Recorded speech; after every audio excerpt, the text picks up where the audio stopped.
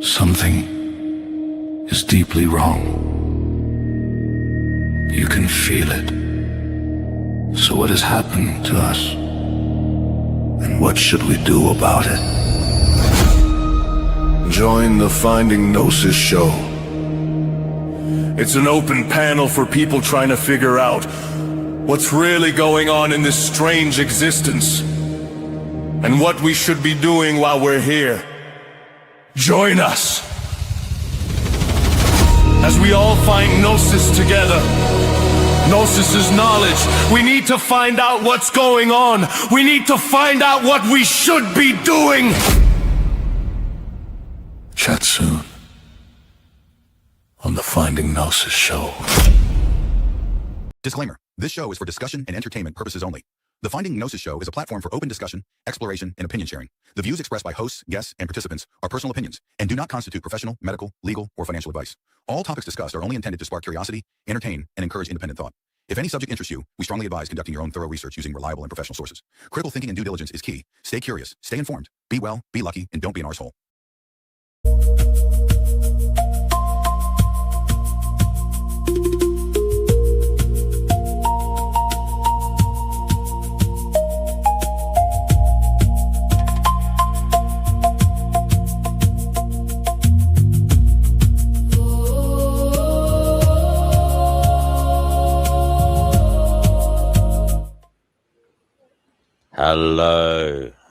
Hello, everybody. Welcome to another episode of Finding Gnosis. I do hope you are exceedingly well tonight, guys. I'm not usually that nervous, but I am tonight because I'm surrounded by some heavy hitters and heavy lifters in the world of animal rights activism and veganism. We have a real treat lined up tonight for you. We are going to start with Gary when he comes on here, Gary Yourofsky. We're waiting for him to arrive. We also have Mr. Vegan Equilibrium here, of course, and Vegan Gains, who you can see on screen. Good to see you guys. Noodles, you organized this. I am delighted for that. Are you excited, sir? You're muted. I am beyond excited. Gary is, I would say, the most influential animal rights activist in history. It's amazing that we get to live in a time to see him and see what he's done for veganism, for animals. The reason I went vegan actually is because when I first felt called to start researching it and looking into it, the first influencer I found was Vegan Gains. Thank you, Richard. And then Richard put me on to Gary because through the videos I saw Gary, and then right after watching Gary's speech, I went vegan. Gary actually turned me vegan. Wow. It is a great speech. I was vegan before I heard it, but I have listened to the speech a few times, and it's amazing in how much detail he goes into, and he leaves no room for questions. He covers so much; it's unbelievable, in that speech. So, Vegan Gains, when did you hear the speech? Do you remember where it was and how old you were and what? Way back. I think I would have been 18 at the time. I think I just finished high school. Yeah, and it was linked on Facebook. I saw it being spread around on Facebook, gave it a watch, and then I just turned vegan that night after watching the speech. Wow. And do you remember your feelings? I know you're a man who is quite stoic, and I don't know, maybe you don't do feelings like the rest of us, but do you remember the feelings it brought up in you listening to him? Yeah, it was pretty shocking. I was kind of interested in going vegetarian just because I liked animals, but I had no idea about the dairy and egg industry. And then, after Gary just explained all the, protein, health stuff, and then just showed some of that slaughterhouse footage, how animals are treated not only in the meat industry but also the dairy and egg industry. I just it was a big emotional shock for sure, and it just made me very much aware that I had to go vegan. Well, Hey, Gary. guys, the master is here. Gary, welcome to Finding Us. It's such an honor and privilege to have you here, sir. We are absolutely delighted. So welcome. What's Gary, happening, everybody? Hey, Vegan Gains, you're looking like a beast. Goddamn right. My boy. Well, Gary, you're looking very well yourself. And, veganism seems to be doing very well for you. Gary, this is just coming up now in my head. But do you ever compare yourself to people you grew up with, if you still know any, and see how you compare to them physically? I'm not, I just think the proof is in the pudding. You look very well, Gary. Yeah, everybody from my high school, just about everybody, I should say, looks like shit. Looks like Right. about 55 years of eating blood, flesh, veins, muscles, and tendons, things that come out of the asses of hens, and secretions that ooze from cow titties. When I was at my 20-year anniversary, I mean, it was ridiculous. I thought I was in the wrong place. Thought I was in an old folks home. They really look like shit. And as I said to them, as I said to a lot of people over the years who always compliment me on how I look, try eating a mango once in a while, you dipshit. Yeah, just about There you everyone I go. knew in high school got really fat, especially when they hit 30. It just went downhill fast. Does that ever like make you angry? Not only the fact that they don't take care of themselves, but that they're hurting themselves by hurting others too. I mean, sometimes I can't handle just walking around in public thinking about it. It's this constant drone in my head. Yeah, nobody benefits from it. Animals suffer, people suffer, and they're too stupid and too selfish to realize or care. Yeah, I don't understand the defiance people have with just being kind to animals and also being kind to themselves. And it's I don't know when it's going to change. I don't know if it's ever going to change. But it's definitely a tragedy. However, people's personal health, that's the last thing on my mind. As we all know, this is all Yeah. about the animals. I could give a shit about how people are doing, especially these days with my new mantra, dead humans equals live animals. I'm concerned about the victims and not the victimizers. Gary, I was talking to Nick earlier. It's no lie to say you're responsible for perhaps millions of people, coming to think about animal rights and becoming vegan. Gary, people know that, and people will know that because of what we've been saying. What they may not know is what it was that initially triggered it in you. What was it exactly what was that eureka moment for you? Do you remember what age you were? And for the people who haven't heard of you before, what was it that brought you to this idea? And as I say, the rest is history. But I'd really like you to tell them what it was that made you start thinking like this. Yeah, well, I was 23. My stepdad, Myron, was a clown in the Shrine Circus. He invites me backstage to see the elephants. And of course, I want to go see the elephants. Mind you, I'm walking around with blinders on too. I'm as dumb and stupid and selfish as everyone else. And I went backstage at the Michigan State Fairgrounds and got to the warehouse area where the elephants were being chained up, enslaved, and caged, and all that shit. And it just it hit me like a ton of bricks because I saw elephants with their front left feet, back right feet chained to the cement floor of the warehouse at the Michigan State Fairgrounds. I saw monkeys screaming in their cages, tigers and lions pacing pathetically in their cages, bears locked up in their cages. And the first thing I said was, what the fuck is an elephant doing on 8 Mile and Woodward Avenue? And it didn't make any sense. Now, I always say this, that listen, I'm not a philosopher and I'm not a wildlife biologist or a veterinarian, but I don't need to be either of those to understand what was wrong with that situation. I used empathy. I looked into their eyes. I saw the misery. I saw their pain. I felt it. You can make an analogy to being around a baby, a human baby. Human babies can't speak to us, but if you pay attention to their crying, to their movements, to their energy, you can understand when something is wrong. And that's what I did with those elephants and those other animals. And then I walked out to see the rest of the show until the bears came out wearing yellow tutus and riding tricycles. And I got up and I left. And then I went to Thornapple Valley Pig Slaughterhouse the next day in Eastern Market area of Detroit. There were 6 trucks loaded with pigs waiting to be called in to be murdered. Mind you, I'm still a meat eater at this time, a stubborn, selfish meat eater, but I have tears rolling down my face as I'm looking into the truck. And this one pig I'll never forget looked back at me and his eyes were screaming, "Why are you doing this to us?"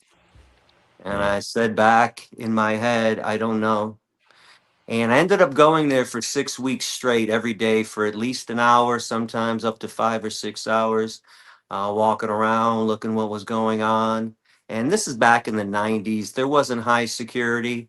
And the Eastern Market area is actually, they actually have farmers markets and stores down there. So it wasn't weird that I was down there.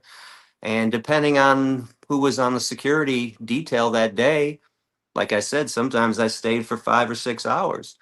But that didn't do the trick for me. I knew it was wrong, so I stopped arguing with vegans at that time. And I bring this up because when a vegan tells a non-vegan something, you're supposed to be thankful for the information, even if you're not going to change. But you're not supposed to argue anymore and come up with dumb excuses like God says it's okay. I need my protein. Animals don't think. Animals don't feel. All that dumb shit that we've been hearing forever. And the moment that I became vegetarian, I'm going to fast forward to 95. I'm on the radio station because my hometown hockey team, the Red Wings, have a dumb tradition of throwing dead octopuses on the ice. And I got on the air and the guy called me out. And as I hung up the phone after the short interview, I said, "That's it. I'll never eat another piece of flesh ever again." And that was the moment I went vegetarian. And then the following year, 96, I went to the March for Animals in DC. And a group of people from Texas came in. It said Texans for Animal Rights on their shirt. Jumped up and I said hi, introduced myself. And they asked me where they can get a good veggie burger. I told them at the Hard Rock Cafe. I was just there. It was a great veggie burger. And they said, "But that veggie burger's not vegan." I said, "So?" They said, "What do you think happens to mama cows when they can't give milk anymore?" My response was one word, one syllable. "Oh, how did I miss that?"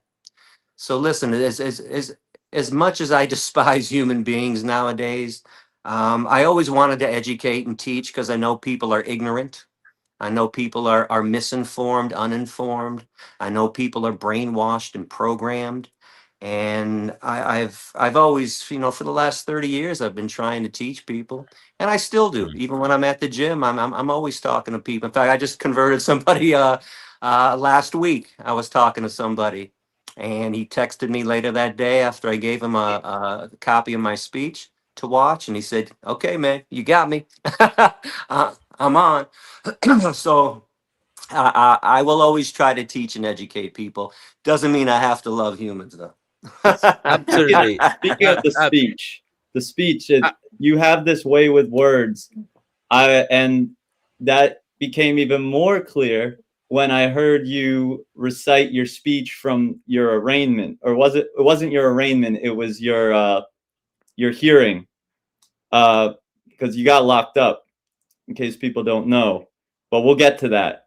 I want to go back to the beginning. I want to find out about young Gary. Okay, I want to know more about where you got this ability to say amazing things and to string these lines together, because they didn't have AI back then. You actually had to think. So I'm wondering, was that instilled it in you from a young age. What were you like as a child? Man, I was as shy as hell, and I was a stutterer. And once in a while, you can still catch me stuttering. I did not like talking, although what was weird in school, I was the class clown.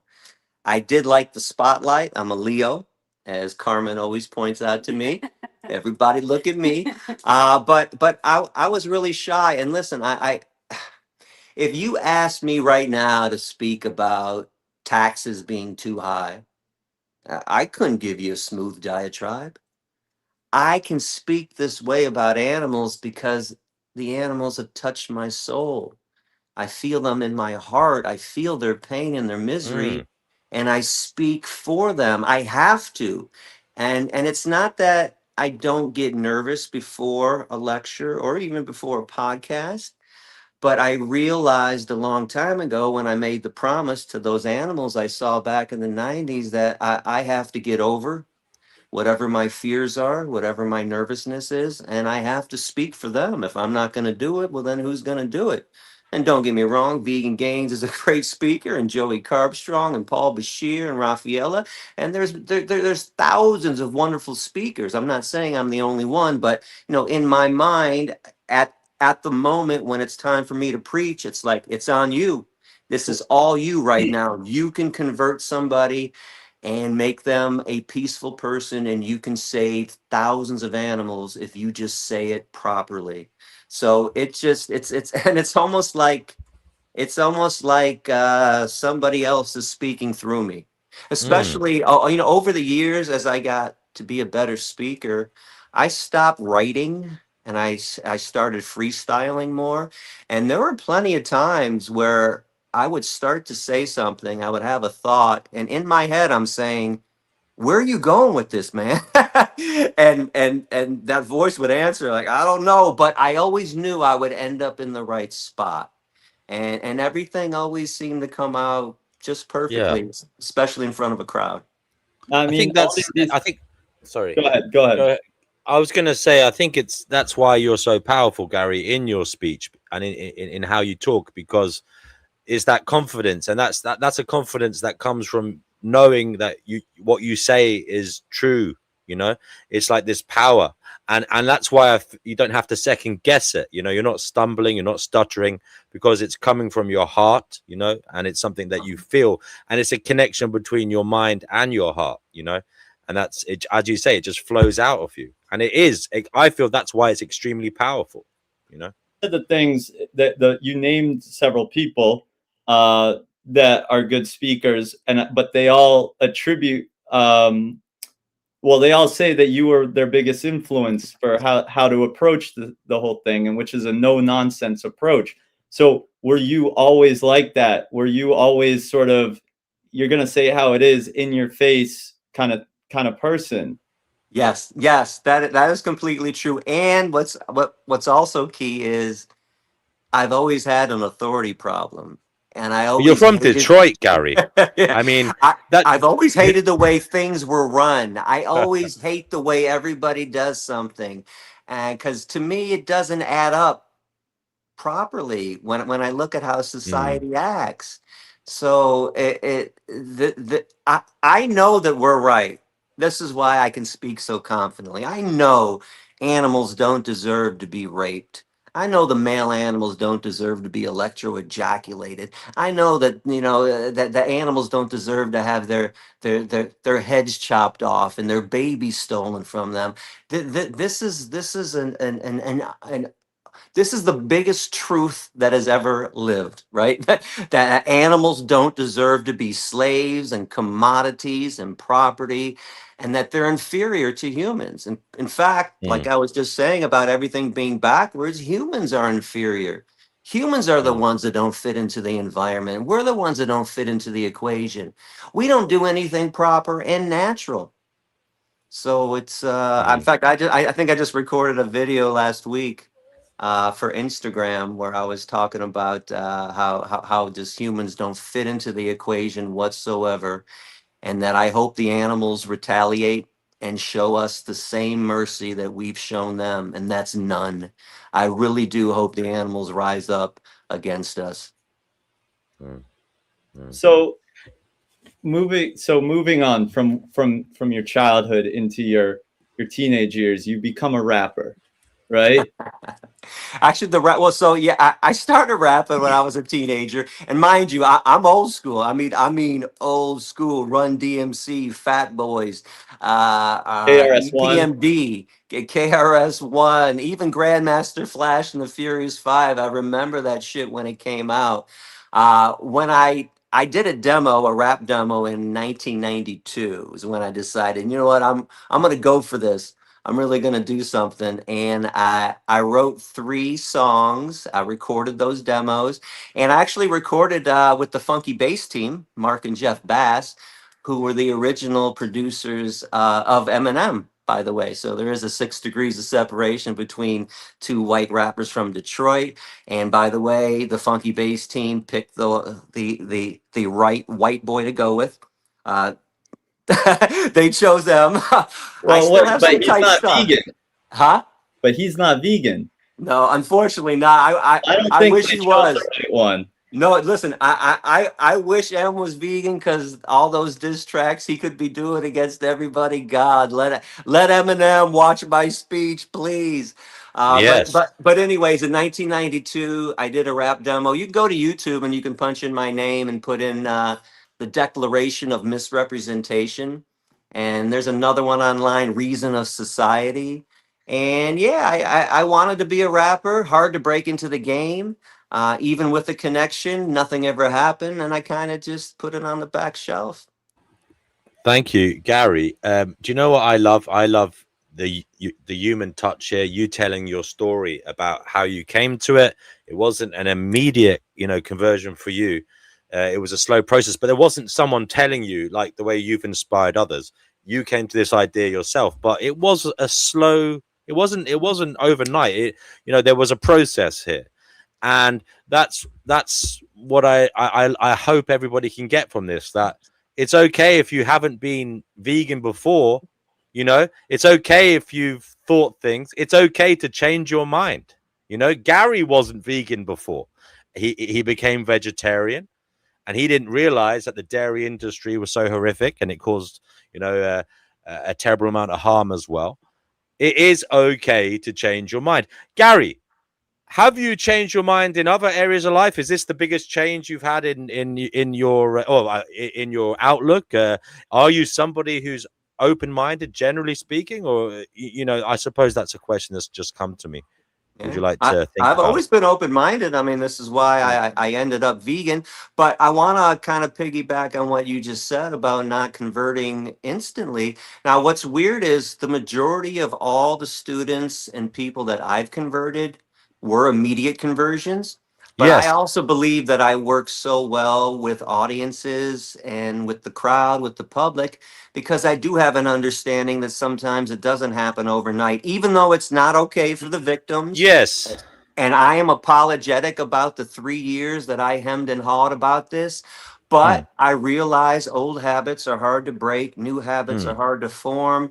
Deprogramming is tough, being unbrainwashed is tough, but that's why I work so well with people. But I got thousands of stories, thousands of conversions yes. Yes. where students had to hear me 2, 3, 4, 5 times before it made Mm, sense. And how do I know this?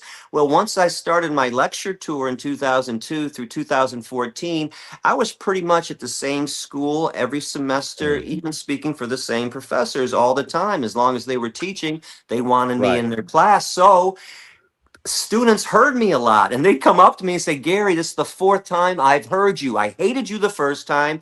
I kind Right. of liked you the second time. And it made sense the third time. I'm vegan. Do I have to sit here and listen to this again? And I would make them, promise and swear, are you're vegan right now? They're like, yeah, I'm absolutely vegan. I said, okay, you don't have to hear it again. So it sometimes it took 2, 3, 4 times for people to Hmm. get it, which is why advertisements, run their ads over and over again. There's a reason why you see Hmm. the same Hmm. ads on I TV. think Sometimes they got to pound it into somebody to do right. something. Same thing with our message. I think a few things on that. Sorry, Noodles. I think, you know, people might accuse you of misanthropy because of some of the things you say. You don't care about humans, you know, but I actually think you do. I think you have high emotional intelligence, right? And I think that that's the beauty of how you've done it, because you've taken your experiences and have been able to convert them into a powerful message that has feelings attached to it, you know. And you know that we're lucky in that respect, that we have someone with that power amongst us who can convert people, you know. You've done it instantly. People have listened to your speech and been converted, and it's a very it's not an easy thing to achieve. And Gary, I mean, I had a similar experience. I was a very slow learner, you know. When I was a teenager, I went to work on farms and I fed cows silage, you know, and I looked at them thinking, wow, they're so beautiful, you know. And I did think, wow, this is so weird. I think they're such lovely animals, so gracious, such lovely big eyes, and you know, so calm and so lovely. And I did feel bad that, yeah, I knew we were sending them to the abattoir, you know. That's what's going to happen eventually.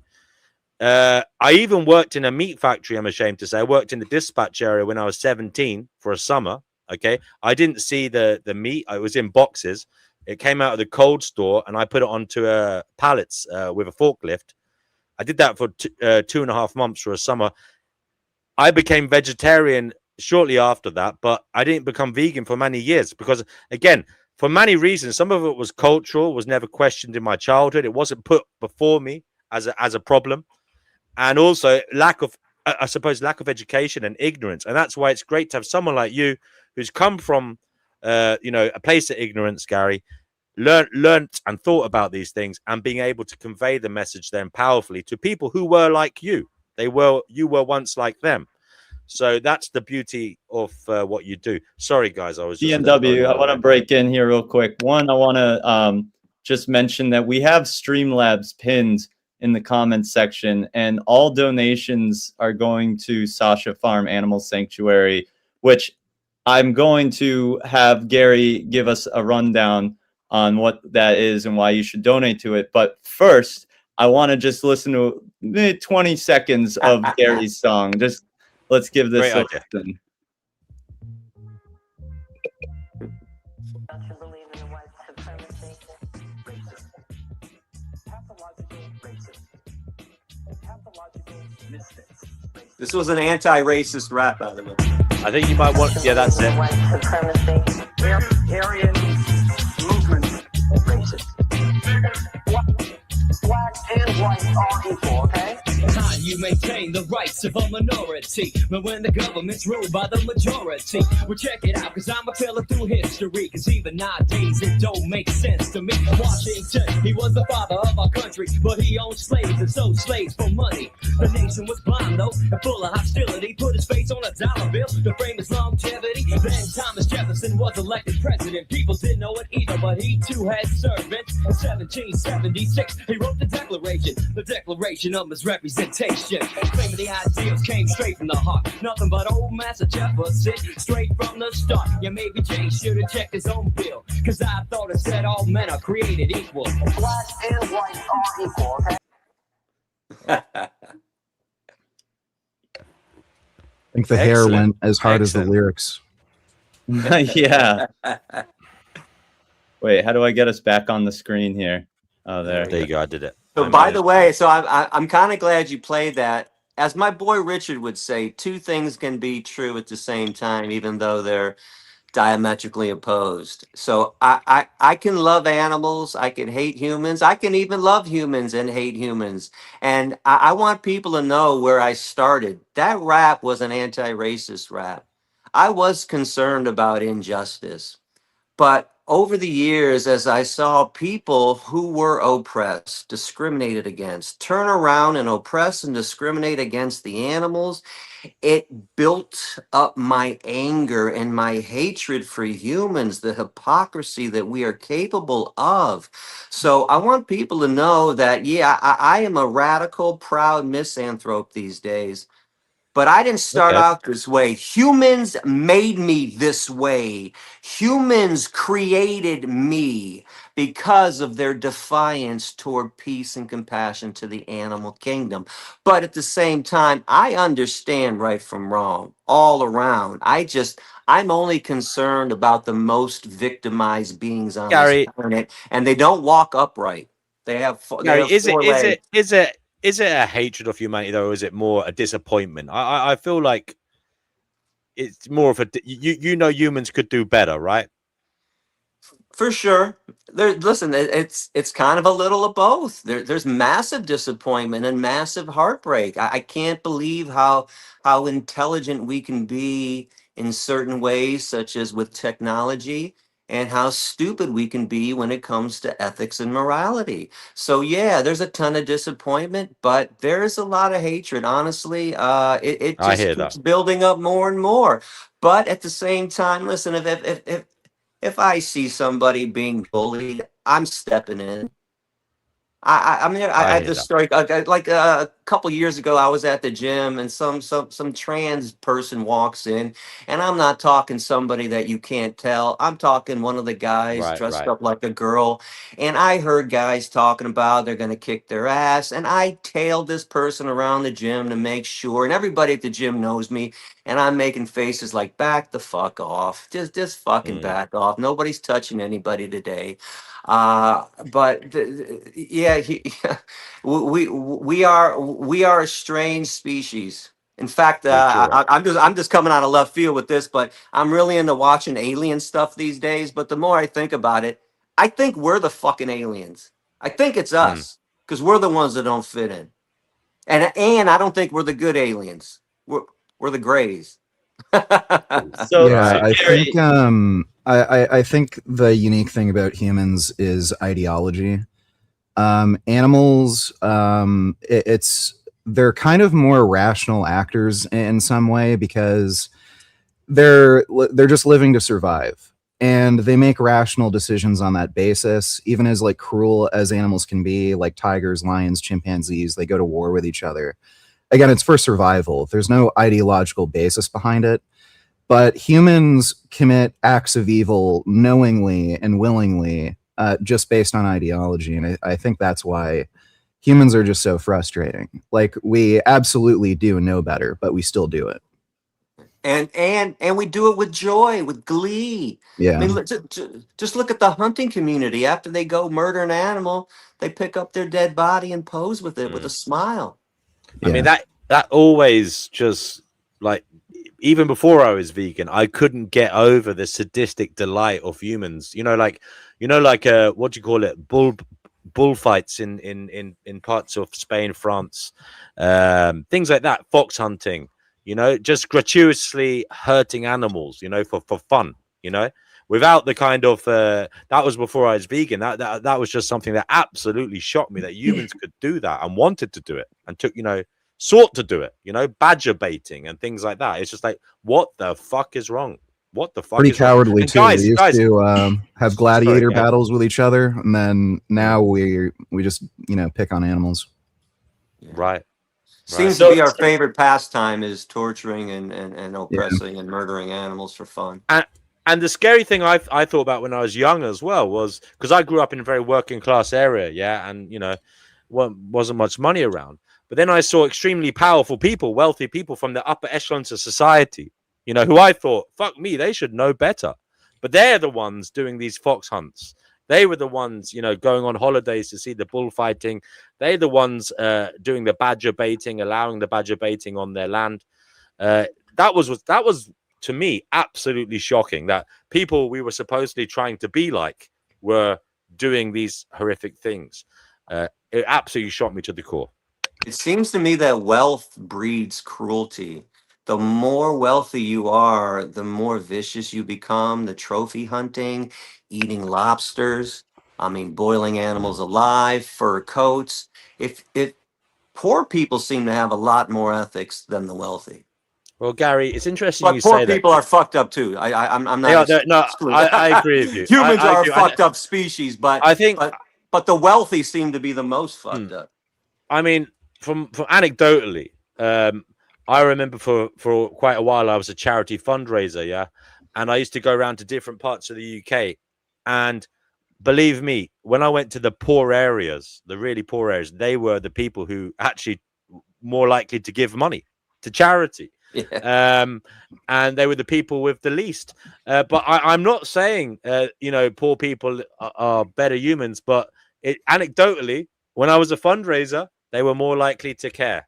Well, let me throw this out there too. So on my lecture tour, my absolute favorite places to speak at were community colleges, especially the more rural I went.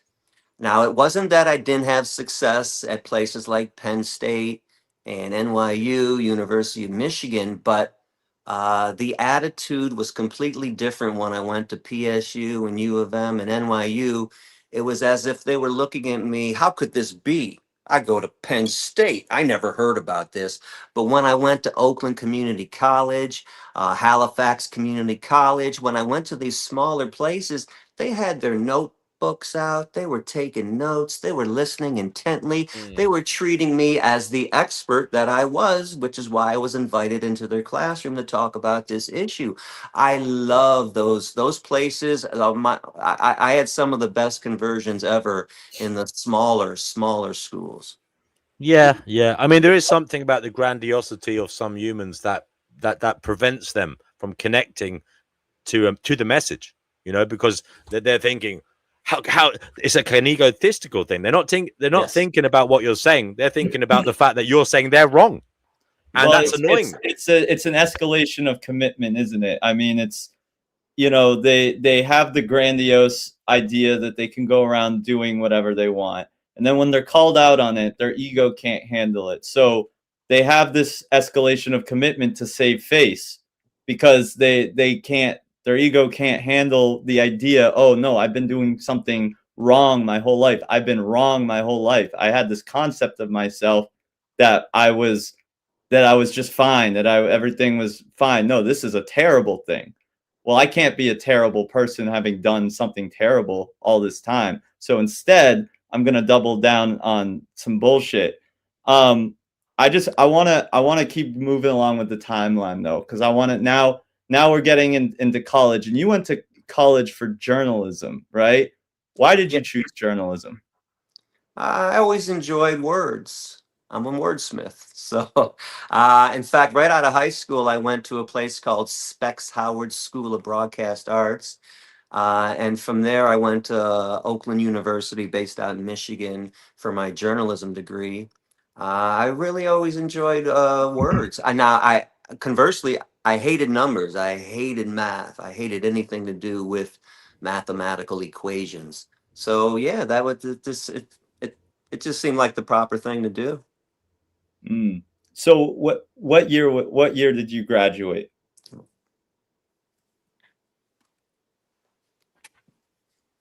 I lost the volume on you.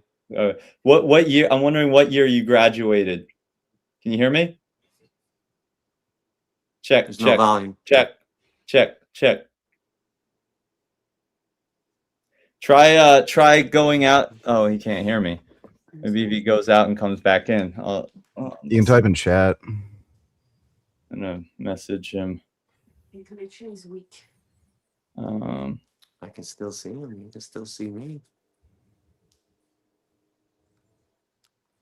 Logging out and coming back. Let's see. Anything? Oh, there he is. Log out, come back in. Or is that going to be a big problem?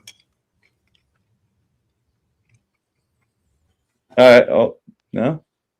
Yeah, no. Check. Hello? Anything?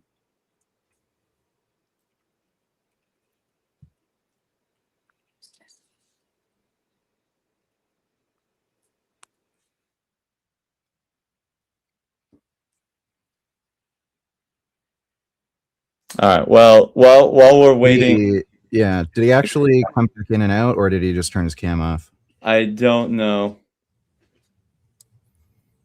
He's frozen now. Gary, he's Okay, I can hear you again. Sorry, the volume Oh, went that's up. weird. Yeah, I don't know what's going on here. Let's see.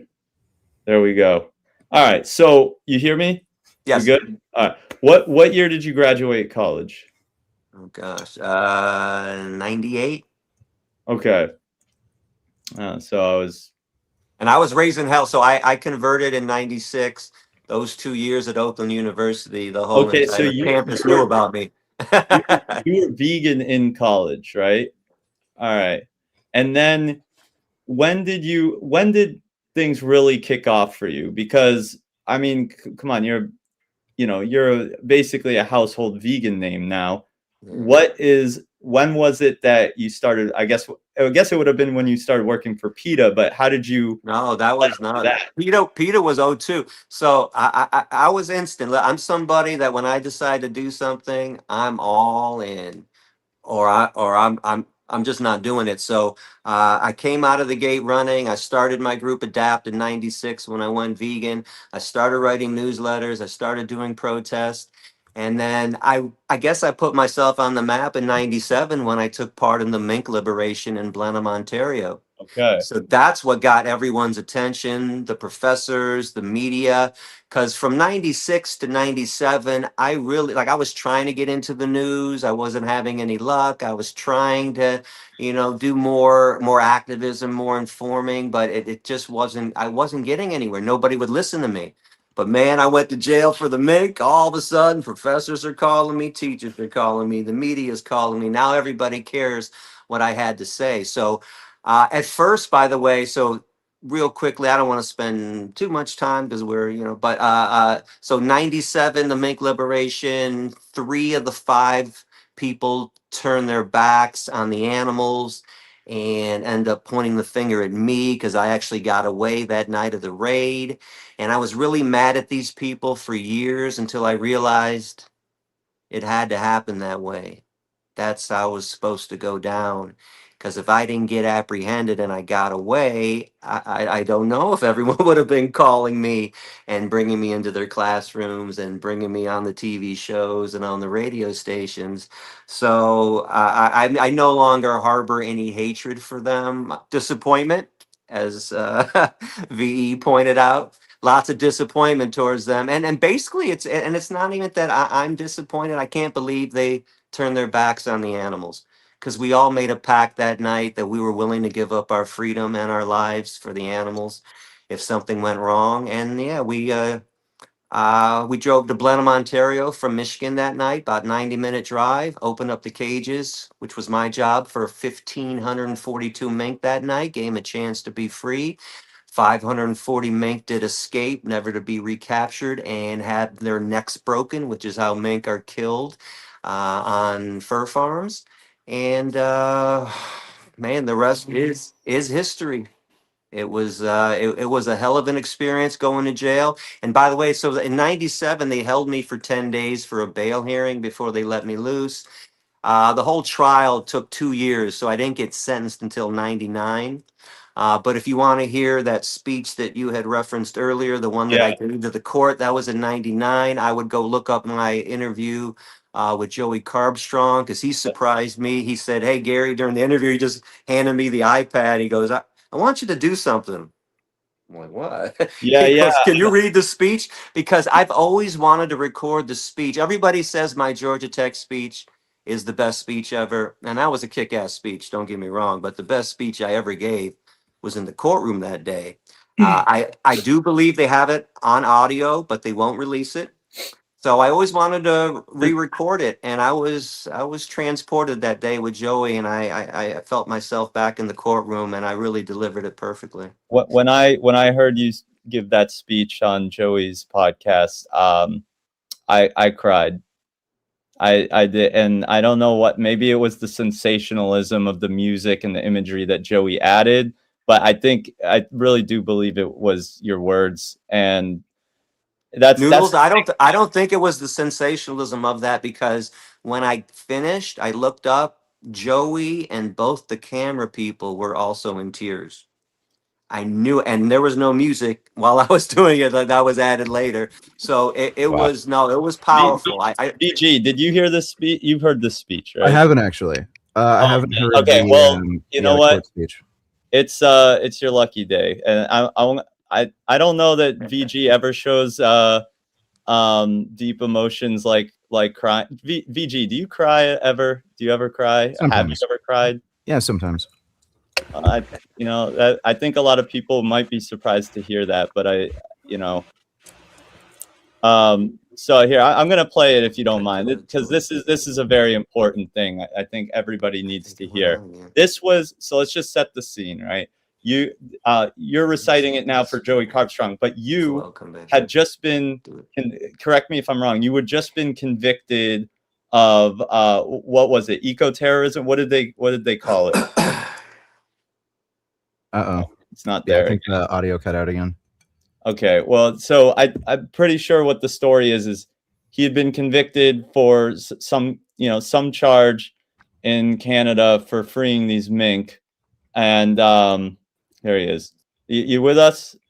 Yeah, you back? Okay, so we're setting the scene. So you had just been convicted of, what did they charge you with, like eco-terrorism or something? B&E, which is the same charge that all the people from Wisconsin for the Ridgeland Beagle raids are being charged with. So I was facing 12 years, but understand, that no one was I wasn't getting 12 years, first time offender, all that stuff. However, I was told by my attorney, Steve Rogan, that I was getting 3 years. That morning when I came to court and it was going to be decided, he goes, "You're getting 3 years." And he was begging me not to give the speech. He said, "You're going to piss the judge off." I said, "Steve, there is nothing you can say that will prevent me from giving the speech today." And after I gave the speech, the judge gives me 6 months. Steve leans over and he says, "I've never seen anybody talk themselves down from a sentence. You really listened. You really got to him. No, that you really got was it. a kick-ass speech." No, you have it, man. So just imagine you're in the courtroom and you see this guy. This is what you say right before you're taken to jail, to prison, right? Here we go. Yes.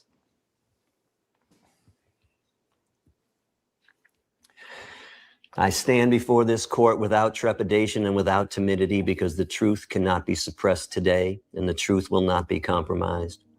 Mohandas Gandhi, one of the most benevolent people to ever grace this earth, once said, 'Even if you are only one person, the truth is still the truth.' The dilemma we face today is whether this court chooses to acknowledge the truth. The following statement is for everyone's edification.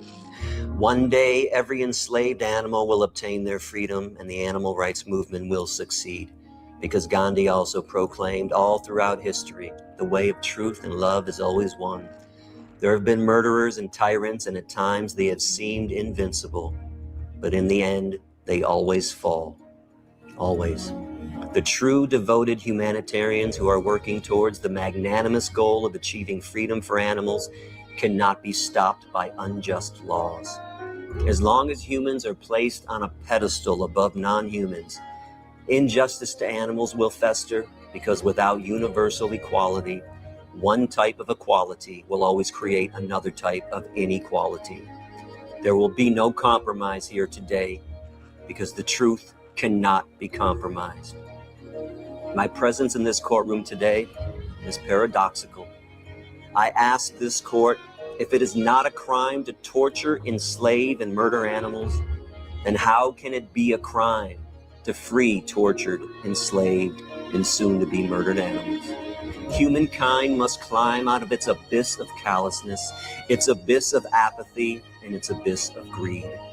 Enslaving and killing animals for human satisfaction can never be justified.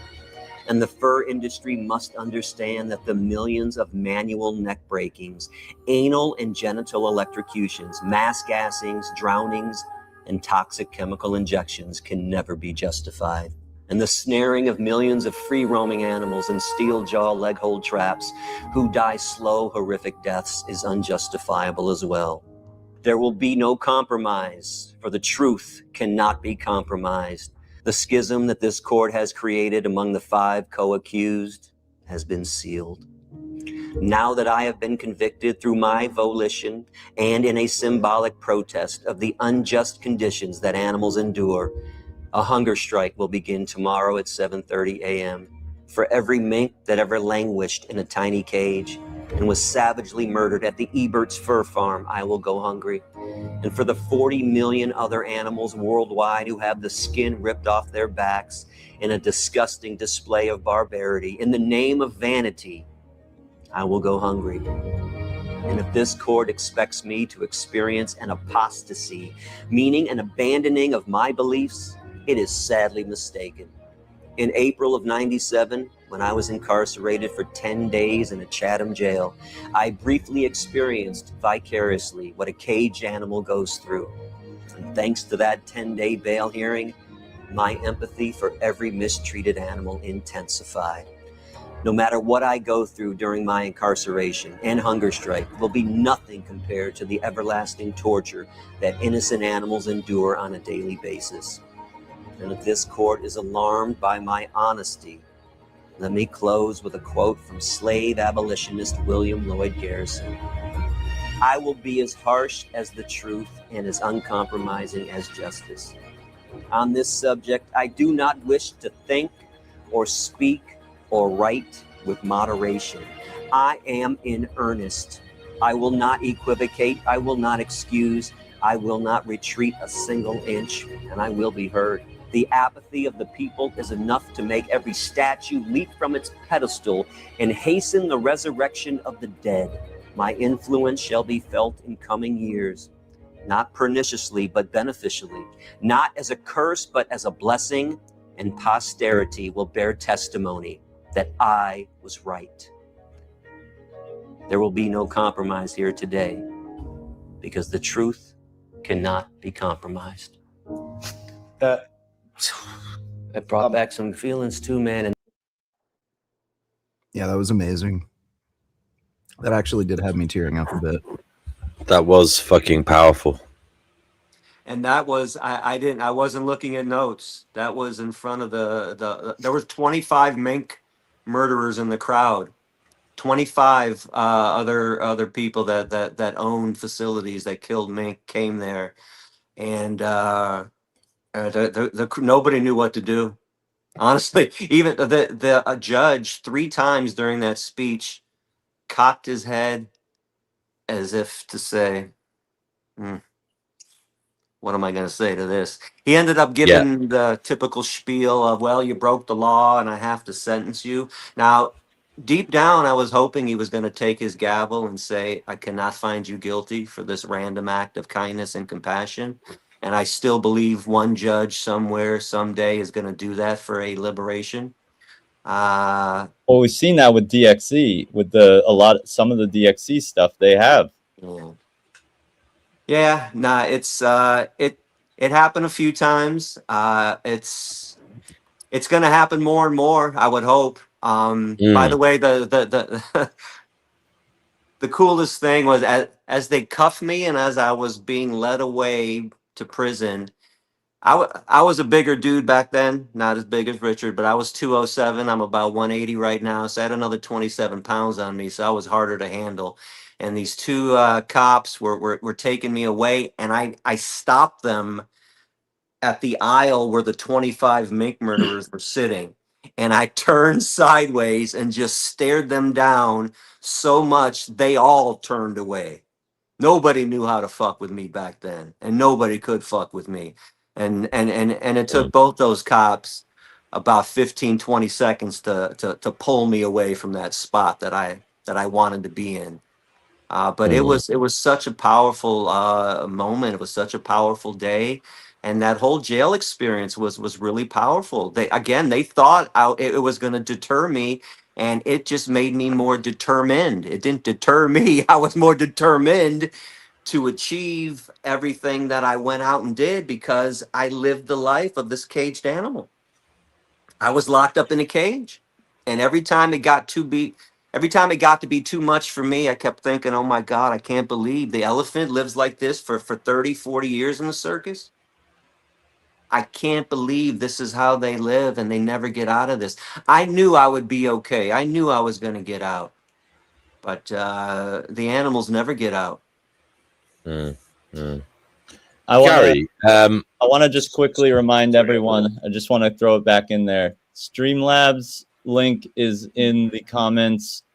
Please donate. It goes to Sasha Farm Animal Sanctuary that Gary is helping to try and save right now. They need help. So just while you're listening, anything, if you can please, send it. please, guys. Great. Yeah. Please, it is pinned, guys. I know some of you are, very generous and you can spare a few bob. Please click on that. And that would be absolutely brilliant. I'm unfamiliar with Streamlabs, so I was able to set it up, but I didn't know yet how to connect the meter to this stream. But either way, would you like to talk about that sanctuary, Gary? You've been helping out there for a very long time. Just tell them where their money will be going. Real quickly, in 96, when I went vegan, that was one of the first places I went to. I fell in love with it. It's a paradise. It's the Garden of Eden. They always have about 200 rescued animals there: cows, pigs, chickens, turkeys, goats, and sheep, donkeys and horses, emus and peacocks. They had an ostrich once, and it's a place where animals can be themselves. They have names, not numbers. They can do what they want to do whenever the hell they want to do it. They're cared for. They're treated like the individuals that they are. And all sanctuaries across the planet right now are going through a pretty rough time. Sasha Farm just happens to be the one that I'm most familiar with, so I'm speaking out for them. I'm their ambassador. So if anybody can send in donations and help them, but I understand if you live somewhere else and you have a sanctuary near you, please donate to that sanctuary then. I don't care as long as you're donating to sanctuaries, because keep in mind, if we're going to go out and preach veganism and convince people not to oppress, enslave, and exploit animals, many animals are going to need a place to stay. And that's why sanctuaries are very important to this movement. And right now, these rescued animals only have vegans to rely on. So it's up to us. And also, if you're close enough, go volunteer your time. All sanctuaries can always use the help to feed the animals, water the animals, take care of all the stuff on the property, fixing up the barns and the fences.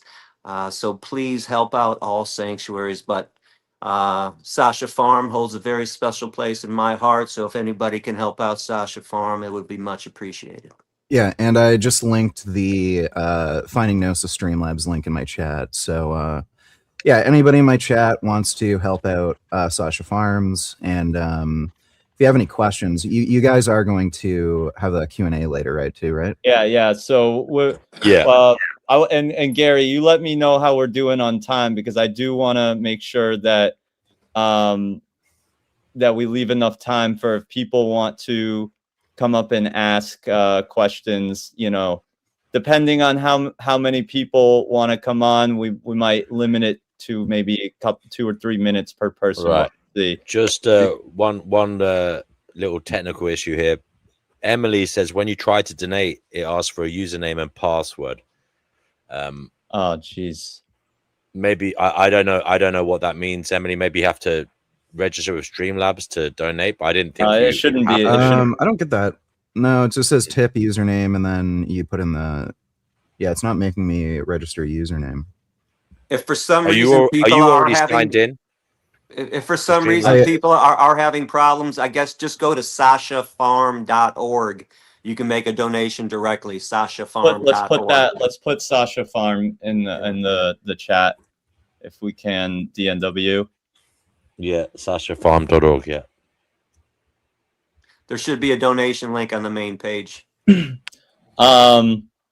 So Gary, moving on then from your you did the rescue, you saved a bunch of animals. You were in prison for 6 months. I would love to know what your experience was like with that, but just in the interest of time, that you do talk about that, I think, in the Joey Carbstrong interview, correct? I think you get into more detail on that and what happened to you in prison. For the record, I got sentenced to 6 months I got deported after 77 days. Okay. Persona non grata, been thrown out of Canada forever. I did check last year to see if that ban was still in effect, and it is. So, but jail, man, it was a crazy experience. Listen, nobody wants to go to jail. Dr. King once said this: nobody wants to go to jail, but if you go to jail, you turn that place into a sanctuary of freedom, a haven, and that's what I did. I used it again. I used it as an empathy experience. I already had the empathy, but I just kept getting more empathy for the animals. I can't believe they live like this. This is how they live. This is how they're mistreated. They're put in a cage like this. So and in fact, I think it was 10 days after I got out, I went and did an act of civil disobedience. And as they were cuffing me and walking me away, as I passed the camera crew, I said, "Nice try, Canada. Nice try." Didn't Mm. work. Mm-mm. So, Gary, okay, how do you? Sorry, go it ahead. was. I'm just wondering. You know, we were you were talking earlier about how you've got this kind of increasing dislike of humanity as a species. How are you preventing yourself becoming too despondent to the degree where you become kind of almost nihilistic? Like you feel hopeless. I mean, how I mean, how are you hoping to inspire humanity to change course to become better? I mean, is it the case that we have to try and influence power? How do we do that? I mean, is it impossible, Gary? I mean, what do you think, Gary? What should we really be doing as a people? Well, it's got to be based on education. That's why that's all I did from, I guess, from 2002 on. I was just involved in educating people. I wish I had the answer. I don't know how to make everybody awaken themselves. At first, I was opposed to talking to the powers that be. I wanted to go to the masses, and that's why I hit the classrooms. I wanted to convert the masses, because if the masses change, then the corporations have to change. Nowadays, I'm having second thoughts. Maybe we need to convince McDonald's, Burger King, and Wendy's to become all vegan, because if that's all they're offering, then people are going to eat that. I don't know. I listen. As successful as I've been as an activist, I also don't have the answers that everyone's looking for. I mean, 98% of the world is not vegan. Yeah, I've converted maybe millions, but it's not enough. Like I'm not Mm. satisfied. Even when I went to those classrooms and I was converting 50% of the people in 60 minutes, which is an incredible conversion rate, I still wasn't satisfied because I couldn't figure out how to reach the other 50%. Well, I Gary, I don't think you hit the know. nail on the head, though, because if we can't figure it out, then education is key. You know, changing minds through education, young minds, especially teenagers, people who are going out, starting a life in their careers, in becoming, walking into corridors of power. They're the people that we really need to change perspectives on. And yeah, so we can't give up trying to reach them and educate them. But guys, what about you two, vegan gains? What do you think? What do you think is important in terms of what Gary has been talking about? Where to focus? I think we just need a broad amount of activism targeting everything. I think everybody has kind of a unique perspective. They have unique social connections, unique business connections. So the more vegans in more places, the better. Spreading veganism.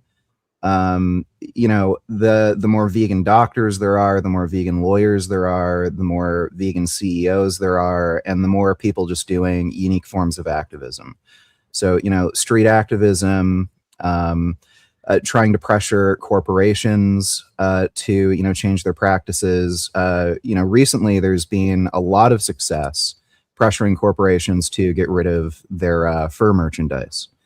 So I think we just need more activism everywhere. Right Yeah. on.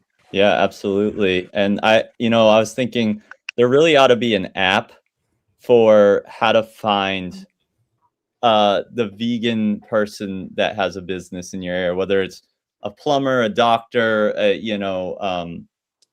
whatever, therapist, anything, any service, an actor, whatever it is, whatever you need, like think of it. Any service or good you want to know, or goods you want to know where it will be brought to you by a vegan. So you keep the money in a vegan circle. And you know, I was just thinking about this the other day. You know, all the whack jobs are so organized that and we have a couple people joining us right now just to sit on the panel, but all the whack jobs are so good at organizing. You have the religious people, they're able to set up their municipalities. There's actually neo-Nazis in Arkansas that have set up their own municipality. And it's amazing that these people are able to be organized enough where they get to have their own town. But vegans, come on, we got to get it together, guys. You know what I'm saying? Why can't we organize and make a vegan town, a vegan city, a vegan village? But before we get too down in the weeds with that, I want to welcome Lacey and Shannon to the Finding Gnosis show. Thanks for joining us. This is quite an all-star cast right now. But Gary, I wanna just keep moving forward because I want to get to your speech. I want to know what led up to that speech, and did you ever have any thought in your mind that would go as big as it did? And that was, I mean, I guess that's not before the internet. Obviously we had the internet in 2010, but they didn't have the algorithm situation. Do you think that helped or did that hurt? I'm so technologically illiterate. I don't know, but I'm so ancient. I was around before the internet. So, I mean, I had done over 1,000 lectures before that one was released. So I also got so focused in my activism, what I could do, that I didn't care who else was listening. I was just focused on the classroom of the day. Like whatever students I was speaking to that day, that's who I was going to reach. So I'm so glad one of the students at Georgia Tech, his name is Nathan Black, by the way. I converted him a year before in the same class. He heard I was coming back and he said, "Hey, Gary, can I come and film you?" And I said, I don't care. So he shows up the next day. He tries to put a microphone on me. I said, no, we're not putting any mics on me. And by the way, I'm like Rob Halford from Judas Priest or Pavarotti. When I start speaking, no matter how big the classroom is, I don't need a fucking microphone. So I just said, stand to the side and stay out of my way. I'm just focused on the students, but I'm so glad that Nathan recorded me that day. Now, mind you, that was 8 years into my lecture tour. So I was in my prime. I'm really glad that that speech was caught on tape. And there were a lot of freestyles during that speech too. The more I was speaking, the less I was writing, and the more that I was just letting it pour out of me. So I don't know if people are familiar with how Larry David did Curb Your Enthusiasm. They really didn't have a script. They had an opening, they had a closing, they had a premise, but then they were just freestyling with each other. So that's how my speech was. I was going to open up with this. I was going to go to the Slaughterhouse video at the 15-minute mark, but I was just going to say whatever I wanted to say right after it. And then I was just flowing with it. So it was a fantastic speech.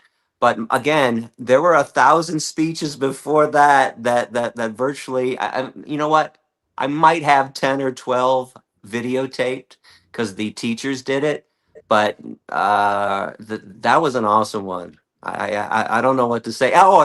So and after I ended up retiring just because I was burnt beyond belief, when I came back, I didn't know, honestly, and I'm not saying this to be humble, I did not know how many people around the world were watching the speech and listening. Honestly, I didn't. When I came back, when did it blow up? How soon after that? it was, so it was released in 2010. It was constantly growing. I mean, honestly, I remember it like 10,000 and 20,000 and 50,000, 100,000, but I really stopped watching the count.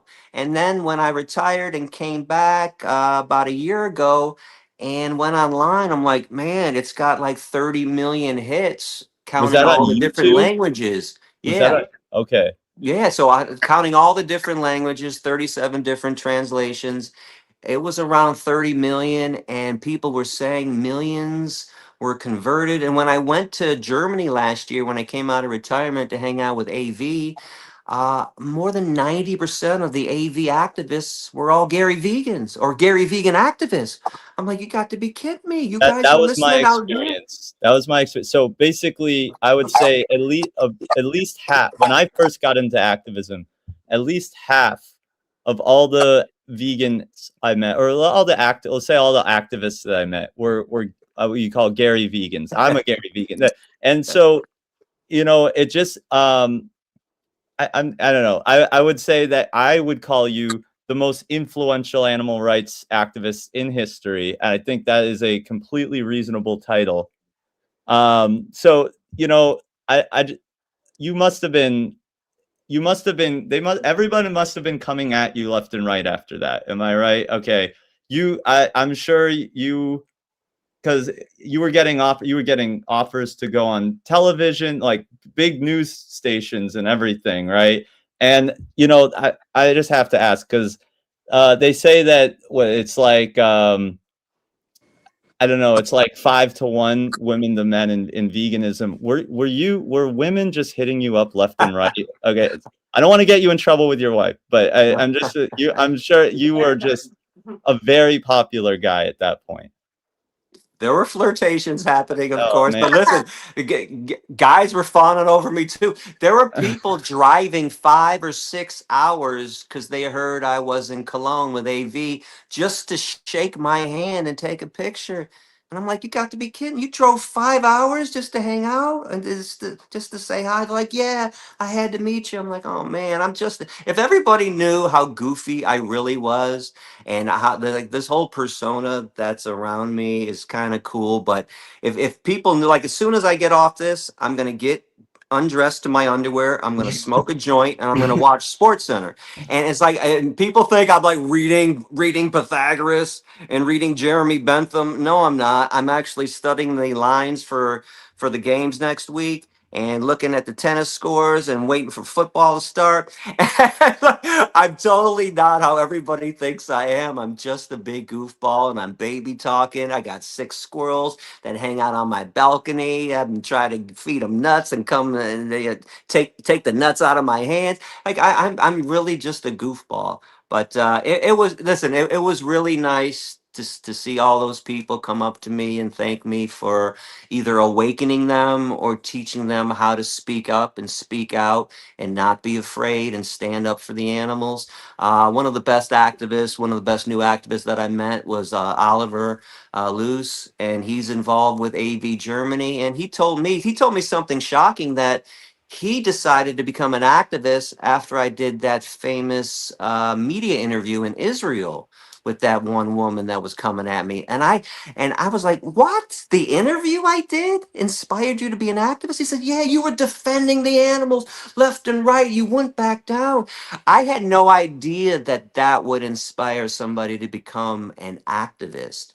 And I actually got tired of the media. I don't know if people know, but in America, I stopped doing media around '06, '07. I thought it was a waste of time. When I went to Israel in 2012 and 13 to do a lecture tour, they convinced me to do some media. I was reluctant, and after I got done, I'm like, it's the same shit here, and say it's like everybody's the same. Everyone's a fucking robot.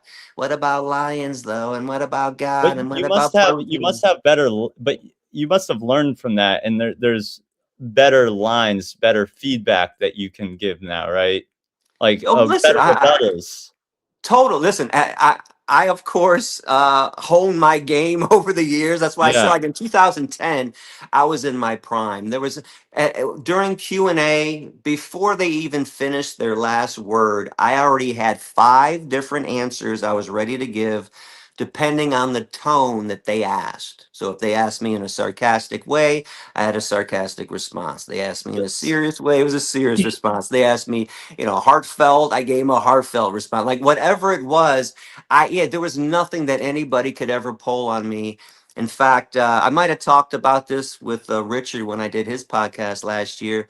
But out of all the universities I did, and I think it was 180 universities, the toughest question I ever got, the only one that stumped me momentarily, wasn't from Penn State, NYU, University of Michigan. It wasn't from the big schools. It's from a seventh grader at Aurora Academy in Toledo. And he said to me, Gary, I believe everything you said today. It all makes sense to me. I want to become vegan. What happens today when I go home and my mom says I can't become vegan? And I was like, oh, God. I never thought about the parent angle when I was talking to the kids. But that also gave me an epiphany.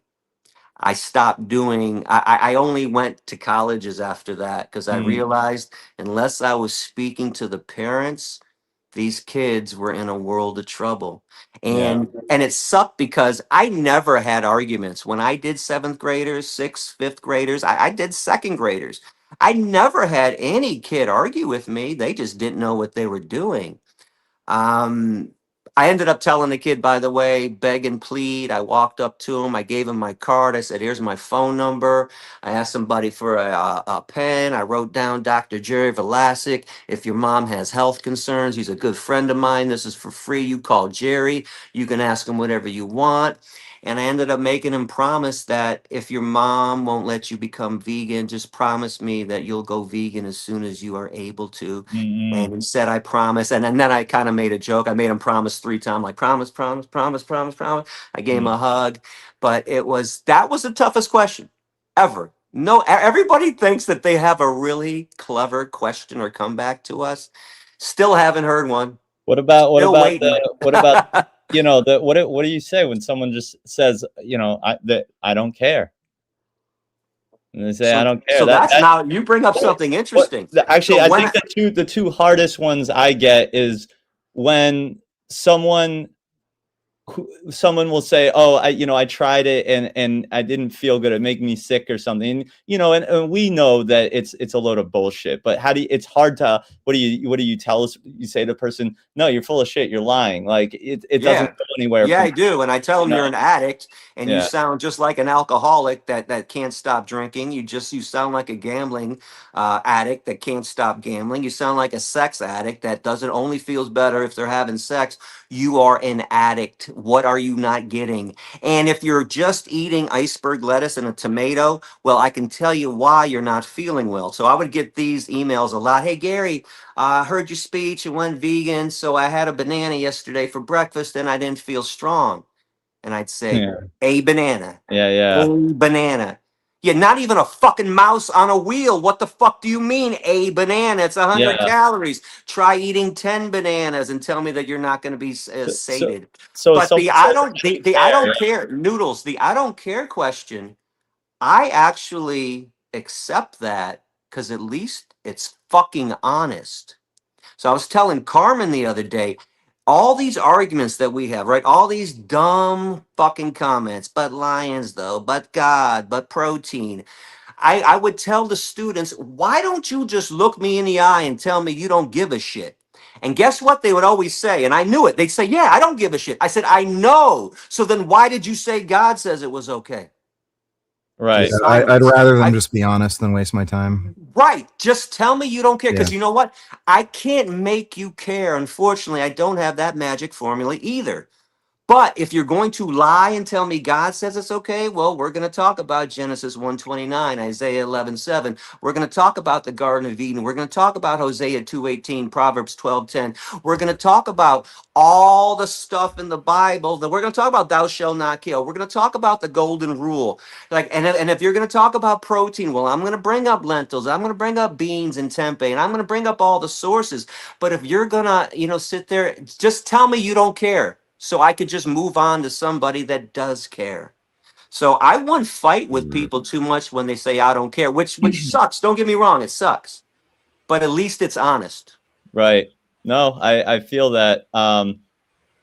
So just because we're getting pressed for time, I got James Aspie coming on in 40 minutes. So I want to make sure we get to the. By the way, I don't have to dominate this. You No, everybody else can go. I got you. I got you. No, this is the Gary show at the moment, Gary. At the moment, these people are welcome to chime in with questions too, but I just want to make sure we get to the vegan meat of the interview, which is basically the title of today's show was why you should be vegan. So before we get into anything else, why don't we summarize with that, and then we can go into some Q&A here. I'm sorry. What was the question? why you should be vegan? Oh, why, man? Just lay it out, and however you want to lay it out. Because oppression is evil, exploitation is wrong, slavery is wrong. Everybody understands these concepts, why they're wrong, as long as humans are the victims. But all of a sudden, if the victim walks on all fours, has fur, feathers, horns, beaks, and gills, everybody becomes a backwards hillbilly. But animals are sentient beings. They do not belong to humans. Human supremacy is wrong, and that's what we're doing to animals. We're stealing their babies. I've been telling people over the past year, one of my new lines is, so if there's a black woman, a white woman, Asian woman, Latina woman, and they're pregnant, whose baby is it? Well, it's theirs, of course. Okay, well then if a cow, pig, chicken, or turkey has a baby, whose baby is it? And then people go silent. I say, wait, whose baby is it? Answer the question. Yours? The meat industries? The dairy industries? The egg industries? You got to be fucking kidding me. We actually breed animals to steal their babies and then kill those babies?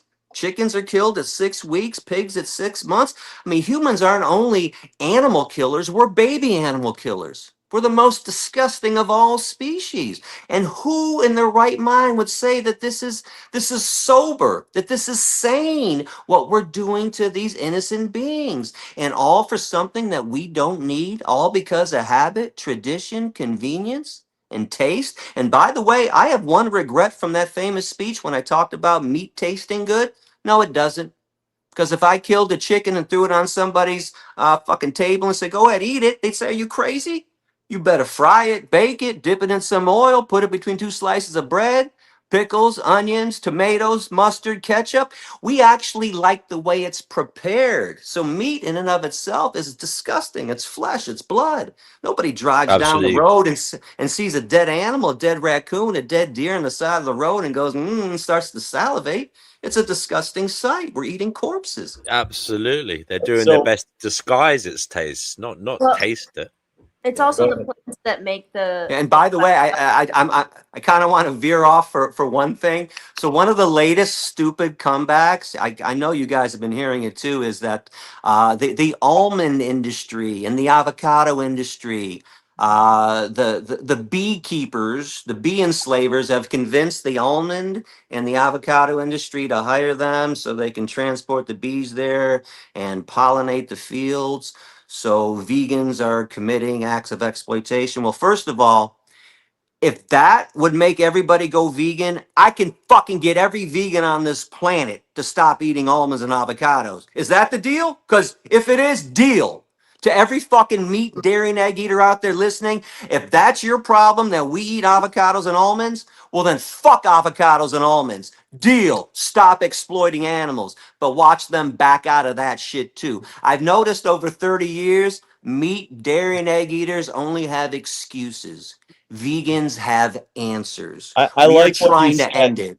You had said it recently in an interview. If all those systems are run by animal abusers, if vegans ran the systems, they would be different. On top of that, they're the one. And listen, Right. we don't affect the avocado and the almond industry, for the record.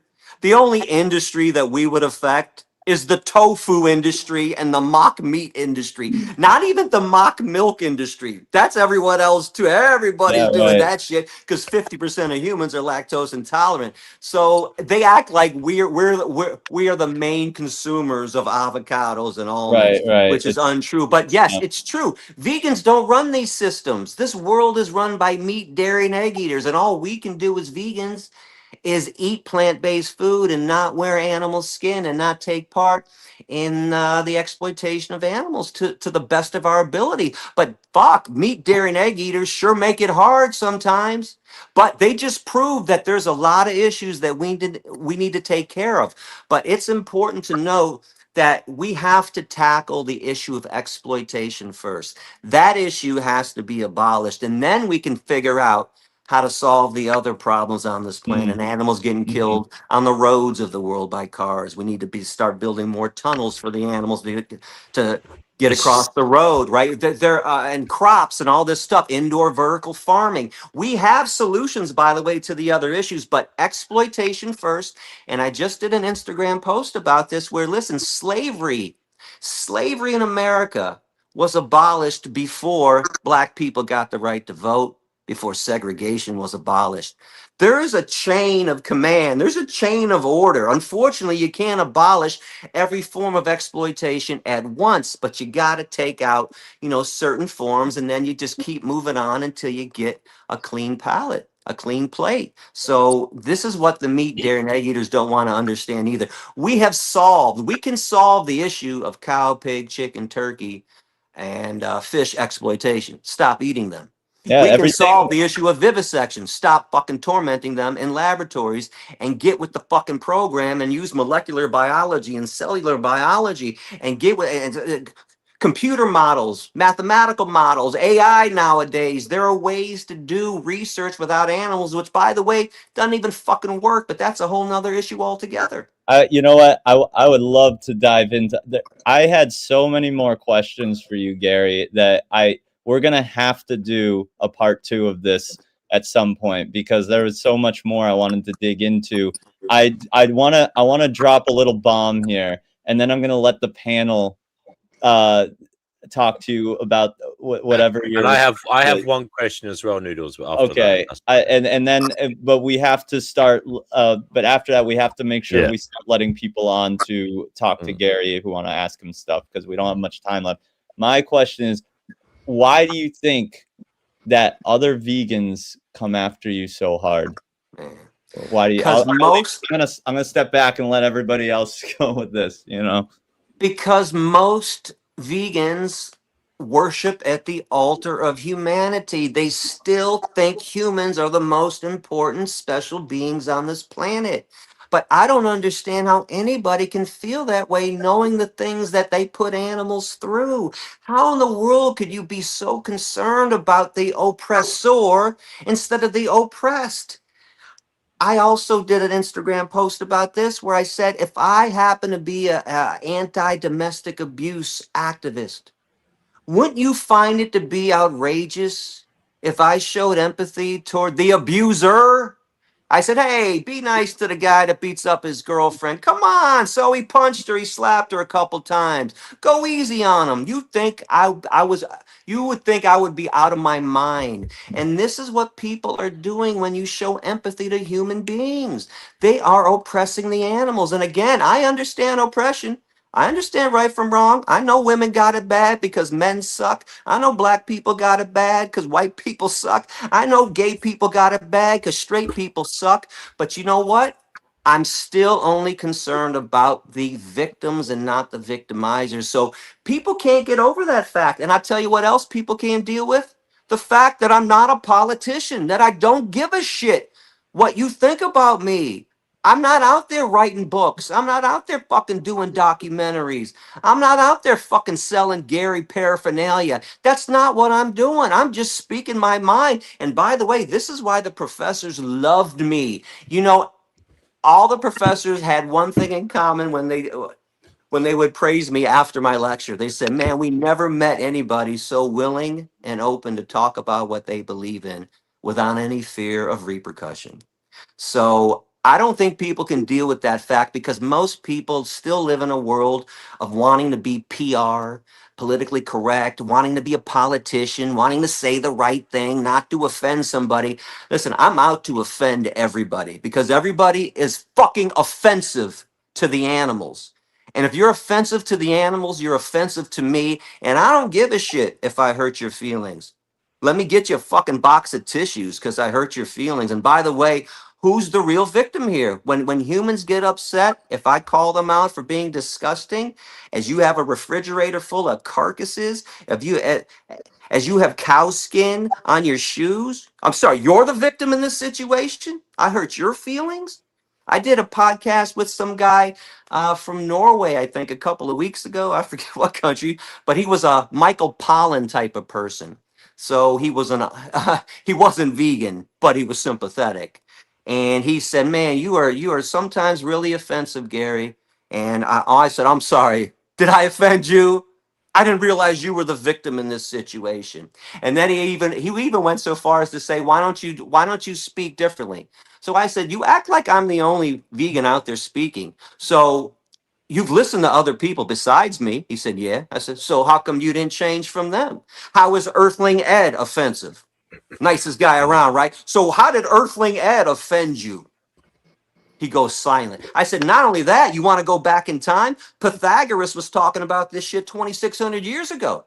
Da Vinci, how did they offend you?" Oh, we lost them. Oh no. He'll be coming back. He'll be coming back. Guys, the StreamYard link is in the chat. If you want to come up and ask Gary something, or you have a question for anyone else, feel free to join. All right, I'm back. I'm sorry.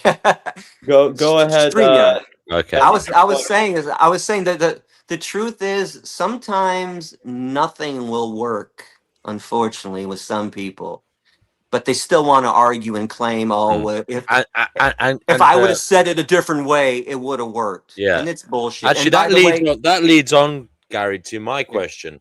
go ahead. And as you said earlier, and as you just said, sometimes reasoning doesn't work when you're trying to put the animal rights in the frame. Now, my belief is, you shouldn't give up entirely if someone doesn't agree in that perspective. You should try and get the most you can from that person. And that might be moving to why, for example, a plant-based diet is better than, a carnivorous one, because, you could talk about the health benefits, etc. And that at least is damaging animal agriculture as an industry, Yeah. Gary, Hold up a second. Hold up. Just so Sorry. you know, I will use any tool in our arsenal. I also am not down with a big segment of this movement right now that only wants to focus on the exploitation angle. If you go back to my speech, I had a nice section about health, and I'll tell you something. The professors did surveys for 12 years, 2,700 lectures on how the students responded. And not only did they tell me about the 50% conversion rate, minimum of 15 to 20%, even in a bad lecture, they also told me health was everybody's favorite section, and health got them interested in my ethical argument. So I will use health, and I tried it with him. I will use environment. I'll use anything. I'll use God. I will use anything. In fact, I have been on my hands and knees, no joke, in front of crowds that have been telling me, "Oh, if I was different, if I wasn't so harsh." I said, "Okay, I'm on my knees now. I'm begging you now. What do you want me to do? I'll do anything to get you to convert." One second, guys. Gary, sorry. I will let people on and off in a moment, Noodles. Just 1 second, because I know there's a few back there. I'll let them on and off. Don't worry, guys. Just backstage, be patient for a moment, please. So Gary, that was the question. You have kind of answered it, but what do you think is the most effective way of at least causing some damage to animal agriculture as an industry? Is it health? Is it saying to people, look, showing them that being plant-based will be good for them? Do you think that's the most beneficial? I think it has to be part of the argument. I do, just like they said, the health got them interested in ethics. So nothing is stronger than the ethical argument if you can lay it out properly, like I did in my Georgia Tech speech. Put them in the victim's position, hold them accountable, tell them about the baby stealing, tell them about the rape, tell them about the golden rule. How would you feel if you were in their situation? Everything I did in that speech worked, but I don't think it would have worked without the health section, without the environmental section, without the humor, by the way. You know, as harsh as I can be, I have other heroes besides Malcolm X, and it's George Carlin, Larry David, Richard Pryor, Oh, I Eddie love Carlin. Murphy. I love funny shit. I love being sarcastic. Part of my speech is like a militant comedy roast. When I'm grilling people about, you guys engage in bestiality, you eat things that come out of the asses of hens, you eat ass bread, and people would laugh and giggle, and I would point all that stuff out. And then I'd say, but vegans are weird. So getting them to laugh and play with me and realize, Yeah, man, yeah. I was just like you guys. I wasn't raised. But that's your emotional intelligence, Gary, being able to connect to the person and knowing what to draw out of them and what to say to them. And that's why I believe you're good at what you do. We've got someone here. I suppose we better bring them on. Grazy Guru. You're on the Finding Gnosis show. What would you like to say? Get a 3-minute timer, just so you know, Grazy. Yeah, I suppose we've got other people. Yeah, no, it's not. I won't take it up. Gary, thanks for tonight's show, brother. I'm going to say Gary because you spoke most of it. You're much like me. I'm on a 3-minute timer, and I want to say loads of things. Speak closer to your microphone, I think, Gary. Grazy, sorry. No Grazy, problem. speak closer to. Gary, remember, you've got a Welsh accent. For fuck's sake, speak a bit slower. Can we clean my time, Your Honour? No, Gary, you're an individual set me on my path, and I'm an individual on a completely different path to you. I believe the biggest victim on this planet is the human child, and it's egos that you guys are all afraid of. I know the system you talk about. I've built outside it. I have an autism expression called metacognitive IQ. I see the reality completely different. I know exactly what you're talking about. I'm a wordsmith myself. I'm not going to take up there. I heard you was asking for help. I also write books for children, and one particular book I've written recently is all about empathy and veganism, but from a completely different approach. I'd like to share it with you another time, not take up too much time here. And maybe me and you can go from an adventure from there, so we don't take up time from everybody else, because I could talk for the next 3 hours with you about how you're doing things a little incorrect and how it can give you greater methods. This guy's a retard, by the way. Vegan gains things out because Grazy, why don't you turn your camera on? Because I think people are having a hell of a job to understand you. At least they can read your lips. Maybe turn off. There you go. Yeah, that's better. Speak into your microphone. I'm autistic, and vegan gains doesn't understand me. But you were born in a time of me outside the system that they were all born in. So I see something he doesn't. I don't judge him. I love him, but he thinks I'm a moron because I'm autistic. I'm just like you. I see reality a little different. I don't see what they see. I think if you change the moral agency in a human being, everything will change. I'm not saying you can't stop a fight from the outside where you guys are doing, but I have the ability. I have a plan, and I have an action plan that will change logic and reasoning. But you need to do it from a sovereign ground. No system ever gave the man a tool to take it down from within it. So I built a system outside with words. I love words. A world is built on the thing you take the L away from, which is words. These guys all live in a world of words. I know how to live outside that world and see it. I'll talk to you on a different level, brother, because they won't get it. They'll just laugh at me. Like I said, he's retarded. Yerf in fairness, he did. I was laughing at that. He says he's going to Polymarket to place a bet that Grazy never makes a point. Now, that's a bit harsh, Grazy. That's a bit harsh. But Grazy, the thing about Grazy, guys, I know Grazy well, and Grazy thinks big picture, and it is unfair to ask him to say what he thinks in 3 minutes. But Grazy, that's all you've got. Well, can you put the image in the background that I made up then for everybody to look at it? Just for Gary to look at it for a second. All right, give him 10 seconds to do that, but your time is up, so we're going to be moving on to Diego after we show that. Right, he can quickly. Come on, I'm trying to put it on. There you go. Okay. What is this about? The sustained demand for animal agriculture is not created primarily by full autonomous adult moral choices. It is manufactured year after year inside the developing minds of children. Through authority, repetition, and normalization, young people internalize these practices before they ever have the tools to deep critical evaluation. These are the true victims of this planet. All animals want you guys to stop and help these before them, because these are the ones that can help you. By the time most people reach adulthood, the behavior is already automatic. The auto system is what you guys call the subconscious. I've lived there all my life. I've mapped it all for you. But take a look at it all after me. It's up to you. They function as command agencies, more from early conditioning rather than deliberate fully informed endorsement. All right. Well, listen. I'm sorry I have to cut you off. We don't have much time, Gracie, but thank you for sharing. And we'll let look, respond to that. He basically is saying we need to catch people early, educate young minds, and look, I think Gary said that earlier. He agrees with that. And I built a system to do that. If someone wants to test it, it works. I've done it in my own I would encourage you to go do it. Don't have to throw everything on me. I'd encourage every person who thinks they have a plan to put it into effect. I did a plan. It worked wonderfully. I reached millions of people, was having a 50% conversion rate. But listen, I don't deny the fact. I talked about kids being programmed. People are programmed. We're fucking brainwashed by every aspect of our society. It's the program you hate, not the human being, right? From mommy and daddy, from religion, from our government, from the media. The program you hate, everywhere not the human being, we look, right, Gary? we are programmed. Absolutely. Gary, the question is, but it's not that easy. Is it the program you hate? All right, I'm sorry. I have to just. I want to jump in for a minute since I haven't please. done anything yet. Please. Gracie, go ahead and reach out to me, Vegan Activist Mom, on Instagram. Send that my way. I'm on the leadership team of a plant-based school. Gary, a friend of yours, runs the school. Michelle? Yeah. Yes. And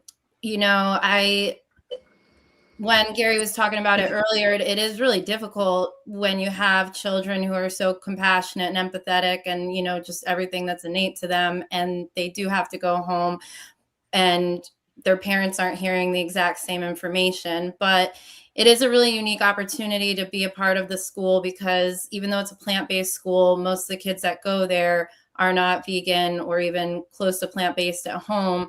But Michelle's done a lot of surveys and we offer so many other events, cooking demos and classes and shopping trips. And there's a sanctuary at the school with a pre-veterinary program. And most of the students in that, when they started off, were not vegan. And you really see them changing a lot. The families are coming in, they're learning, they're interested, and they have repeat exposure. So send that my way. I'll definitely check it out. Shannon, tell everybody though. Shannon, tell everybody a little more about the school, though. The name of the school, where it's located. It's Solid Rock Community School. When I'm there, I don't wear this hat, so I have a lot of other ones I'm allowed to wear. But it's a K-12 private school near the Tampa Bay in Florida, and it's incredible. It's a private school that's been around for a while, and Michelle converted it to a plant-based school, I guess, about 5 or 6 years ago now. And we are working with the mayor of the city who's plant-based and so many incredible doctors and different people like Gary that are athletes, all kinds of people that are doing a podcast that is produced by John Corey, the producer of Forks Over Knives. And we just have so many incredible things happening. We've worked with the federal government. We've worked with the Florida Fish and Wildlife Commission and some local agencies, police and animal control, to actually do rescues and raids. And they've had us go in and get the animals out while they've protected us to help with cases that they've been working on. So some really neat pilot programs where animals that would typically go to auction and not have a good fate are being allowed to be placed. Michelle's an incredible networker.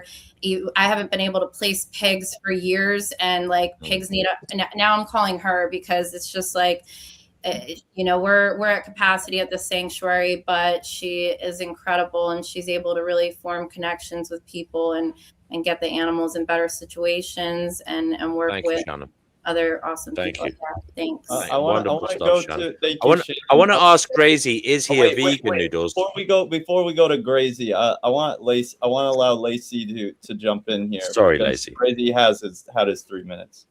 Well, I mean, I think that's a good angle. I didn't get to read everything on the slide, but what I read, I agreed with. And, obviously it's conditioning children is a huge reason why humanity basically runs off the exploitation of animals, because it's ingrained in us from the start. The part that doesn't rub me quite the right way is referring to human children as the true victims, because even though they are victims in a sense and they're almost used as pawns to keep the systems going, we have to remember who the ones are that are getting slaughtered. There's a chicken and egg question there for you. Which came first? the child that was abused or the animal that was abused afterwards? But can I just step in Crazy. here, Is guys? Hitler evil? Hold on. Nope, Crazy, the crazy, child. crazy. Because You, only an crazy. abused Is Hitler child abuses evil? an animal. Great. I think children are victims. Logic is there, guys. Only an Let's abused. say, I'm sorry. I just have to keep Gracie up because it's just going to get into me. I want to know, Other Noodles. I want to address Hello. something, and there's no better people to address it, right? Because it's kind of like stolen valor. Crazy Guru is coming on here, you know, as a vegan, but he's not vegan, and I want people to tell him why he's not a vegan. Okay, and I think that's fair enough. Okay, he's coming on here arguing for veganism, but Gracie, do you identify as a vegan? About Gracie though, we have other people. No, that but want it's like a 2-minute shutdown. It's a 2-minute DNW. shutdown. I believe in more sensitive Diego is need to waiting. become like me. Okay, hold Yeah, on. I'm just here. Hello, guys. All right, Diego's waiting to talk to Gary, and we have maybe other people that want to come on and talk. Okay. So let's not make it the Gracie show. You know, okay? We know it's just gonna fucking go nowhere. So let's allow Diego to ask a question. Maybe Vegan All right. Gaines wanted to talk to Gary a little bit, and you know, I agree. Look, I don't want to have a rut Jake here. I just Gatsby want is him. coming back is going to be on hopefully in 20 minutes. So I don't know yet, but maybe we'll have more time. And if we wait if James isn't on when he says he's coming, maybe we'll have more time to deal with Grazie's shenanigans. Okay. If just there's one last point that I wanted to make before we move on. Go ahead. I'm not saying because I think he started saying like what came first, chicken or the egg, this and that. I'm not saying that children aren't victims at all. They're victims in their own ways, in their own oppressive systems. But when it comes to this particular system of oppression, we can't forget who the main victims are. All right, let's go to Diego now. Hello, my name is Diego Gonzalez, also known as Crazy Gonzalez. First of all, before I say anything like my main point, I just want to say thank you, Gary. You've been a huge inspiration. And Vegan Gains, you guys were inspiration for me to get into vegan ethics, and I appreciate that a lot. No problem, dude. And and first of all, I just want to talk about. So Gary was talking about bee sentience, right? Like, not bee sentience, but like beekeepers, right? And I want to comment about that because I know, Richard. I don't know. Richard can correct me if I'm wrong, but I'm pretty sure like Richard doesn't believe like oysters are sentient, and I generally agree with that. But I don't believe oysters are sentient because they're just like gang, like they just have gang, and we have no reason to believe that's sentient. And someone may disagree with that, but has the same word. So,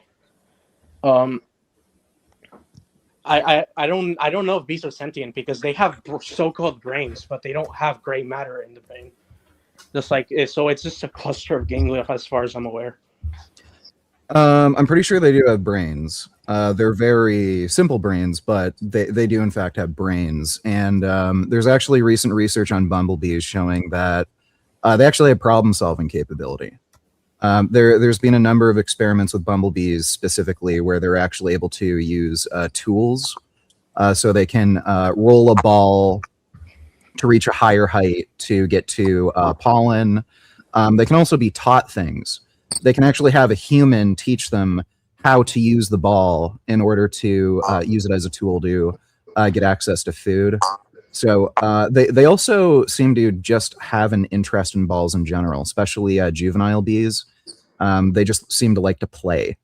So those are pretty good indications of sentience. So given that they have a brain and they also seem to have problem-solving capability and critical thinking, yeah, I'd say they're sentient. Also, they do make it a point, they do make it a point to avoid pain and suffering and death, and I think that's a huge indicator of their reality. And I've seen some of those experiments where the bees are opening up bottles and they're working in tandem to unscrew the lid of a bottle. I find bees and the insect kingdom to be completely sentient, 100%. There's not even a doubt in my mind. And everything that they don't land on a flower accidentally. This is thought out. This is thought. This is a process. They actually communicate with each other in pretty complex ways. I'd be happy to be wrong, but I know a lot of vegans, so-called vegans, I don't know if you even agree that they're vegan. They say that oysters are not. Sorry. Well, I think that I think there's evidence that points to, again, these animals having the ability to suffer, even if it's like not necessarily equivalent to the suffering of other animals. It doesn't really matter. All that matters is that it's there, and if there's even a doubt that it is there, then it's worth acting like it is there, because it takes literally nothing to not exploit these animals. So why even take the risk of causing? Well, I have to push back on that point about oysters, Lacey, because if we're basing it off what we know, what the science is telling us about suffering, I don't think there isn't any evidence they have the ability to suffer. And if we're going to base it off of, we don't want to take the chance that they could suffer. I mean, you could then just make that basically that same point about plants too, because. Okay. Well, sorry, continue. No, just like if the system isn't there, which we know is not there for the plants, then why are we going to say, oh, just because this thing is in the classification of animal, therefore we should think that it might be able to be sentient? I don't think there's any evidence for sentience in oysters. I mean, you're right. It could be a slippery slope. It's just that veganism in itself is an animal rights movement.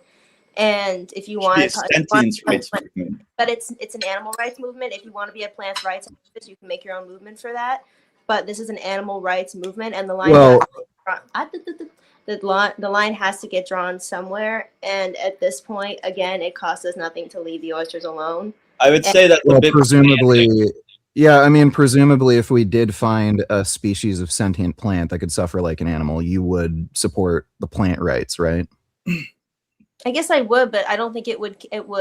I don't know if it would go into like veganism. Like, I think it would have to have its own. Well, see, this is what I don't see why it would. Yeah, this is why the whole getting like so bogged down about like oh, it has to be about animals, but it should be about sentience, rights for sentient beings. That's really the logical extension. It doesn't really matter what the label, whether they're in the classification of animalia or whatever. It matters if they're sentient. Yeah, there's not any logical reason to assume a plant couldn't be sentient. Like, I mean, we could find sentient plant life on another planet, just through some, like they just went through some other evolutionary history. So we care about sentience. We do care about sentience. Well, I have my own thoughts on plant sentience, but it's just once you start hijacking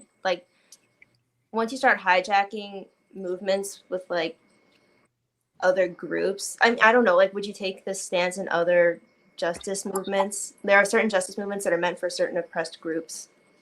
But the fundamental reason we care about animals is because they're sentient, like human beings. So if an oyster is not anything.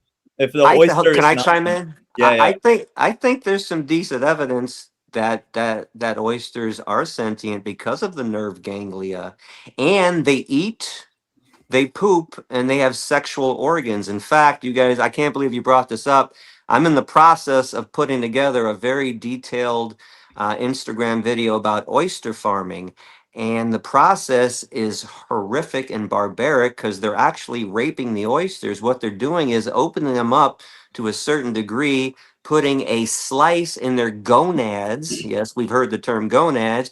They place a mantle tissue from a oyster that they killed before this. They put it inside the gonad so the oyster will spin the nacre, the mother of pearl, around that, or they put a bead, like from a bead store, small bead. So these oysters will produce, they put them back into the tank, and then a year or two later, they kill the oyster to obtain the pearl. Pearl farming is 100% done now in the oyster farming industry. They don't get them from the wild, not that that would be okay, but this is how I found out about the process. And I'm reading some studies right now, and I found it interesting. None of these researchers were vegan, but they were referring to the oyster as an animal. And I'm going to jump on with Lacey over here. If we're calling the oyster an animal and not a plant, oysters aren't plants, And I'm an animal rights activist. I'm an animal liberationist. I'm going to include all of them, from the cow, from the elephant, from the whale, right down to the oyster, because there's no reason to exclude them. And Right. I don't know why anybody would make an exception. I don't know why anybody would actually eat honey, right? All these vegans that are out there, or I don't know why anybody would be so close to veganism that they would still eat oysters. Why would you leave one or two things in when you don't need either of them? And you could And it's not, yeah. err on the I side of guess the question caution. is that And where it's is also, guys, do one they second. have It's no also the fact that we don't know. We don't know for sure. So why would you take the risk? If it's something you care about, why would you take the risk when we don't have enough evidence Like I to say said, otherwise? For example, And if butterflies. you're eating, pooping, and shitting, I say you're pretty sentient. But butterflies, for example, I've been reading lately that they can remember events from they're proving they can remember events from their years as their time as a caterpillar. You know, these Listen, I little raised, by the way, ganglion, these I raised sorry. over 600 butterflies over the years. Those caterpillars are completely cognizant, completely Gary, sentient in every way. Gary, I'm with you probably on 99.9% of the bug kingdom and the wildlife, the animal kingdom. But I do want to point out that plants do also eat. Plants have sexual organs. I don't They know. don't shit. I don't know if they shit, but They don't. You don't have to not know. I'm telling you, they don't. What I will say is if there's no evidence of nociception, I don't understand if there's no evidence they can suffer. I don't understand why it matters that they're labeled animal. I think they are suffering. I think if you take them out of their habitat, they end up dying. They end up suffocating and out of water. I would say a plant dies when you pull it out of the ground. I don't want to get bogged down. No. Actually, Noodles, this is something that I actually wanted to clarify with the movement. I think we actually all make a mistake by saying plant-based, that we eat plants. And I say it too. I just want you to know. Because I don't think tomatoes are plants. I think the tomato grows on a plant. So I like plants. I have plants in my house, right? I don't think the banana is a plant. I think the banana grows on a tree, which is part of the plant kingdom. So I don't want to be killing plants, but we are eating fruits and vegetables, which to me really aren't plants, even though we call them plants. And maybe we should stop doing that. I have no problem eating a kale and killing a kale because the kale can't suffer. Yeah, Right. In the same way, I have not seen sufficient evidence that someone's calling. I have not seen sufficient evidence that that the oyster can suffer. But wait, you just said plants can't suffer, but then you were using that as an argument with Lacey or Lee. Who was it? Lee? No, I was saying that because I was saying that what I'm saying is you're saying, oh, they can eat, they can shit, they have sex organs. I don't think these are reasons to consider them. I think sentience would be. And until I see that, until someone shows, wow, they actually have nociception, they can feel pain, they can suffer. I mean, I don't know. I'm on the fence about it. I think the nerve ganglia is a pretty good indication of having a central nervous system. It might be primitive, but it is a central nervous system. Well, it could be. Well, it's not a central nervous system. It's just nerve ganglia. I know tumors. They don't have ganglia. So we have someone on here who wants to ask you a question. I'm pretty sure we have actually two people waiting. Axel, you were here first. Why don't we go with you? And I'm going to set the 3-minute timer so that Sudi gets. Well, I was just going to say that this is pretty interesting. Like sentience is just inference anyway. Like we can't really prove even humans are sentient. We only have evidence to infer that even humans are sentient. Like theoretically speaking, I could be lying about every subjective experience that I have, but we have evidence to suggest whether something is or is not sentient, being having a brain, having a nervous system, etc., which is like, so that's where we kind of have, like, there's no substantial evidence to show that some things are like plants or fungi are like bacteria and stuff are sentient. I just kind of thought that was interesting. Oh, well, go ahead. Then I have a thought. Go ahead. No, you go ahead. Yeah, I think in order maybe to have like a successful debate about this, we would have to all agree on the definition of sentience. But in this case, I think it's also important to point out about what's necessary, and I think I don't know everybody in the group here, but I think we kind of all agree that eating animals in general is just unnecessary, whereas we are plant eaters, and so like when we start comparing animals to plants and saying, well, maybe plants are sentient, veganism is about like preventing exploitation, unnecessary suffering, and like when we start cutting out plants, or projecting sentience onto plants or debating the sentience of plants, I almost feel like it's a little bit irrelevant because, in my opinion, humans are plant eaters and we need plants to thrive. Or we're not talking about whether or not plants are sentient. We're just arguing specifically about whether or not, like just having nerve ganglia is adequate for sentience, and I haven't seen a reason for that. My point is like, it may, even if it's not adequate, even if it creates even a smidge of doubt, it's just not necessary to eat them. So I just don't see the point of it. Yeah, I mean that's fine enough. I don't eat oysters. I wanted to ask Richard like one more thing, and then I'll be leaving. Since like Richard and Noodles, they like are like you guys. So let me ask you guys. So I don't want to straw man anyone here. You guys don't believe oysters are sentient, right? No. Not unless I was don't- presented with more evidence. I don't think there's any good evidence for it. Although I have a let's say I have this emotional thing that's preventing me from going back to ever eating them. Also, sorry to I don't interrupt. think it's a I have to rational go to thing. work, but it was a pleasure to be here with you all. Love to you I all. love that you joined us, Dude. Lacey. It was so great having you on the panel, and please come join us again soon. Yes. Thank you for having me. I'll talk to you soon. Gary, you're amazing. I sent your speeches to I don't even know how many people. Thank you for everything you do. Thank you, everybody, for everything that you do. And I'll talk to y'all soon. Thank you. All right. Provided that Gary still has enough time, we get Sudi is waiting, and Michael is waiting. So Sudi, as long as Gary is good with it, you got 3 minutes. Sure. Hey guys, I hope you guys can hear me. I'm based in Sydney. I've been vegetarian my entire life, mostly from a religious point of view. I was born and raised Hindu. Gary, first off, I just want to say thank you. I've been vegan for about 10 years, and when I first went vegan 10 years ago, I actually reached out to you via email, and you redirected me to Adapt, and it was one of the projects I made for my final year of high school. It was based on the commodification of animals. I've been vegan ever since, and Vegan Gains, Richard, thank you once again. I've seen your progression over the years, and you're an absolute beast at this point. Thanks. One of the things I want to talk about is when we eat food, we do it 3 times a day. I think it's one of the biggest things that we do contributing to animal suffering and whatnot. But I'm just taking a bit of a nuanced stance on things like wearing leather. I understand that it's a no-no. It's definitely bad.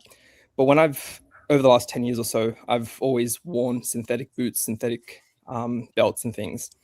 And I'm just thinking about from the point of view of only animals, not talking about the environment or anything. Is there any effect of wearing a leather belt, maybe a secondhand one that you get from a thrift store? I understand that it's possibly people might see it, be like, that's super cool. I might go buy one for myself. But if I had bought a leather belt 10 years ago and it still serves me today, or a pair of leather boots and it still serves me today, I don't understand how that is contributing to the same scale. Is it just thoughts on that? It's just kind of like an open question, something I've just been tackling with. Thought it'd be good to get some perspectives. It's an unethical item that was obtained in an unethical way. If you were not educated about the Jewish Holocaust and you used to be racist towards Jews, but you had an epiphany, but let's say you own one of those Jew skin lamps that you had purchased earlier, would you still keep the Jew skin lamp around?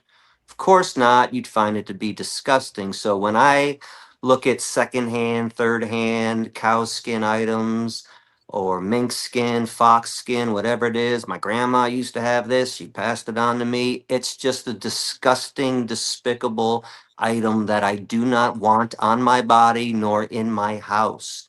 When I went vegan, I got rid of all that shit. And I just saved up for these cool ass cow skin motorcycle boots.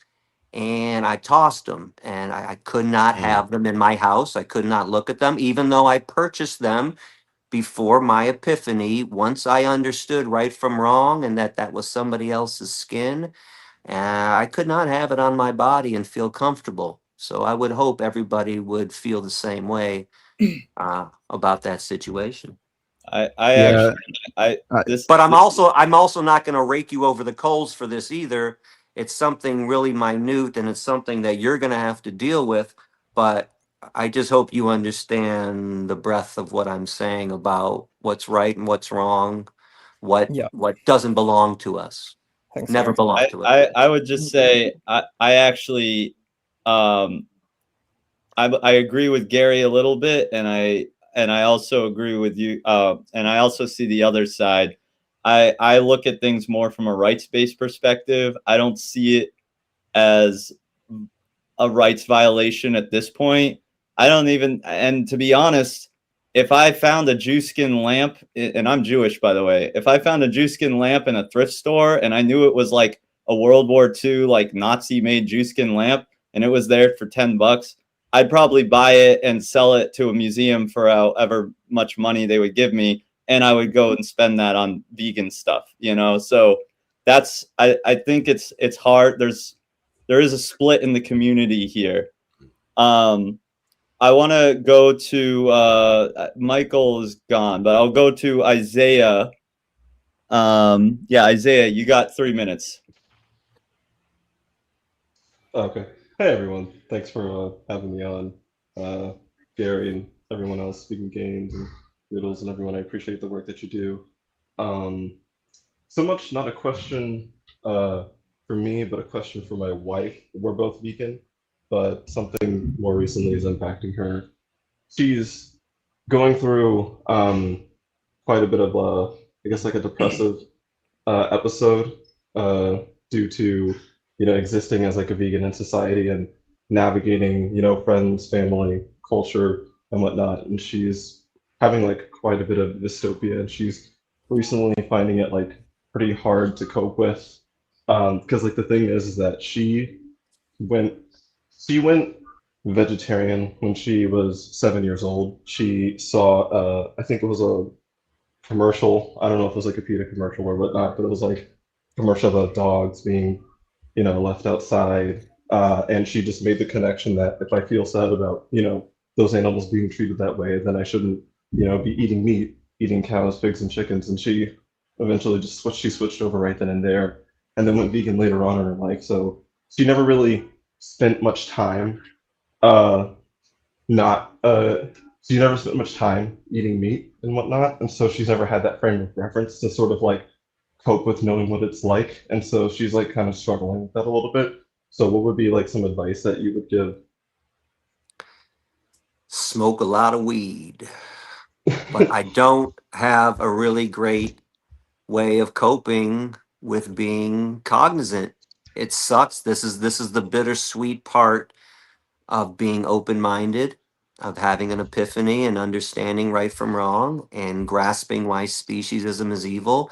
It's, figuring out that your family, your friends, your coworkers, everybody around you is an idiot, uncaring idiot that just doesn't want to do anything to make the world a better place. There's no great way to cope with it, man. Over the years, the only thing that helped me was smoking a lot of weed. I'm not kidding. But I listen. I stopped hanging out with most people, even vegans. Even most vegans, I really don't care to hang out with most people. Just not a fan of the human species. And I also Yeah. want to challenge this whole notion that humans are social animals. We hear this a lot. Oh, we're social. Bullshit. Are you fucking kidding me? Everybody fucking hates each other. The left hates the right hates the left. Pro-life, pro-choice people hate each other. Black people, white people can't get along. Straight people, gay people can't get along. Jews and Christians and Muslims don't get along. We ain't fucking social. We are. I think we do a lot better in private or with one or two other people at most. But I will say this: I go to the gym 5 days a week. I get my 2 hours of social time, and that's about all I can take from human beings is 2 hours a day. That's it. We're just a ridiculous, stupid, disgusting, boring, plain species. And I think maybe if she realizes that life would be a lot better without family and without a lot of these old friends that still haven't had their epiphany yet, she might be able to cope a little more. But at the same time, I'm still going to say it's not easy living in a world when your blinders are off and everybody is a robot doing what they're told. I'm gonna Yeah, jump. I have some advice. I especially have I don't know. experience with. Shannon want to add something or Richard? Yeah. I especially have experience with anger issues. I usually experience more anger and frustration with things like this than just sadness. But you can get in these states where you are just so overcome with rage or sadness, and you don't understand why people are acting this way. How can people be so stupid? And it can just eat at you constantly, and there's no getting away from it. You can smash holes in the wall, you can break stuff, and it just doesn't go away. And all you really need to do is just let go of it. There's just if you focus on things that are like negative that you have no control over, people acting like stupid chimpanzees, just doing stupid dumb shit that doesn't make any sense. At the end of the day, you have no control over it, and you just have to learn to let go of those emotions. And a good coping mechanism is to just focus on what you can do. So you can do vegan activism. You can try to just improve yourself in a number of ways. Focus on eating better, exercising, reading, enriching your mind, whatever. Right. But yeah, you're gonna society is just a clown world filled with fucking idiots, and you just have to Thank let you. go, accept it for what it is, and just focus on improving yourself. Thank When you, you- Vegan Gains. it Guys, seems I want like, to address this. I want to address yeah. this one, Go Noodles. ahead. Dogs brings this up. This is something that is said quite a lot, so it's worth bringing up. They're talking like he says saying speciesism is evil while also being anti-human is a problem in his eyes. Well, what do you say to that, guys? Can I just go back to the last one really quick? Because I went vegetarian when I was 9, and I deal with similar, a lot of depression. And I'm not sure if your wife has done much activism before. I know Richard just mentioned it, but that's We do. my number one coping tool is doing my best to make a difference and just keep planting as many seeds as I can.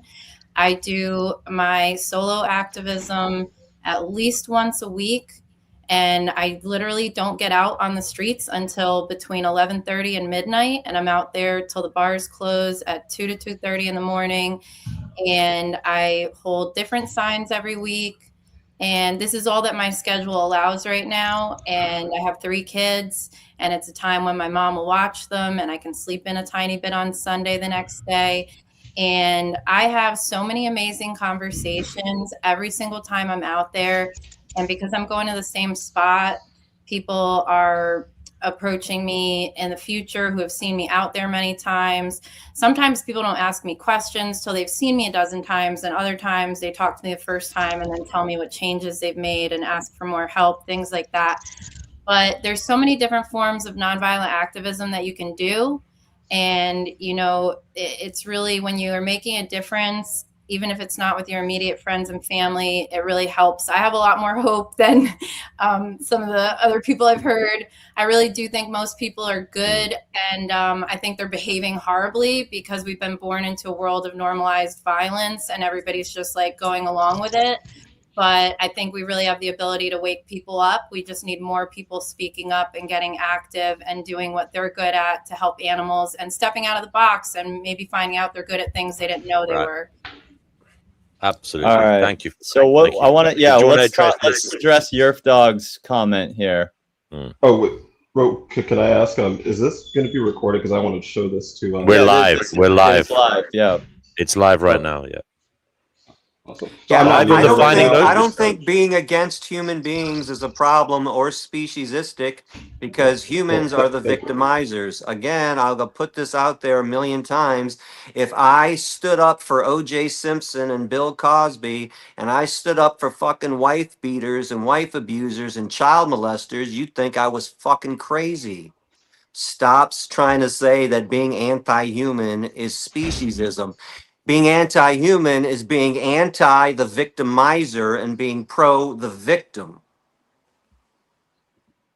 And let's just be honest, like most people are fucking retards. Yes. I mean, I can get along with any cat or dog, even if it's like aggressive, but like people are just intolerable a lot of the time. It's tough. It's Now- really tough to deal with people, man.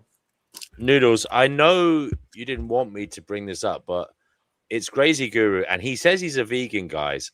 And I want you guys are much better talking than I am. Before we get into Grazy's nonsense, I do. No, it's only going to take. I literally Noodles. Sorry, to go anything on. with It's gonna Grazy take a is not few only minutes. going It's to going to take a few minutes. It's going to take a few minutes. 3 I'm gonna hours, give- dude. No. It's going to.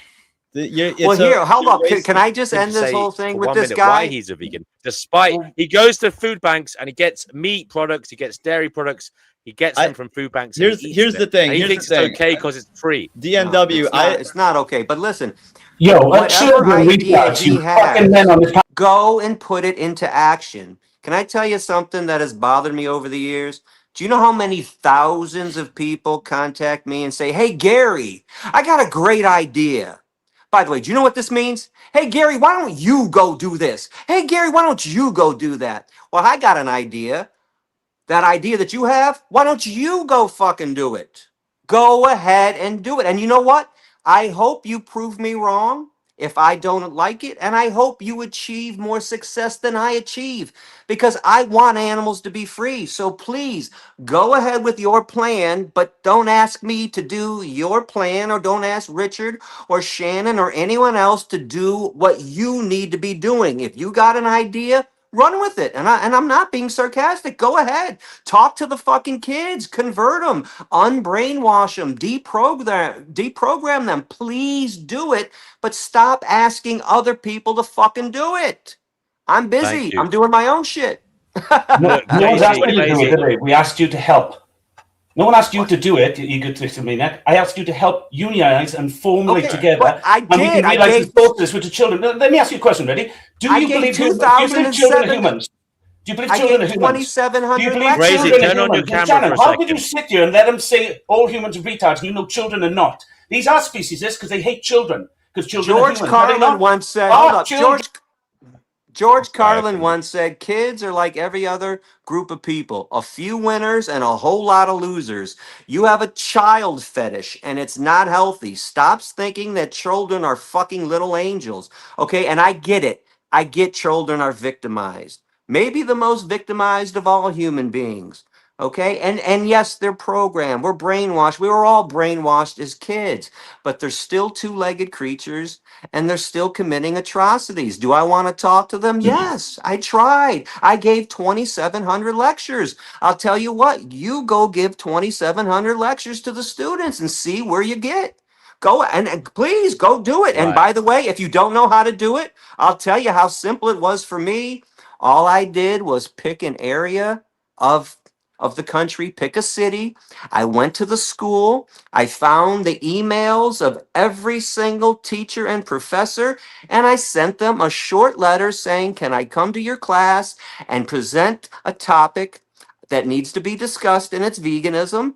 And I was positive 1 out of 100 teachers and educators would let me in. And guess what? 2 or 3 out of 100 were saying yes. So go bombard all the school districts with requests to lecture. By the way, don't charge. They're not going to bring you in. If you charge, say it's for free. Come up with a presentation and go do it. It's that easy. But By the way, I'm not doing other people's work. I'm doing by the my way, own stuff. Grazy is retarded. Like, I'm not being hyperbolic. I have a debate on my channel. Guys. The guy refused to say Hitler was evil. What? Like, I mean, the guy's Did he? nuts. Yeah, he's Did he? nuts. Oh, well, look, I'm going to allow him 30 seconds to say goodbye. Literally, that's what no, to say goodbye, Noodles. It's literally to say goodbye. I believe in freedom of expression. I don't believe 30 seconds. Crazy Guru, say what you want, what it is. and then go. It's not my Crazy. fault I don't understand what good and evil is. As a child, I was abused, so I don't know. Children are the most innocent, precious beings on this planet. No one of them has ever hurt anything. They are programmed that their wonder can be wicked through good and evil. And they teach you've got to learn forgiveness, and then you program into them to be these meat eaters that you despise. If you just fix that, it'll all go away, but you won't do it. But I can't do it. All you have to do is stop teaching children good and evil are real. It's not. It's an illusion to their mind. And I'm not a retard. I have autism. You can keep calling me a There are retard. children You who've shouldn't committed call autistic murder people who came retards, from yeah? good families. There are people who are born All right, psychopaths. he had his 30 seconds. I don't know how much luck he'll have getting into schools. Maybe that's part of the reason he's like asking for help. But Grazy, you can, reach out to vegan activists who also are teachers, things like that, maybe, or write some kind of a book that, would teach your plan in that way and put it on Amazon or something. Apparently he has written a book. He can link it in the chat if he wants to. What do you think? What do you think of?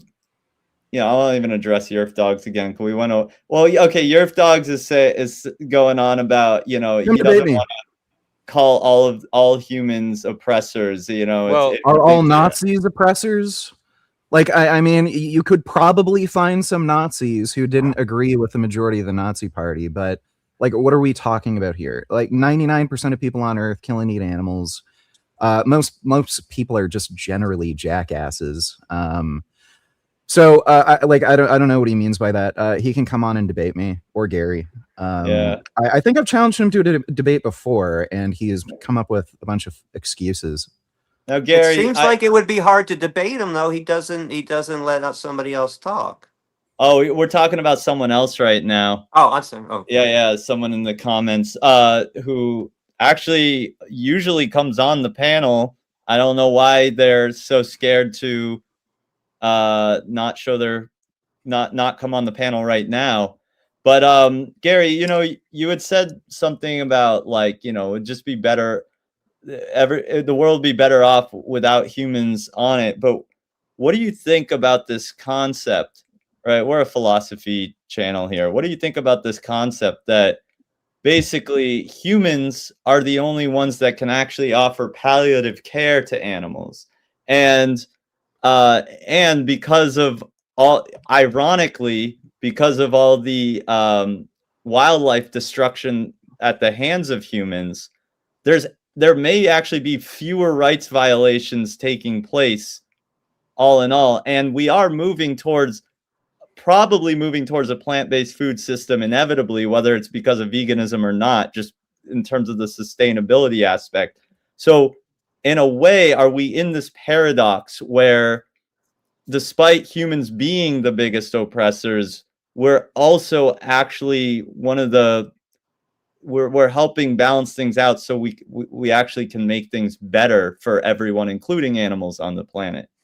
The animals would be better off without us. Whatever small thing we can give them that would benefit them does not outweigh the evil that we commit. They can heal themselves. They'll be fine without us. I can assure everybody of that. Because right now they're not fine with us. They're not fine with us. But So think about how okay. Let's put in a vacuum that all the animals that are all the ways that humans offer palliative care to animals, right? That we because if an animal breaks their leg, they can't heal themselves. If an animal's sick, they just suffer and die.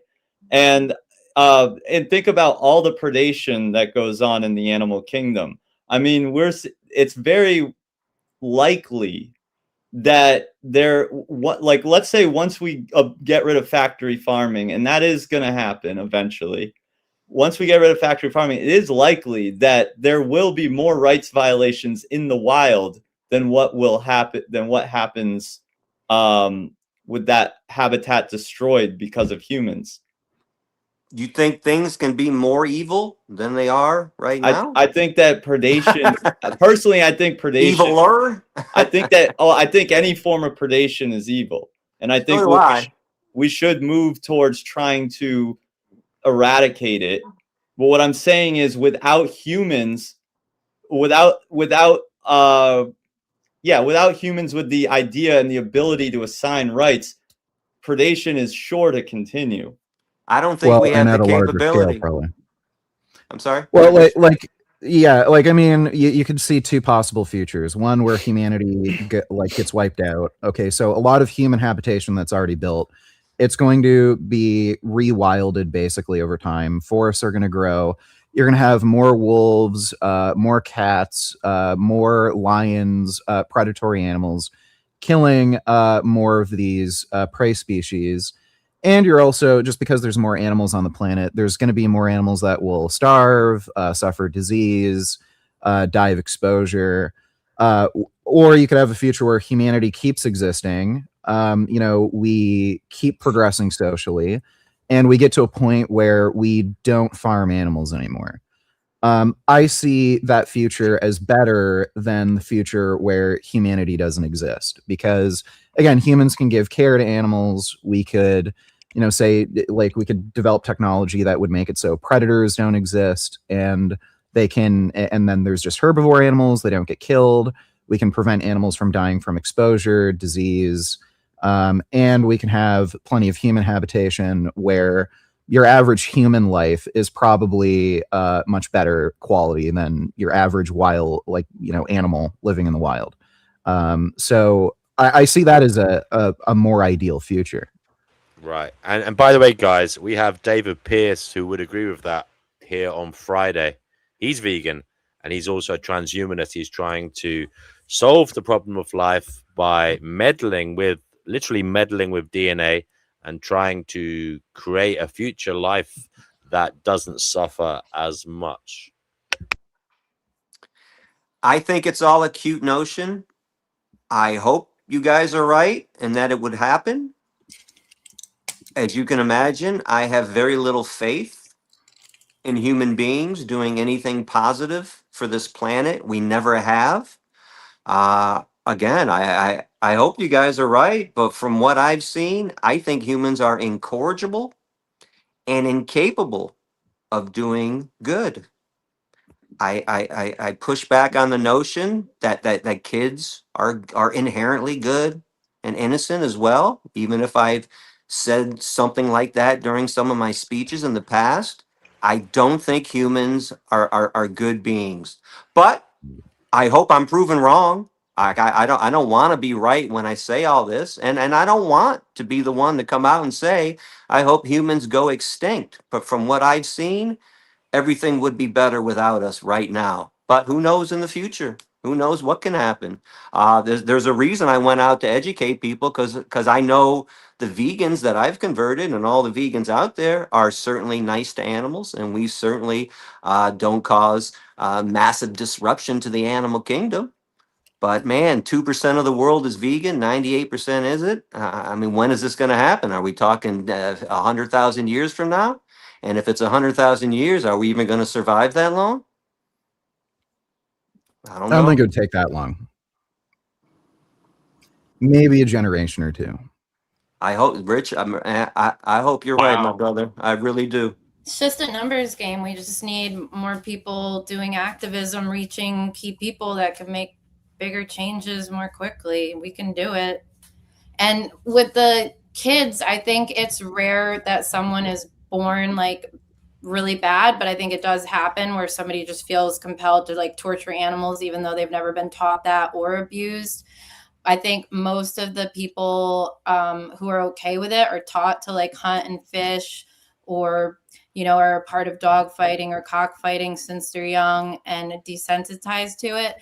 But I think even when it comes to most people who do hunt and fish, they would still stop someone from like hurting a dog in front of them or even maybe like a different type of animal that even sometimes hunters help animals in the wild, which is bizarre, but it happens. So like a lot of them think they're doing something that's right. What I thought was really interesting, right before Lacey left, she made a comment that, you know, she doesn't want to go with between animals and plants because we need to eat plants. So if we bring them into it, it's like, you know, we have to have them to thrive.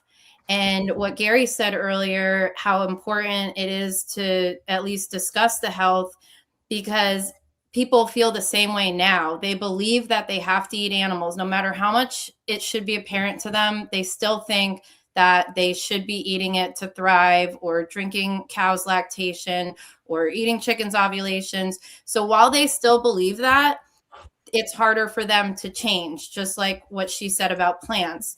So like when I want to reach someone and I see some key, I'll show them the game changers if I have an opportunity before I get so deep into the ethics, because if they see that first and they understand what's possible, then they're more apt to listen. And the people like James Aspie, you know, a lot of awesome activists initially did it for selfish reasons. They went plant-based, and once the animals are off their plate, then they are able to take a look at what they were a part of and not want to go back to it, and then hopefully want to fight against it.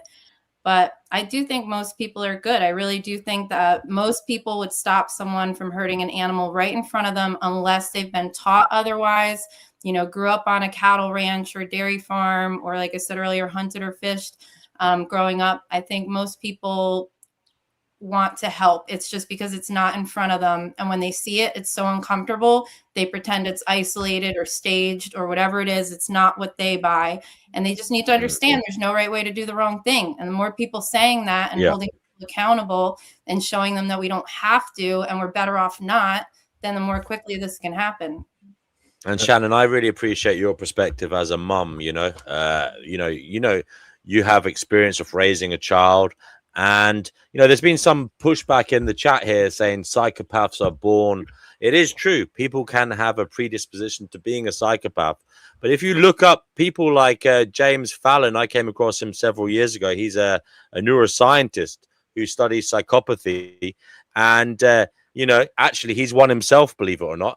But, you know, he has shown that with love and with a proper upbringing, even people who are, psychopaths can come out socially good, a net positive for society and be adults, Well, that's not even the issue, because there's a bunch of people who Hmm. aren't psychopaths and they don't give a fuck. So I mean, Oh, exactly. No, Liam. I'm just. It's called a secondary psychopathy. When people say they don't care, do they actually not care?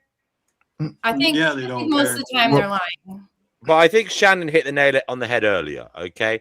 Yes, children can do harm, but sometimes it comes from ignorance and not being shown or explained to a better path, you know.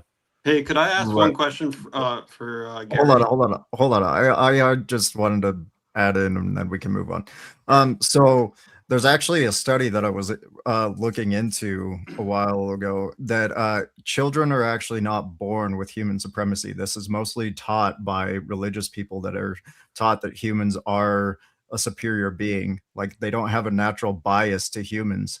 And this is like, because I study child psychology more than I study adult psychology. And so, yeah, children don't have this predisposition that like humans are the superior being. Like, and this is very prevalent when you see like children with cats, children with dogs and stuff like that. They just want to give the dogs or cats loves. They just want to cuddle. They just want to, like, they see them as like friends more than they actually see them as like, and kind of like Vegan Gaines says, he can get along with cats or dogs like way more than he can with humans. This is like a natural thing for us to actually do, rather than it's only a taught thing for humans to be like above animals. And like there's like the whole, it's just this bias that is taught to us rather than it's actually a bias that is like a natural feeling. I just wanted to add that in. But yeah, so, we can Liam, what did you want to ask? Well, first off, I just want to say, Gary Yourofsky, thank you for like just your passion is uncomparable to anyone else I've seen do this. And I just wanted to ask you, because this is something that I really always think about, is just like, how do you grapple with like the sense of like futility and like, you know, doing this type of stuff? Because it really is kind of like statistically like very futile, you know? It's tough, man. I wish I can help you and everyone else how to cope with this apathetic world that just doesn't seem to care enough to do anything substantive. I don't have a magic formula. I just, when I was as active as anybody could possibly be from 96 to 2014, I just kept going nonstop. So I didn't have much time to think about it. So get active. Just do as much as you can do. Talk to as many people as you can. Preach as much as you can, and you'll see decent conversion rates. Try to get into the school system. I still think that's the best form of activism, is teaching and deprogramming, which is what we're talking about. Deprogram those kids, deprogram those adults, deprogram as many people as you can, and you won't think so much about the futility. There's going to be days where, and listen, so I would average 200 lectures a year. Only 15 or 20 would turn into a Jerry Springer show. So most of my days were absolutely glorious. As angry as I was at the world for not being vegan, man, when I finished a day with 3 or 4 lectures and I converted 50 or 100 or 150 students that day, I was like, man, I can conquer the world. I can do this. We can do this. It's going to be long and slow, but get active, man. That's the best way to fight futility. But again, and I know people think it's a joke, but at the end of the day, smoke as much weed as you can. Uh, drift off into oblivion and start again the following day. Yeah, I have some thoughts on that. Thank you. Yeah, I'm a nihilist. I think existence is fundamentally pointless, and we just live vainly. But the reason we continue to live is just to enjoy living. And there's a really good quote from a Conan novel. Baylet, his girlfriend, was asking him like whether or not he fears God and fears death, and he says, "I know not, nor do I care. Let me live deeply while I live. Let me feel the mad exultation of battle." And that's really all it is. You just have to live for the battle. Every day is a battle, and you just have to find those kinds of battles that you enjoy, those sparks of inspiration, and just live for each moment. So if you enjoy converting people to veganism and you enjoy doing good things, for people, for animals, for the world, just fight those battles. And don't worry about whether or not it's meaningless or pointless or futile. Everything's meaningless, pointless, and futile. Once we're dead. And everyone's going to die. No one will ever know what ever happened. It'll be like it never happened, ever. It's like again, we just live vainly. So just live deeply while you live. And just Yeah, choose it's the just like battles with that you most enjoy. things in life, like at least in my life, like there's like a clear goal or like a milestone to hit. But like with this, like it feels difficult to like define it in a way because it's Right. kind of I know what you endless. mean. I want to just I want to ask Hold Gary on one something. second. Sorry. Give yourself goals. Contact restaurants. Get them to Yeah, add yeah. plant-based options to the menu. Those are wins. It helps normalize veganism and make it more accessible for everybody so they have less excuses. There's so many things you can do. Just don't set your bar as like you're going to make the whole world go vegan tomorrow. Give yourself rescue animals, volunteer at sanctuaries. Do what you can and celebrate the wins. Thank you, It's not Shannon. pointless. Thank I you. have a Thank you. rabbit in my house right now that came out of the slaughterhouse about a week and a half ago. I have 6 chickens in my shower right now that were surrendered and got shipped in the mail to someone, and most of the batch didn't make it, so they're safe. So, get involved with helping where you can and celebrate it. Thank you, Shannon. Thank you. And by the way, I also wanted to talk about like drugs. Like Gary's into weed. I think steroids are great, especially testosterone. I think a lot. I think a lot of dudes with a lot of their issues with feeling like inadequate, not doing enough, not being motivated, these kind of depressed feelings of like everything I'm doing is futile. I think testosterone would help you a lot more than weed. Testosterone's dopaminergic, serotonin. Yeah, you gotta see that shoulder. Like, look at that shoulder, man. Look at that shit. That's crazy, yeah. man. So testosterone's dopaminergic, serotonergic, GABAminergic. It has a lot of good, feel-good, motivating chemicals in your brain. And ever since I've been on testosterone, I'm just a lot more motivated in general, and it takes a lot more to really suppress my mood and feel like, oh, I can't do anything. I don't think that's where it develops from. I think it's like, you know, when I discuss these topics, especially with people who obviously aren't vegan, it brings like this like negative, tense, strained energy around, Sure. and it kind of like takes a toll after a while. If you know, Yeah, especially you when kind you of have talk to, to multiple people. Liam, you have to break through. There is kind of, it's like breaking through a shell. And I experienced this the other day. Now, I don't know. I try not to take anything at face value, so I don't really know what the end outcome's going to be. But I did have a long, kind of uncomfortable discussion with someone who I might start working with soon, and it was about veganism. And I basically pulled out the Gary stuff and the vegan gain stuff, where I'm never gonna pander, and I'm never gonna let them just say an excuse and then let them feel okay about it. I'm gonna challenge it. I don't have to be aggressive and mean about it, but I have to just be honest and say and give the rebuttal. And at the end of it, it sort of seemed like they were saying, "Oh, you're right, but I don't care," kind of thing. I'm just gonna do it. And I thought, okay, this person's a lost cause. 2 days later, I end up hearing from them. We're talking on the phone again. What did they tell? I totally was unexpected. They said, "I'm vegan now because of our last conversation." Like, and he was pissed off at you during the conversation, or what? Like he was like disagreeing with you during the conversation. What? He was disagreeing with you during the conversation. She wasn't necessarily disagreeing, but there was certainly pushback, and I had all I didn't. At no point was I like, yeah, well, whatever, it is what it is. It was that, hey, listen, you're gonna do what you're gonna do, but if you say these things, this is my response to them. I don't think, I'm not gonna let you think that I think that's okay or this or that.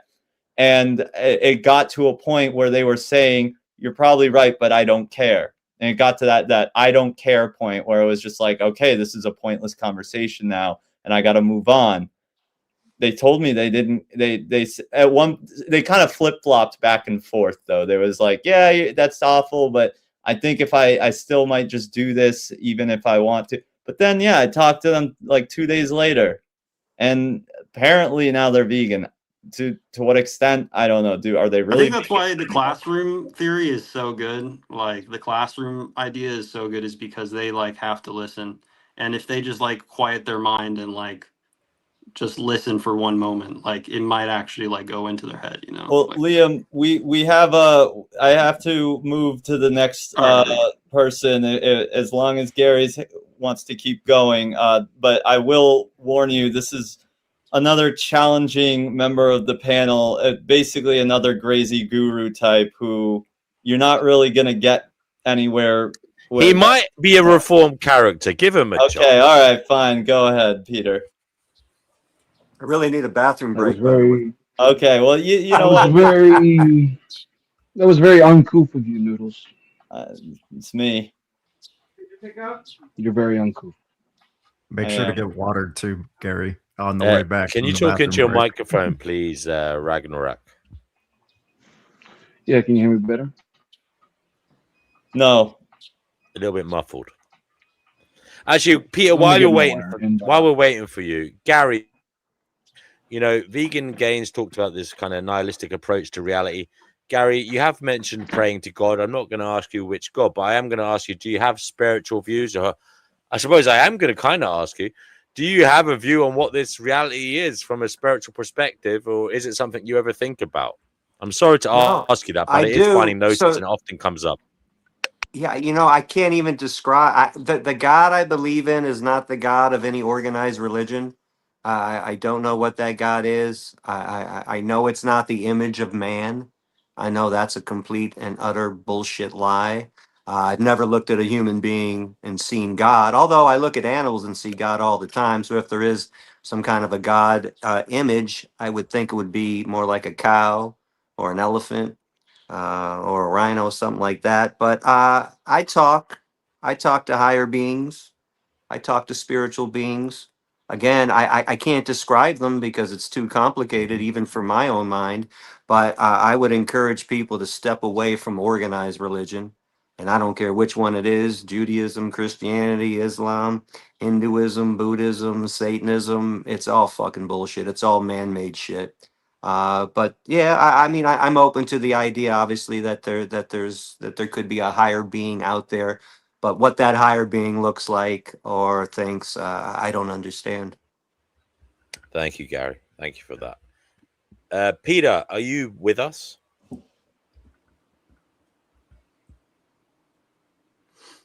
Peter, are you there? Peter, this is your big chance.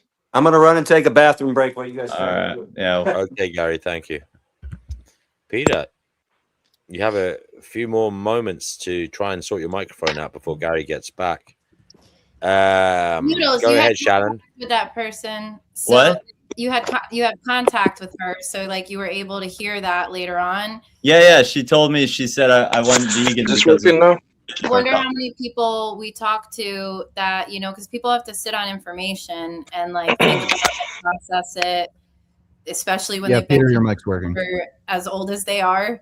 And so like I know for Evan and I, we've been very fortunate when we've traveled to different states. We've run into people. There used to be a point in time where we couldn't go into a Whole Foods or a Trader Joe's. It didn't matter what state it was in, and people came up to us. But like at a lot of festivals, people told us that they went vegan because of what they heard Evan say. And so like that was a rare opportunity to hear the aftermath of some of our activism. But I think most activists don't have that unless there's someone like Gary or have a big platform like Richard, But Well, I've had people in my life who I kind of really tried to Does this drive mic the work point now? home. Yeah, it's it working. works, Peter. I've tried to really drive the point home for a long time with them, and then I got earlier in my my vegan life, I got fed up with them and I stopped talking to them for a while, and then they would reach back out to me. I had someone reach back out to me like maybe 2 years later after not having talked to him and saying, I you're trying to tell me something. Can you tell it to me again? I think I need to hear it now, right? And then he went vegan, So like, yeah, sometimes it takes a long time. And people can change. People can do terrible things and feel regret and want to be a different person and live a different life. Some people do bad things and hate themselves and want help to stop it. They want someone to force them to stop. I've had someone say to me, I need you to somehow make this illegal so that I can't do it anymore. That seems like such a lack of accountability, but I think that is how addiction works sometimes. But anyway, Peter, take it away. Yeah, I have some very pertinent, legitimate questions that have nothing to do with spirituality. So, Noodles, that was very uncouth of you. We'll leave that at that. I'll talk to D&W about that later. It's a pleasure to meet you, Gary. So, don't mind Noodles. He doesn't like me because I'm very spiritual. That's not why I don't like you. And it's not that I don't like you. I just don't believe you.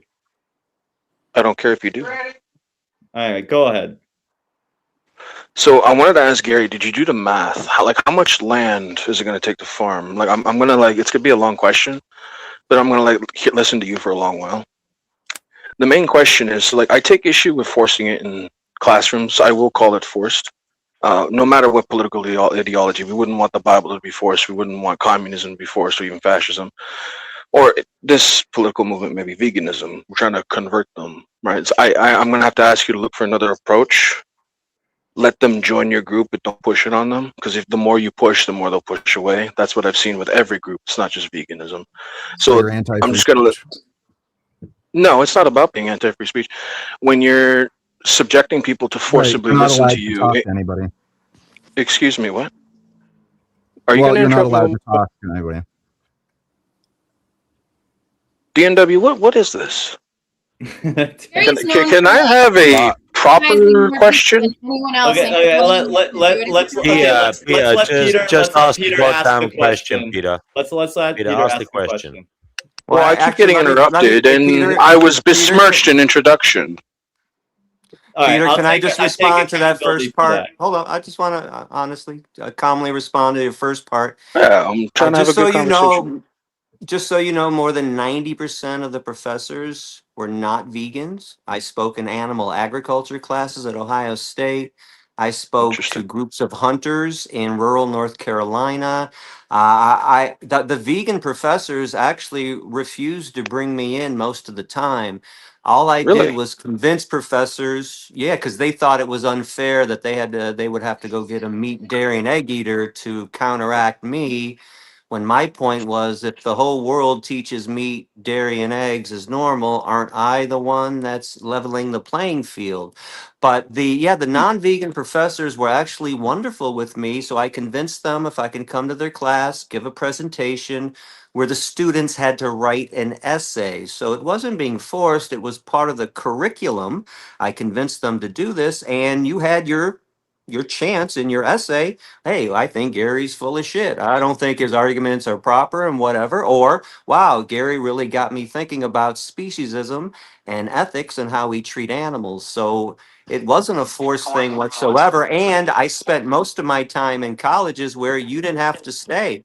Some students left as soon as I started speaking, and I didn't say, like, oh, okay, go ahead, whatever. That's what I was wondering, like your approach, right? Because some people were, maybe it came off wrong because it sounded like people were being like forced to listen.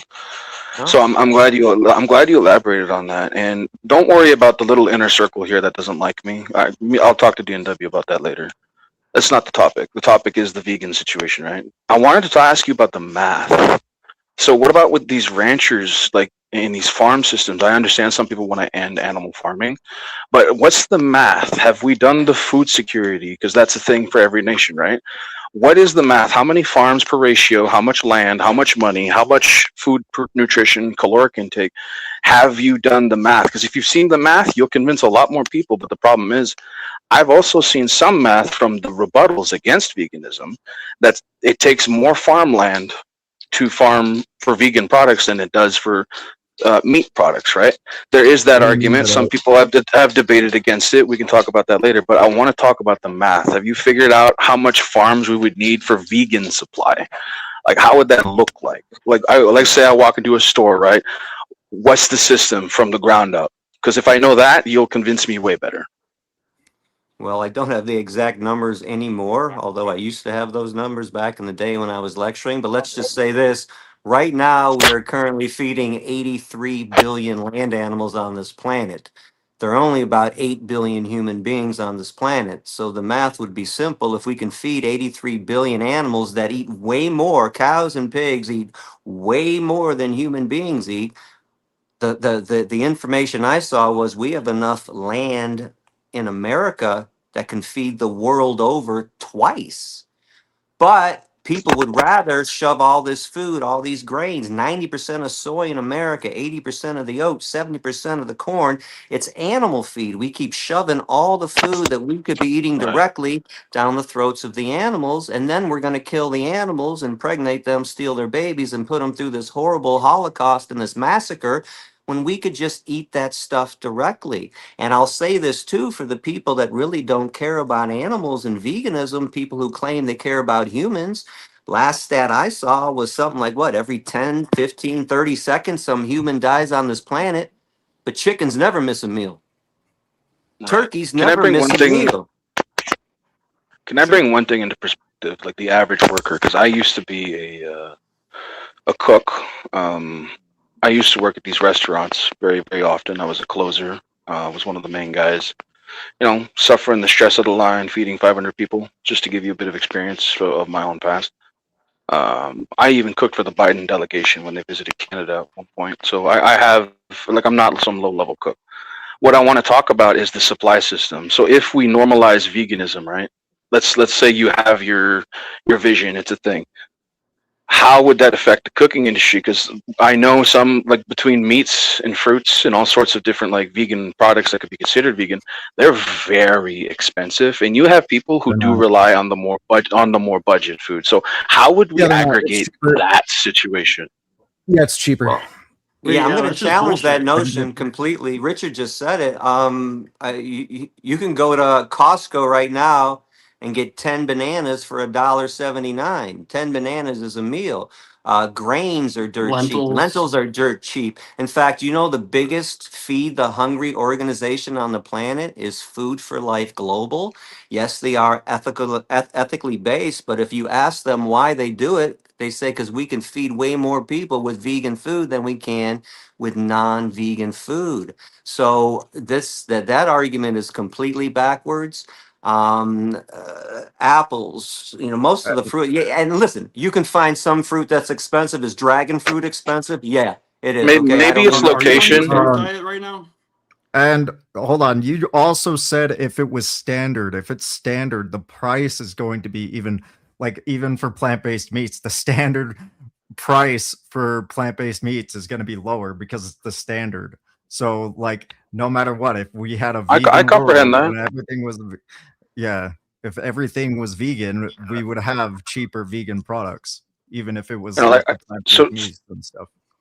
So I know logistics very well. It's what I study, no matter what field, as a hobby. I actually have a very good idea. Yes, you can laugh at me all you want, but just show your bad character for me if you want. I'm asking Gary a question.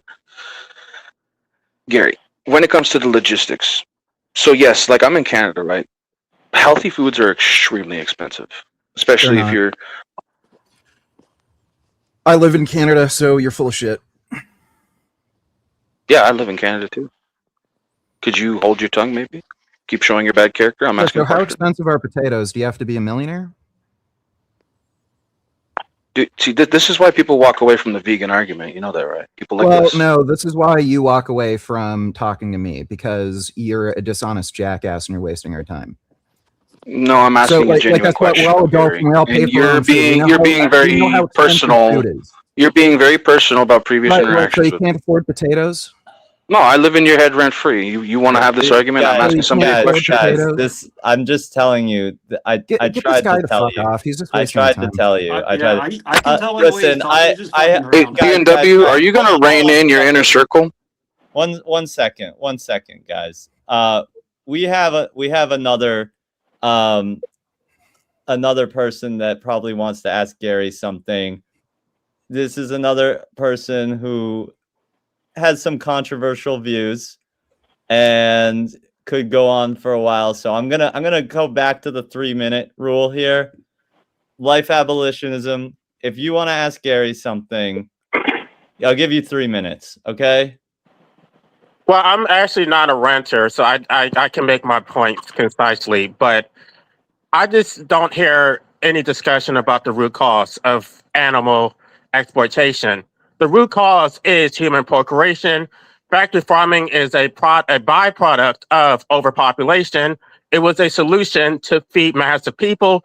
But the way I see it, vegans, with their lack of empathy for humans, is why animals suffer. Because every time somebody brings up human suffering, it gets dismissed, because nobody on the panel seems to have any empathy for humans, even children who are completely innocent. If you don't breed the humans into existence in the first place, that's a then complete mischaracterization. And I would ask you, You said that I had 3 minutes. Apologize, LA. There's a mother here. You need to apologize. Apologize for what? For always being so damn rude every time I've ever heard your voice. I'm not talking to her. The same way that they are passionate about animal suffering, I am equally passionate about human suffering. I think it is an equal injustice to force a human being into existence. You're causing us suffering by talking. The same language that they use about animals is what I feel about procreation. I believe procreation is rape, procreation is murder, and they're so specious. Why They you don't keep care about participating in it? they don't care about humans. Okay, And hold on. why they want me to apologize, but they don't. I think she should apologize for Okay, imposing hold on. life No, a onto her question. child. I have a sincere question. Are you vegan? I'm just curious. No, I'm anti-vegan. Okay, so here's the Okay, so he's problem a that retard. hold up. Here's the problem when I hear this, Gary, you're anti-human. I'm not going to listen to you. I need to care about humans. How come I have to care about humans, but you don't have to care about animals? Because you don't. Let me just Hold say up, something. but listen, but I don't violate human beings with my misanthropy. No, You violate let me animals finish. with your Bec- speciesism. Because I had a discussion with Vegan Gaines several months ago where I told him that I would go plant-based if he endorsed antinatalism on his channel. He rejected my offer. He refused to endorse You wouldn't go. Yeah, antinatalism, but he bullshit. still wanted me to go vegan. He wanted to extract. No, it's going to go both ways. If you want something from me, then I want something from you. And But wait a vegans second. We have to overall make a do not deal. support antinatalism. So if you're not going to support my cause, I'm not going to support yours. This is like Okay, so negotiating first with of all, terrorists. I support your cause. I don't think humans should be procreating. Are you an So antinatalist? I am. I'm 55 Great, years old. great. I Okay, have how not about this? procreated, but listen, but why should there have to be a deal struck for you not to oppress animals? Isn't that a little unfair? Because I'm a consequentialist. Vegans have the numbers and compared to anti-natalists, and I want them to support my cause, but they don't do it. Like you have somebody on this panel who has children, or at least one child, and she's completely unapologetic about it. Yet she thinks that those who consume their natural diet should apologize for it. Okay, If how she's about not going this? to I'll make you a apologize, then I'm deal. not going to apologize. I'll All make right, you a but hold deal. up, hold Guys, up. Don't you shouldn't base your ethical system on what other people are doing. But I don't You agree can with it, though. I don't Wait, agree you with think hold up, do veganism. you think okay, who owns a cow's baby? You or the cow? That's not even the point because we don't Wait, even. that is the point Let that me right finish. now human Let me beings finish. You said I had 3 minutes and somebody's going to speak. You Wait, I actually thought we were you discussing. have spoken for 3 minutes, but I'm gonna let it go longer. But Gary has to rebut to what you said. You can't possibly think that you own the babies of animals, and that is the root problem. Humans think that they own animals and everything that comes out of them. They think that their flesh belongs to humans, so you can have a sandwich. Where's the justice in that? Where's the logic? Where's the empathy? I wish you would let me finish because I'm going to get off here. But my point is that we don't even own our own lives. You think that humans own their babies? No, they don't. Their babies are owned by the state. We don't own our lives. We don't own our bodies. The state can trump any decision you want to make about your own life, Give about your your own ass a body. chance, LA. Give your Yeah, ass a but dude, chance. there are no human baby slaughterhouses. What are you talking Yeah, about? like We That's don't not. use human babies in vivisection experiments. We don't make human babies entertain us in circuses and rodeos and zoos. We don't put them on display. We do all of this to the animal kingdom because humans think they're superior. And you should not be basing what you know to be true, and don't tell me that you believe that human beings own fucking animals and their babies. That is completely psychotic and insane. Where's your And, logic? How am I supposed to take this conversation seriously when you're absolutely speaking absurdities? It's not Animals have fair. Abolitionism. animals have the right to die. Humans do not. The state will force What? women to have the state will force dude, this women guy's to a have joke. children against their will by taking away their abortion Animals. rights. Okay, So they're wait a just minute. a Hold bunch on. of Wait. Animals do not have the cognitive ability to say, "Oh, please kill me now." Okay, that's not how it works. You say they have the right to die. No, certain animals are given palliative care. They're given mercy killing to put them out of their misery, but only when certain compassionate humans can make that connection. Oh, this animal's suffering. I don't know. Maybe LA. Can you speak chimp? Is that what you're trying to tell us? Yeah, but 40 billion chickens on this planet are murdered and they don't want to die. Did you ever realize that the animals that you are eating and wearing and thinking it's okay to research on, they don't want to be murdered. They don't want to be enslaved. They don't want to be locked up in a fucking building and not have sunlight and not have grass under their feet. But you're not because of addressing the your root cause. lifestyle, because of your belief system, they're forced into that. You're not addressing the root cause. The only reason, live, right? the only reason those animals are you want to suffering. eat flesh. You're not addressing the root cause. Those animals would not suffer if humans didn't exist. Yeah, so life abolitionism, you don't want to live, right? Careful now. This answer question. I mean, I debated him before. You still have the position that you don't want to live, right? The toxic shit from the center circle DNW is gonna fucking murder your channel. He's lived longer than saying this than many people have. Listen, dead humans equals live animals, so I'm all for all human beings who want to end their lives. So life abolitionism, you don't want to live, right? You said that in our last debate. I'm going to work with Gary because he's more reasonable. I tried to appeal to you, but you rejected my offer. So, you don't care about humans. This guy has said that he doesn't want to live and life is just torture. Okay, well, I'll help you. I'll help you with that. All right. Hey, guys, we gotta be careful. You said that I should tow over the Corolla myself. Look, no, I can help you with that.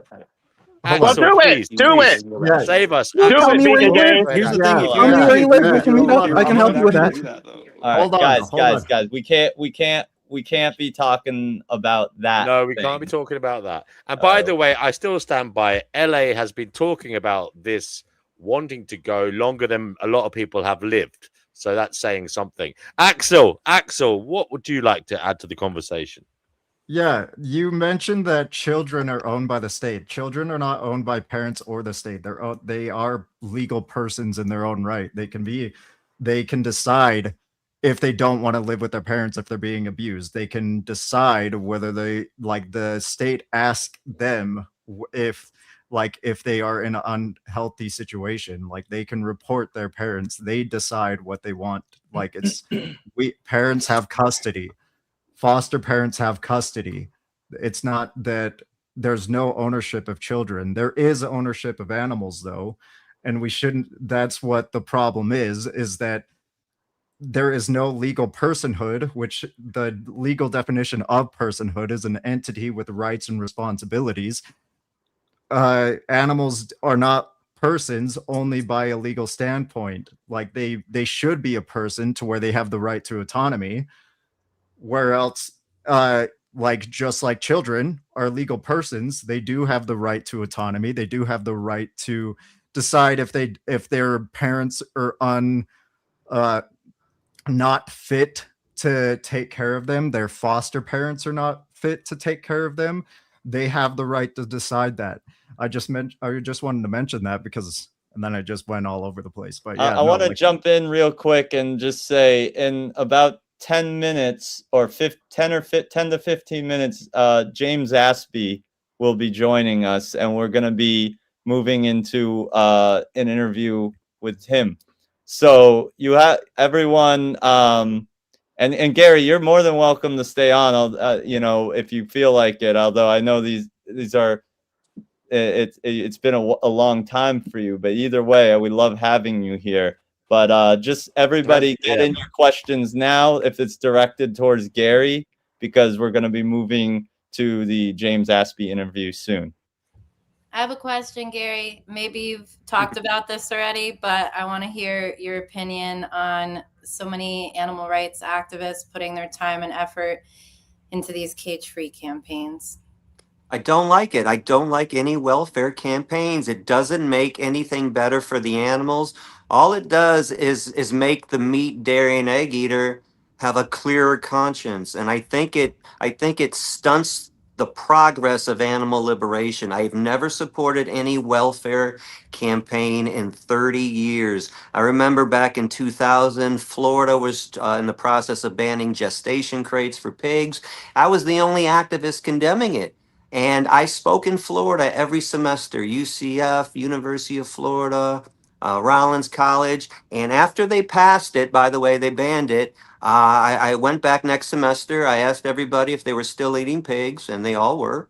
And I said, yeah, but they banned gestation crates. And they said, yeah, now we can eat them because everything's better. So here's in the simplest of terms, if you go to the table to broker a deal and you ask for bigger cages or you ask for no gestation crates and you get it, so what? You're supposed to come back next year and say, well, wait, now we want you to stop killing. Because if I were them, I'd say, fuck you. I just did what you said. You just said bigger cages and no gestation crates. Get the hell out of here. I think you should ask for what we really want, and that's abolition. Now, I am a reasonable person. I'll take reduction. If people listen, I've thought about these things. Welfare is not a reduction, but if you convinced America to only kill 5 billion chickens next year instead of 9 billion, I'd be like, okay, all right. That's still progress. Now, that's not what I want in the long run, but that would be progress. Getting bigger cages is not progress. Well, I just want to play devil's advocate here, which I think that I personally feel like what you're saying, Gary, is might be an oversimplification of the issue in that the welfare, my understanding is that the welfare campaigns, they gum up the system. So, and I might be wrong about this, but it costs them a lot more money to implement those things, right? It drives, and which creates, if they were to actually implement that, it would drive up the price of the product a lot. And it also creates this thing that shows that it creates more of the conscience around animals and saying animals do matter. We do. Now, I know it's not exactly what we want, but it's kind of like the step closer to what we want, which in a way we need to take a lot of these smaller steps to walk the whole path, right? I might disagree be wrong. wholeheartedly. I'm open to being wrong about that, but I do want to say it from that perspective because I have friends that work on these campaigns, and I know. Go ahead. Can you hear me now? Okay. Again. Yeah, I just say I think the main idea is that it gums up the system. It makes it harder for them to produce the product. When it's a certain I think it's a concrete ideology, and that kind of like negates the ideology of just like, okay, just vegan, and that just going cage free, it just goes straight against that. Like, well, I think it's a long game, and I think it's a strategy, and I think but people that's don't realize. noodles. That's not the good long game. It's a bad long game. Again, you think that it's doing everything you said. It's doing the exact opposite. It's making people who eat animals more entrenched because they think things are okay now. And if it did work, listen, it's not that I prevent welfare campaigns from happening. They've been happening for decades, and look where we're at. I'm telling you, look at the empirical evidence. Do you feel like it hasn't got us any closer? No closer. In terms of bringing awareness to animals and making people have more empathy for animals. No, none. But I'll tell you what has worked is all of our real vegan activism. AV has made it work. My lectures have made it work. Shannon's work, Vegan Gains, Raffaella, the crews, everybody around the world preaching veganism. This is what makes people listen. To a certain degree, we know, right? To a certain degree, we know because like we can see this anecdotal evidence. But I guess the real question is, where are the hard stats? Now, I think to your point. Hold on one second, Shannon. I just want to land this plane. To your point, I would like to see more hard stats from the people working on the welfare campaigns. Like, for example, I just want to say, for example, with the anti-fur stuff, I have seen those people present me like real information, real things where they're like, you see, after this or after these companies stopped selling fur and this fur farm was knocked out, like this is actually about how many animals are not being murdered anymore, right? Okay, So but we those see, are okay, abolition that real campaigns. consequences. With the welfare campaigns, you might be right. I haven't necessarily seen the hard evidence. For us, for outreachers, for people who talk to people, we have strong anecdotal evidence, but we know that that's not really the strongest evidence to use. We want to see more like how can we measure this versus that? That's what I wanted to know. I mean, most Shannon, of go these companies don't even do what they say they're going to do in the first place. So it's just a boost for them. It's like an advertisement almost, especially with this cage-free bullshit. It is literally people going out in anti-fur style fashion, screaming that we want cage-free eggs. And they look to the average person a bit unhinged at times. So to see people acting that way, so worked up, so riled up, screaming in favor of cage free, and like, what does it cost more to get rid of cages? Like it's traded suffering. Now I've put a lot of thought into this. I actually talked to James about it like probably 8 or 9 years ago in depth, and he made a really good point one time. Like, I think it was like if your neighbor had a dog and they had them in a cage all day, every day, and they beat them. Like, yeah, it would be better if you could convince them to at least not beat them, but it would still be horrible to be in the cage all day, but it would be slightly better for that individual. So like with some of these campaigns, if they're done strategically, maybe they could make sense with the hitting them where it hurts with money. Like Evan and I participated in the 88% campaign back in the day when chickens were 88% instead of 95% of the land animals in the US being killed. And it was aimed at Darden.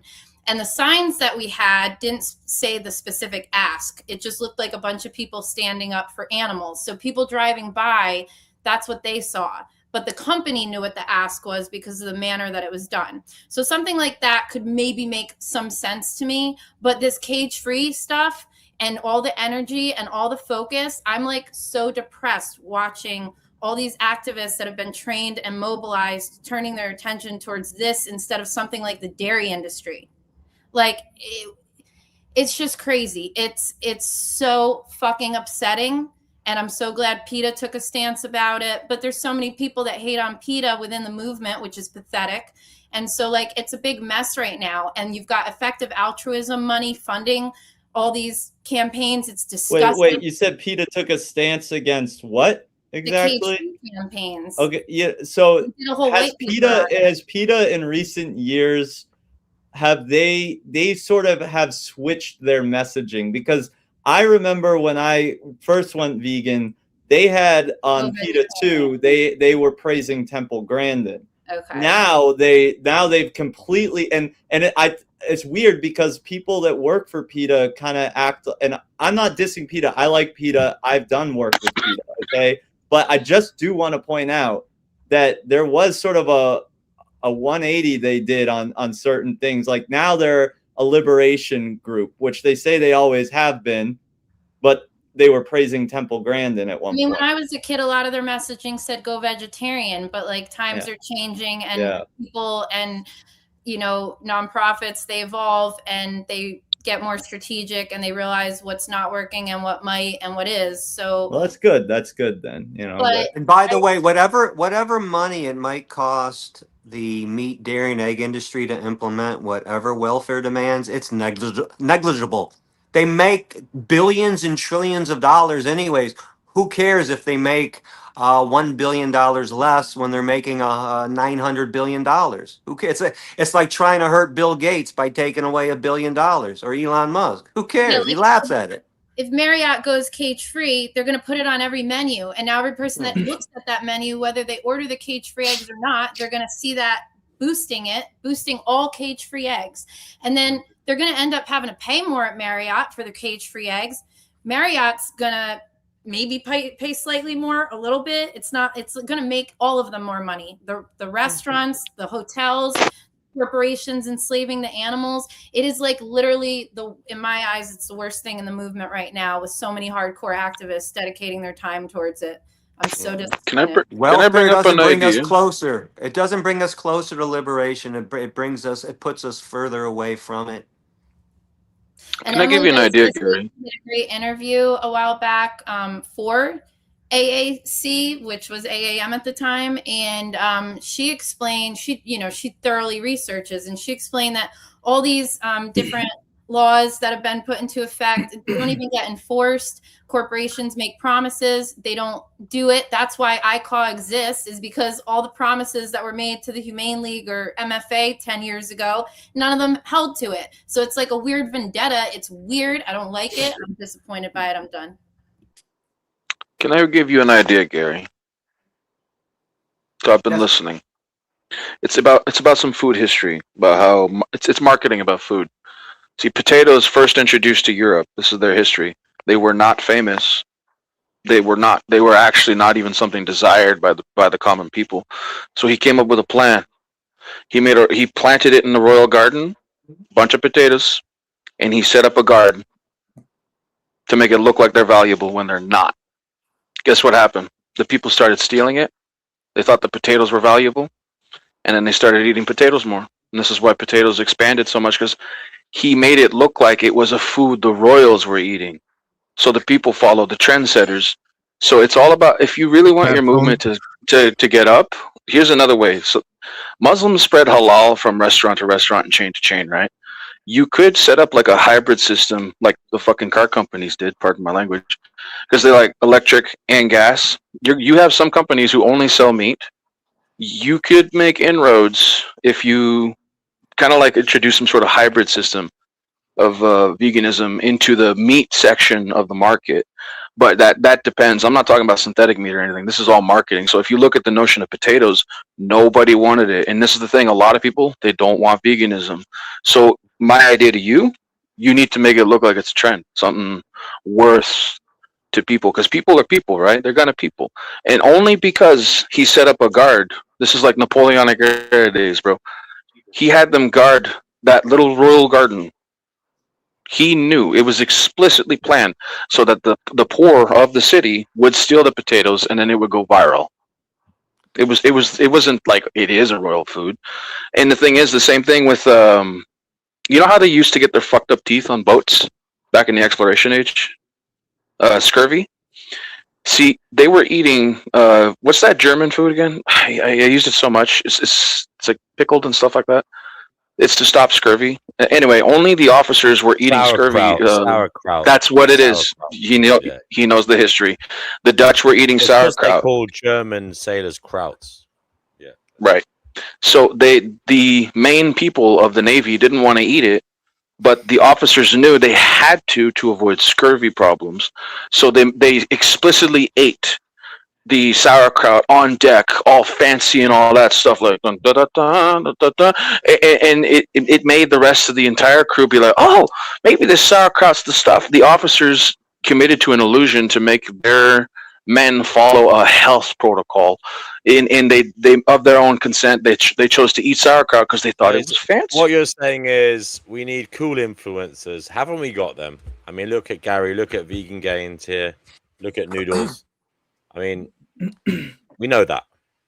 And not only that, there are tons of vegan celebrities. That's why I do think that their voice is important. I thought it was important what Billie Eilish did when she told people that they couldn't love animals and eat them, and she shared slaughterhouse footage. I thought that was amazing. And there are companies, tons of companies do own vegan brands, even though they also do meat brands. And most restaurants nowadays do have a vegan menu.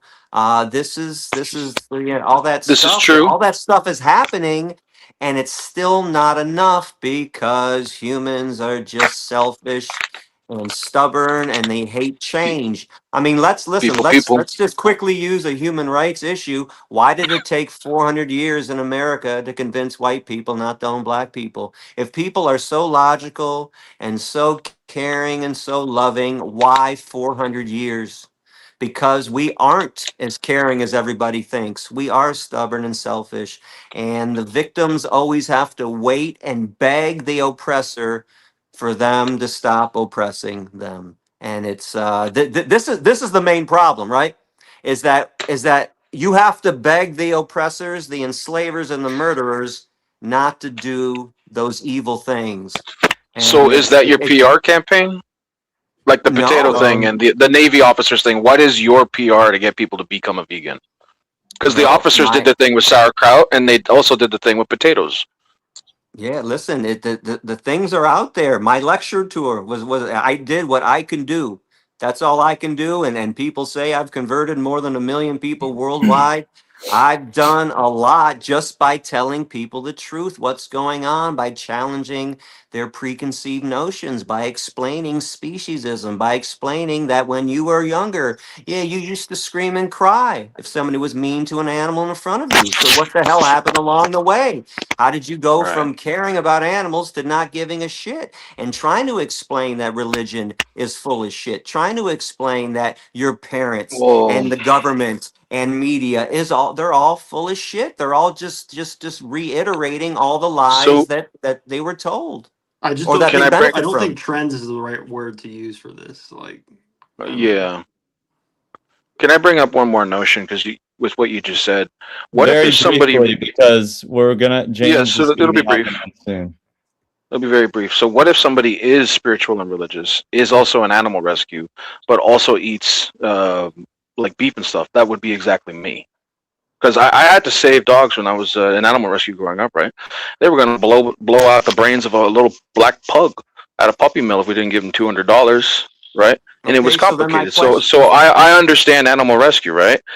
So But my I also question eat then, meat. why do you feel so strongly about helping dogs and not helping cows and pigs? Because Dogs are besides not size, food, shape, dude. and see, so Dogs are there's not so you food. have a They are preconceived to no. some. Well, they are in some people, but that this is the problem that you don't see a cow as a cow.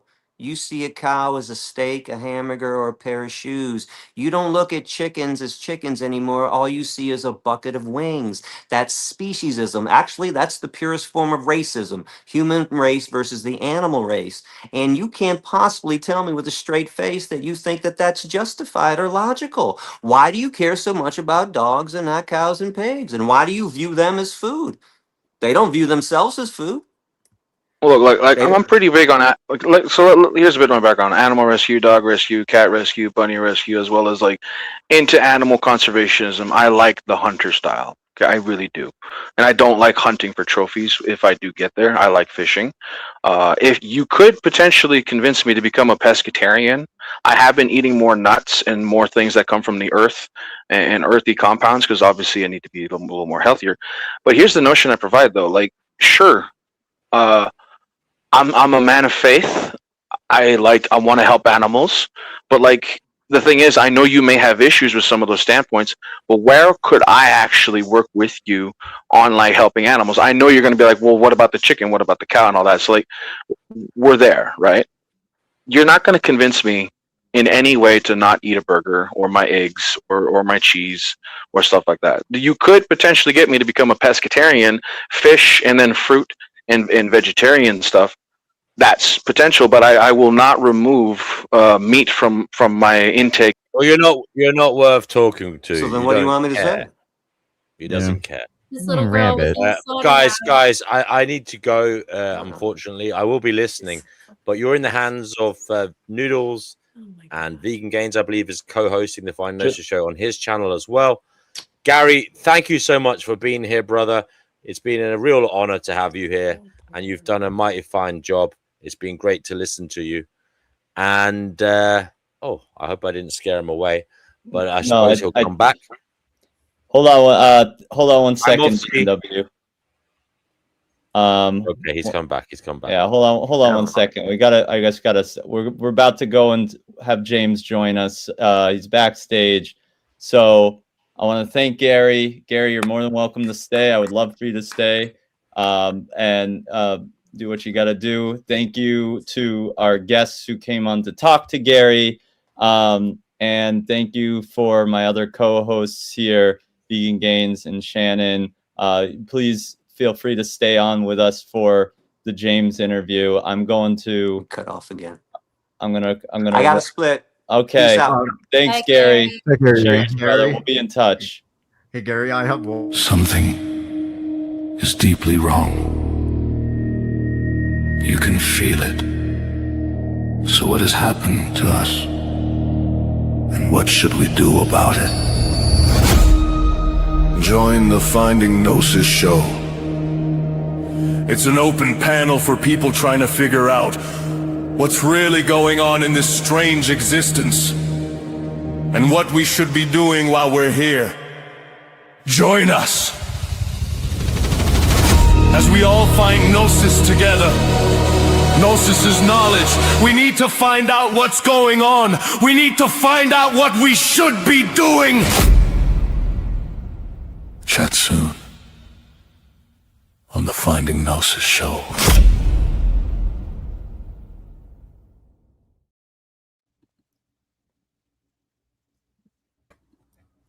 All right. Yo. Everybody. Jimmy. Yo, we have Jimmy Cash. What an intro. Damn, I want to find that Gnosis, man. Give it to us. Give it to us. Oh, you tell me. You sound like you're the one with the intro, bro. I'm sure you got something wise, you know, if you're going to make something like all that. Okay, well, here's the thing. I want to start at the beginning, James. Should I call you Jimmy or James? Jimmy's good, bro. Okay, Jimmy. I want to start at the beginning. You, like Gary, you made a big wave in animal rights, okay? And there's not one animal rights activist I know who hasn't heard of you. A lot of them have come to see you when you've toured through America or through Europe. I believe you have been on some talk shows or on the news. Am I mistaken about that? Yeah, you've done a lot of media. When you were a kid, were you like this? What were you like as a child? Yeah. First of all, what's up, everybody? Vegan Gang, Shannon, and Axel, all-star lineup. Yeah, man. So when I was a kid, I was in some ways this way inclined, and in some ways very much not. So I was, you know, I had a lot of friends. I'd move in between groups a lot. I found like I was somebody who could kind of relate with a wide range of people, and you know, sort of be friends with a wide range of people. But the thing that wasn't really very much me that is these days is I didn't like to do things to get people offside. You know, I didn't like to sort of, you know, like push people very hard. I just wanted to keep the peace, you know, and at that time it seemed like keeping the peace was different to what it is now. Now I think that keeping the peace involves a certain amount of conflict and this and that, because a lot of people are doing some really fucked up shit. But yeah, growing up, man, you know, it's funny you mentioned Gary. Gary was a massive inspiration to me. After seeing Earthlings, he was the guy who I heard the vegan message from. And, you know, he was doing speeches. And when I found out about Gary, I was planning my year-long vow of silence. When I finished the vow of silence, I was thinking maybe I should do what Gary did. You know, he went around, gave a bunch of speeches about his story and, you know, what he thinks on things. And when I was growing up, that was, you know, I was known for how bad I was at public speaking. It was, I just got so nervous. I couldn't, it's funny because I could just flow into any chat, but when it was something structured and there was things I wanted to say, I was just really bad at it. So yeah, man, in some ways I was, you know, the reason I got into animal rights eventually was partly because I felt like there was a space for somebody like me, you know, who really wasn't a very activist looking kind of person. You mean a Chad? Like, no, I mean like more like an Aussie, surfy, laid back, you know, it's sort of like the opposite of animal rights. Okay. You know what I mean? Like, yeah, like I was a very laid back guy. And so I felt like there's a space here for someone like me. You know, I've been a personal trainer many years. What I have become good at is helping people. You're approachable. That's the thing. People like you. They like, you're charismatic. Obviously, you're easy on the eyes. it's a good Thanks, look brother. for animal rights, right? Yeah, I felt it was more specifically about. I saw a lot of people wanting to, do some of the things I do now, where I was much more about educate, encourage, and inspire, and I felt like that was sort of a bit missing from the movement. Like it was like if I was a personal trainer trying to get people to change by calling them fat, maybe it would have worked for some people, but over the years being a personal trainer, it didn't feel like that was maybe the best approach, or at least there was room for other things.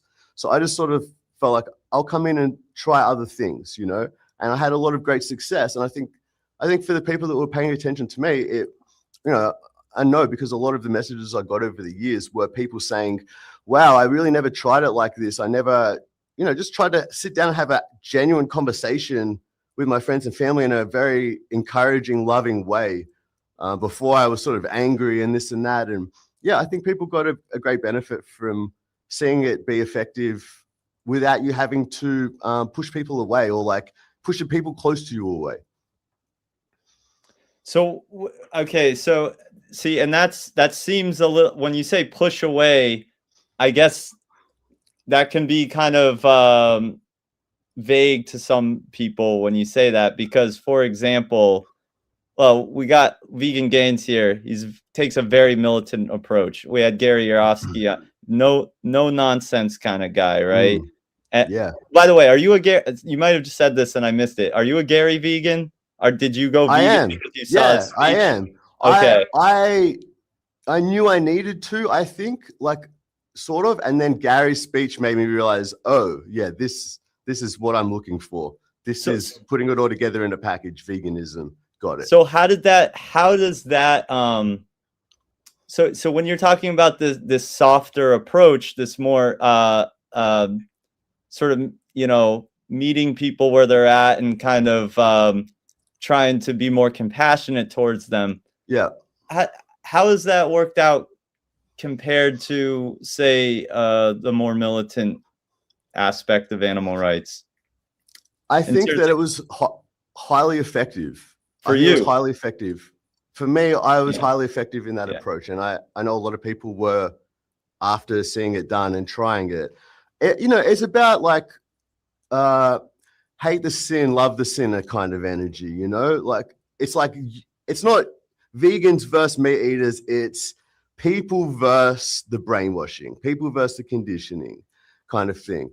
And it was highly effective, except I think something that happened, about 4 years ago now is I was still seeing people, sort of distant family, some friends who I knew had seen every post of mine for many years and still hadn't changed, and I know they knew. I've had conversations with them. I know they've seen all my vids. And that's when I realized, fuck, this isn't enough. There should be no approach that takes 8 to 10 years for somebody to change. And if they've seen all my shit and they still don't feel any urgency here, then I'm doing something, I could be doing more. Or I got to change it up and at least try other things. And that's when I decided to just really come from a place of honesty. That's what I feel like has changed with me now. Before, I was trying to be strategic with what I felt would be the smartest thing to say to people. And then, whether this is backed by, science or not, because I know, like, sometimes it freaks me out. I think, man, I know some people say that this isn't the best way to do this and shit. And I have had success the other way. But I felt like what was missing from my approach back then was, even though I was trying to be honest, if your expressions, if your behavior isn't really matching the severity of the situation, then it just isn't congruent. It isn't honest. Like in your head, you're like, you fucking psychopath. What is wrong with you? Like, I feel like I need to slap the shit out of you until you realize what you're doing is psychotic. In your head, but in real life, I would be like, yeah, it takes time, man. Shake your hand, like think about it, this kind of thing. And I just went all in on honesty and just sort of trying to be as close to how I would really respond, without trying to play games with people. So you just mentioned that word psychopath. that just made me think of your song. It just instantly brought me there. But yeah, because I've been watching some clips from your live streams recently, and you do seem to take a more no nonsense kind of approach, which sort of seems like what you're saying is it's a change from the approach that you used to take. Now, okay, moving forward from when you were a kid to well, when did you go vegan, by the way? It was 12 years ago, coming up in January. Okay. So, when you were in high school, did you have any of these feelings? Were you ever confronted with it? Because, like, when I was in high school, you know, it's funny, and this must have had an effect on me. The kids I sat with at lunch, 2 or 3 of them were vegan, but they were really? they were Wow. like hardcore. They were hardcore punk rocker Yeah. vegans, right? I They get you. never preached it, never. But I did know about it because I remember, like, I offered some food to one of them once. And they're like, "Oh, I don't eat that shit." But Yeah. you know, but they never like preached it, but they you know, I knew it. And the thing is, I probably would have been brought to it sooner, but they were part of like the cool kids clique, which I didn't. I got to sit with them at lunch, but I was never like really invited in, right? So Gotcha. yeah, in high school or in college, where was that? When was it presented to you? Yeah, different things happened over the years, you know. Like I got one story where I was down the bush with my friend, high school buddy, right? We were down the bush and blazed a bit of weed, looking for water holes to swim in and stuff.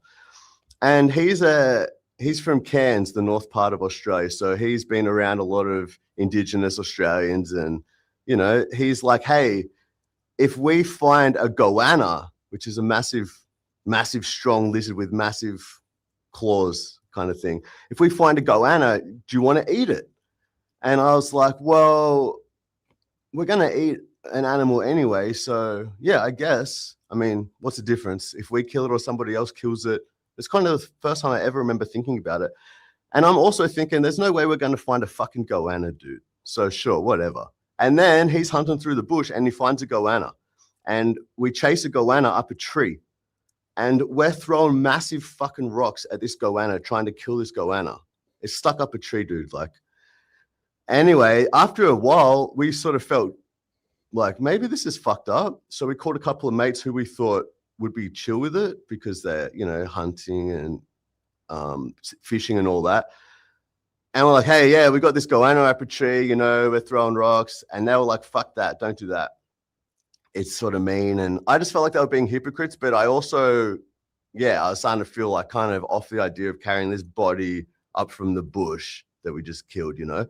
Anyway, so we threw a bunch more rocks. We were like, we'll throw 10 more rocks, and we didn't hit it. And then we're like, all right, let's just fucking leave and we'll go. And then I had this nightmare that night that I was on this tropical kind of island. I was running around looking for my daughter who'd been taken. There were all these Indigenous people smacking me with sticks. I was in the middle of this circle. And then, you know, I'm trying to get my daughter out of this big warehouse where everybody's sharpening pencils with electric pencil sharpeners. I get her out. I'm like, thank God we're out. And then someone came and stabbed her in the chest from out of nowhere. It's a dream I'll never forget. And I always, you know, it was a crazy thing because after that, I just thought, whoa, it's like I was sort of tapped into, you know, this killing is wrong, you know, and like it felt like I was getting karma from trying to kill this animal earlier in the day. And then I had the same thing as you. I had a couple of homies who were vegan, super vegan, still vegan, but I didn't know what it was, and they never explained it to me. And I remember when I went vegan years later, because of them, partly, I'm saying you guys are like the first time I ever heard the word vegan, and and we're talking about it in front of this girl's parents. So she's been vegan all these years, right?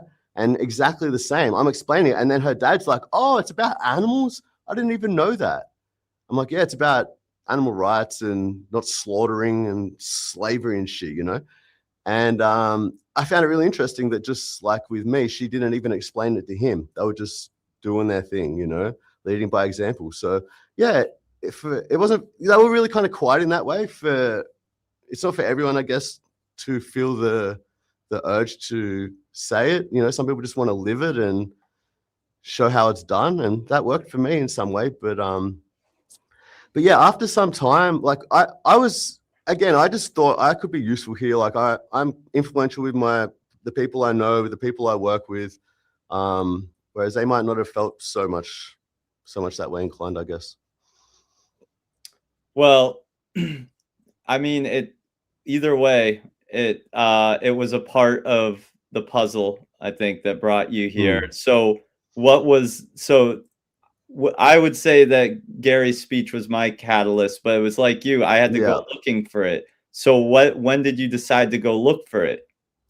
I very much had to look for it. I didn't know anything like Gary's speech really existed. And I didn't know much about vegans except for these guys who were into the punk rock scene. So I had that experience with the goanna, and I still ate meat for years, every meal. And then years later, I was working on a cruise ship where it was all you can eat meat every meal. So I was initially in heaven with it, and then soon later, I meet a guy who's an Indian guy, believes in karma and stuff. And he said that it's bad karma to eat animals. And I just was intrigued by the idea of it. I thought maybe there's some way I can get some benefit to myself here. I'll look into it. And then I read this book called Healing with Whole Foods, which is a big sort of encyclopedia type book. It's got all the different sicknesses, common sicknesses people get, different diseases. And it kept coming back to eat a whole foods, plant-based diet, even though it wasn't a vegan book. And as a personal trainer, I was interested by that to want to, encourage my clients and help them more potentially. And my mum, who had always been on high blood pressure pills, I was, getting excited by the prospect that I could actually be a better personal trainer. And and that's when I saw Earthlings and saw that a lot of people's reasoning for being vegetarian was animal rights and what happens. And then I saw the slaughter, which I'd seen once before, but I didn't care because I thought we needed to eat animals to be healthy. So seeing it again with this new realization that we can cure a lot of diseases by not eating animals, and yet we're doing this to them. Nothing here is making any fucking sense. And I just couldn't believe that I was seeing this, I couldn't believe that I was like putting these pieces of a puzzle together as someone who didn't give a fuck about animals, when nobody else, I'm like, wait a second, you guys, my whole life, I know you've been an animal lover, right? That's what you've always told me. And now I'm telling you about what's going on, and you're like, don't tell me, I don't want to hear that shit. And yeah, it just all felt really weird that, because I never see myself as somebody exceptionally compassionate or intelligent, just pretty, normal. But that's when I started realizing, what the fuck? Like, people don't want to change. When I put these pieces of the puzzles together, I wanted to change pretty fast. Like, it just made sense. What do you think it is that about your mind? Like, what do you think it is that separated you, that made you someone that wants to change and them not? Yeah, probably a lot of little things. I guess I really went into the health side of it. So I felt very convinced that you can be healthy without eating animal products. And I think that's a huge initial sticking point for people. They just always believe you need meat for protein and dairy for calcium, eggs for omegas, all that kind of shit. So I think that was already a solid base there for me. And yeah, I think because, again, I went straight to Earthlings, you pretty much forget about humane slaughter and humane ways of doing things when you see a couple of hours footage of what happens. I mean, I always say, if anyone can watch like Earthlings or Dominion and not be vegan afterwards, they are a psychopath. It's just gotta be what it is. So speaking of psychopaths, like it, at least you have a new single out, right? Is this your first rap song ever? And first rap song ever, yeah. Okay, and is it your first song ever? Have you released any music before? No, I never released a song before. The whole process was brand new, bro. Yeah. Okay. And what made you decide to get into music? What was that always an interest, or? Nah, not at all. Not at all. I always loved rap ever since I was like 10, gangster rap. And I considered starting rapping once or twice throughout my years. I did write a little bit of this and that, but I felt like I didn't really have much to rap about, you know? So I just sort of, it just didn't really flow so much. And as I said, I, had the realization that people need more direct honesty. Like at some point, I felt like a lot of people were looking up to me how to talk about this. And I wanted to just be as really honest how I felt about the situation as I could.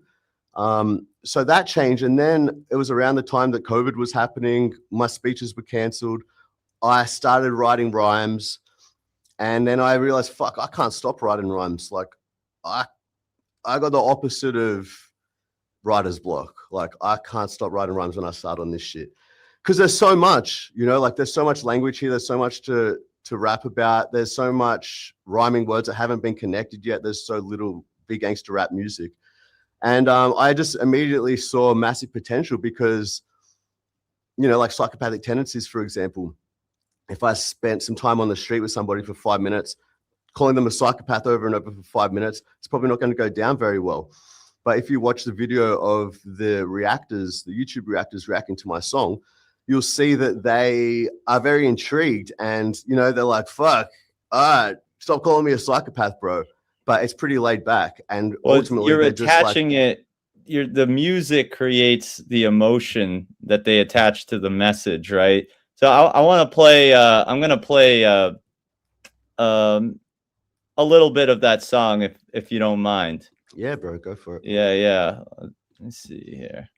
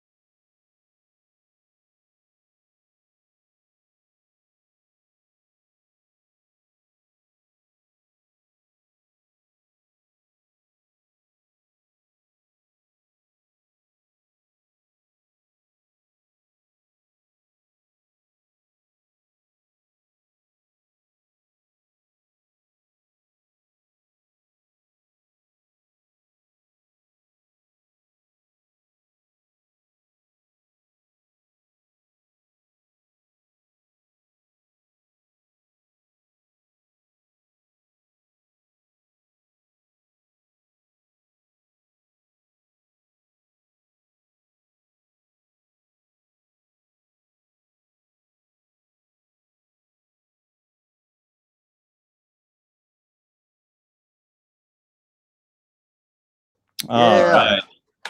Yeah. I have to figure out how to put everyone back on here. There we go. Oh yeah.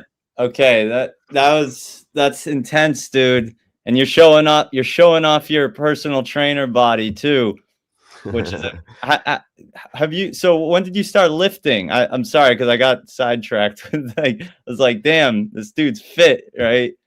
Thanks, bro. I haven't. Yeah, I started lifting when I was training for my black belt when I was about 15, and I started doing weightlifting then. And I pretty much have a terrible weightlifting career. Like I've just injured myself every year pretty much the whole time, just doing really dumb shit. It's just in the most recent few years that I'm realizing how bad my form was and how bad the way I was doing shit was. I've been in pain for 20 years because of the dumb shit I was doing. So it's interesting, man. Like, there's just something even as simple as that. Like it reminds me of the eating animals shit where it's just mundane shit that you could make little tweaks in that could have such a big difference in your life that, until you know better, you don't know better. And yeah, man. So, I haven't been doing much with weightlifting or anything like that. I just eat good and stay pretty lean with it.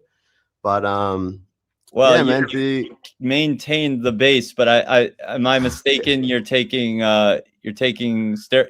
steroids, correct? yeah, so I got down to about 69 kilos at one point when I was suffering really bad physical pain. I just didn't want to eat. I couldn't sleep. I was like going through the worst time ever. And I thought maybe steroids would be a good way to pack some muscle on fast, and maybe it would help me like pull into a better position, better posture kind of thing.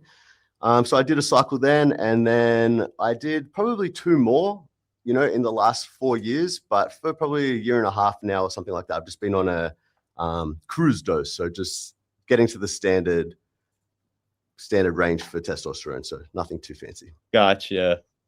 I'm thinking about it. I'm thinking vegan gains has really got my mind in a loop about this stuff. So If anyone's gonna motivate you, it's Vegan Gains' new fucking body. I mean, he had an amazing body even before, but it's just that's what we thought. No, we that's thought what it was amazing. Yeah. Then he showed us what amazing is. I mean, but it Steroids does are great. What do you say? Yeah, they're great. Steroids are great. Hey, they Yeah. work, bro. Yeah. And they're vegan. Yeah. Yeah, and I think you can be pretty, you can be go on some pretty crazy cycles, or you can do some that you're probably going to be pretty fine. So I don't know. I try to steer in this. Yeah, you don't need much.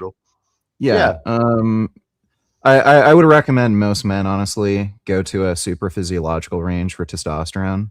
So like try to get to around 2000, as long as you can tolerate it. Start off with a small dose and just gradually titrate up a little bit. I only needed to go on 210 milligrams of testosterone per week. That got me to 2,228 nanograms per deciliter serum testosterone. And I gained 20 pounds of muscle in just 2 months. So Yeah. you can get a lot from just a small amount of drugs. Totally, man. Yeah, I think there's a lot of benefits. I think people demonize it a lot, but if you're smart about it and you do things with a decent education about it, then you're probably not going to have problems. But everyone got their own journey. So if you're thinking about it, it's annoying because people are like, oh, they'll look at Vegan Gains now and be like, look, not natty. Yeah, anyone can do that on steroids, but not many people can do that even on a lot of steroids. What Yeah. Gains has done. Well, So Vegan Gains is also a genetic freak. I mean, I met this dude before he was on steroids, and he had the biggest arms I've ever seen, like in real life. So I think that also people do need to realize that he is gifted. No matter what boost the steroids will give you, there's few people that will be able to look like him. So or you for that matter. I mean, it still takes work. You still have to diet. You still have to, but whatever you guys are doing, I think it's good. I think it helps the cause to show, people say, oh, well, I'll say they're vegan and say, oh yeah, but they're on steroids. But you actually, your body, what is it? Isn't it true? Your body goes into protein. What was it? Protein synthesis more rapidly on steroids. So you need more protein. So it's actually a testament to the fact that you can get as much protein as you need. Am I wrong about? I might be mistaken about that. I wouldn't say you necessarily need to eat more protein. You could probably benefit from having more if you're on steroids. It does increase the duration of muscle protein synthesis after exercise. But yeah, regardless, like if you don't get enough nutrition, you're not going to grow. So James, I want to get back to your career as an activist. How soon after you went vegan did you get really serious about being an activist to the point where you became a famous vegan activist? Day one. So a year prior to being vegan, I started a 10-day Vipassana meditation. During that, I had the idea to take a year-long vow of silence. I soon figured out might as well do it for animals because everything that I care about seems to be covered by this. Human health, the environment, not that I cared much about the environment, but, human, like hungry people in the world, so many things covered by whether we enslave and slaughter animals or not. And so I spent the year planning my vow of silence, going around Australia, you know. But when I started my vow of silence was the same day I said, from this moment on, I'll be vegan. Because before that, for example, if something was getting thrown out or whatever, I'd be like, fuck it, I'll eat it. Just a cupcake, got a bit of milk, who cares? But yeah, then I cut that shit out. And so it was first day I went vegan is the day that I started my vow of silence. From there was, you know, in that first year was going into factory farms, busting out animals, getting on the news, visiting sanctuaries, helping the animals there, going to my first activism events, and just sort of, you know, seeing what goes on in the movement kind of thing. And then when I spoke for the first time on TV, then that's when the speeches started. I started getting invited around to talk about the journey. So wait, sorry, I missed something. Yeah. So you somehow they knew about your vow. How did they find out about the vow of silence? Because I was posting every day. Oh, you were posting. Okay, right. So yeah, I was posting on Facebook and that, and just saying day 286. Right. Here I am in the world. I'm cycling across Australia now because my van broke down, and I had a bunch, 20-something thousand people following me towards the end, something like that. Do you think? Okay, now is back before the algorithm switch, which definitely helped a lot. I think with gaining followers, and do you think that someone today could make the same kind of splash, just not talking? Yeah, probably bigger. Yeah, maybe. Yeah, I don't see why not. Like, I did it without videos, you know, so it was all just text blogs. So I think someone, if they wanted, they could do, you know, a year of silence, doing videos, make it more interactive and interesting than what I did, and you know, probably get a pretty interesting following potentially out of it. I think there's a possibility. Yeah. I think especially on TikTok. Yeah. Yeah, exactly. It's a pretty good platform for short form content. Even though it's run by commies. For the end, you know, for me, it was really all about what happened at the end. And I didn't want to be on that TV show. Like, I was fucking nervous as, you know. Oh, yeah. What show was that? It was called Sunrise morning TV shows, like the most popular morning show in Australia. So yeah, you know, I just went on because I'd been studying for a year. Like when I was cycling across Australia, I was, you know, listening to audiobooks on abolition versus welfare, and like really getting my head into what's going on with all that kind of stuff in the movement. I didn't realize there was this sort of divide at the start of the year. Towards the end, things changed. But yeah, I think if somebody wanted, I think any kind of big stunt like that, where it's got this payoff at the end, no one had ever heard me speak, and they've been following the journey for all this time. Like, yeah, I think someone could probably do way better, actually. So okay. So when was your first tour? And was it with any group, or was that just you? No, it was never with any group that I recall. So yeah, it was mainly just I started going to schools around Australia, going to vegan events, you know, getting invitations to speak on the radio, that kind of stuff. And I was just trying to say yes to every opportunity at that point. And then soon later, I went for my first tour, was Scotland. And then, yeah, I did a bunch in the end, you know, like went to a lot of different countries, you know, gave two main speeches, one about becoming vegan, which was more tailored for people who weren't vegan, and then one about using your voice, being someone who is not just a vegan, but trying to encourage others to do the same. And yeah, it was great. You know, I got good at public speaking. I could pretty much, you know, get people giving a standing ovation towards the end in all the speeches, because you just learn after a while. It becomes a bit of a comedy skit. You try some jokes throughout it. Then you've got the funny element, so people stay engaged. But obviously there's the very serious element, so people are like thinking about their fucking life. And by the end of a solid hour of you putting all these images into their head, making them ask these challenging questions, you know, you can get a fucking long way with somebody. Like in an argument with somebody, this is again why I went to music. In an argument or a debate with somebody, it's back and forth, back and forth. They're trying to, you know, like make you agree with them. You're trying to do all this. But with speeches or a documentary, they the whole time have to listen to you and what you've got to say. And after a while, it's just, you can't argue with this shit, right? And then same with the music, I felt like I was so over debating this. It felt wrong to debate it. You know, at some point the debate is over, right? That it's done. We've had the debate enough times where we can see that vegans are always right. So we don't need to keep doing that. And that's when I thought music would be good. I can say what I want to say. I can package it in a way that people already love, because gangster rap is the #1 most popular genre of music. I thought it was crazy that we didn't have this base covered when we know musicians are so influential, powerful. You know, these are the type of phrases that get in our head, songs like catchy little tunes, this and that.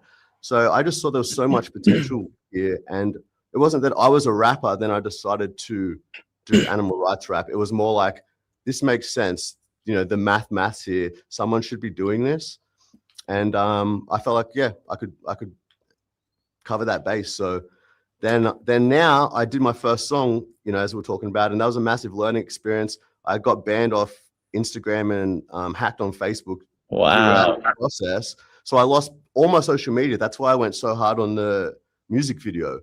And it took a long time to get a completed song. We made the beat out of, you see at the start where it's like it's getting clear into this video of me in a slaughterhouse. And that's where we took the sounds from, that we sampled the sounds to make the beat from that video that we took inside a slaughterhouse. So there was like a lot of shit that went to making what I was trying to make was a competitive song, you know, that was a good standard. I didn't want it to sound like this is this guy's first song, clearly, even though it does, but because it is, you know. But for a first song, I think it's pretty fucking good. Yeah, it is. Yeah, thanks, brother. And then when it gets to, you know, and I think what was the best telling of that was the reactors' responses to it. You know, they were like, yeah, this is a catchy tune. This is a good beat. This is making me think about life. That's the bases I wanted covered. I wasn't expecting anyone to say this is the best fucking rapper on earth right now. And how old are you? Message. If you don't How mind. old am I now? Yeah. Now I'm 39. 30. All right, so this is a very important thing for people to hear. You can start your musical career in your late 30s, hell, in your 40s, you know? And this is one of these things. I'm a musician, I'm an artist, and I've always felt really discouraged, actually, up until recently, thinking, you know, and anyone who does anything with music, they do it, you know, when they're teenager, early 20s, whatever, that's when they make it, right? Maybe that's true for a lot of people, but it's not the end all be all. And for your very first song, for having not done anything before, it's a very good song, and you have a good flow, and your lyrics are awesome. You know, it's solid. Like lyrically, the song, thank you, bro. I appreciate it. And I agree. You know, I was just like, this makes sense. Someone should do this. I didn't think, well, I'm fucking 39. I was just like, needs to be done. Let's just do this shit. And, you know, if people are really doing it mostly younger, then you're just going to appeal to a crowd that probably isn't being reached so much if people are looking into that age bracket for entertainers and musicians and stuff. But yeah, I mean, like lyrically, it's solid. I think if you listen to Psychopathic Tendencies and you properly listen to the lyrics, it covers pretty much every base that needs to be covered for somebody to change their life, change their perspective on life completely on this issue. And you can't do that with a conversation calling someone a psychopath. Like that's the beauty of rap or just these more creative outlets. You can say shit you wouldn't usually say. You can get away with it. They're expecting controversy. It's a rap song. Yeah. You know, it's like a comedian. They have further freedom to express themselves and say the shit that people can't usually say. And when it comes to animal rights, that's so important because we're so used to, myself included, and then in the dairy industry, this happens, and then this happens, and it works. It's great. I'm not saying people shouldn't do it, but we should also utilize this very powerful way of expressing ourselves, music, which gets in people's heads, you know, can become their favorite song. If you remember the lyrics 20 years later, whereas a speech, like it doesn't work like that. So I think and then you're getting people to listen to an album. Sorry, but I was just going to say this before. No, say it. Yeah, go. Now, it's that like I was banned and hacked, so I went all in on the music video. But now what I'm going to do is release like 10, 11 songs in the album Brainwash Zombies. Release the whole album as, you know, as sound, MP3 kind of Are, thing. are you planning? Sorry to cut you off. Are you planning to release all those songs at once? Yeah, so that's what I'm trying to say. Can I just let me give you my reasoning and then you tell me. Okay. Yeah, because I don't want to keep waiting all this time for a music video to be released. I'd rather just be like, bang, here's an hour of what I think about this shit in rap form. You know, this is going to cover a lot of bases. If someone's willing to listen to all of that, they're not going to see life the same after. It's just like watching a documentary, listening to an album versus a 4-minute song. And yeah, I just am tired. Like all my songs are already getting dusty. I have dozens of songs and I have so much more to write, and they're just getting dusty already before they even exist. So I just want them out. I want like 30 songs just out, bang, bang, bang. And then I'll start working on the music videos. Because the way I see it, it's a second release. It's like you release once and then you release again. I need to give you I need to give you what I feel is very important advice. Now I'm not saying I know everything, but I have in the past 3 years of being a lot more serious with my musical career. I've been meeting higher up people, higher up producers, when I've learned something about the algorithm. It does not want you to release all that music at once. It's gonna if you were already an established artist, that is a different story. But it's what I've learned. Semi-established though in a different way. You are that's true. That's true. I think but that's what we got to consider. Like it's a little bit of a unique situation, being someone known first, then branching out into this. So I hear what you're saying, and I don't disagree.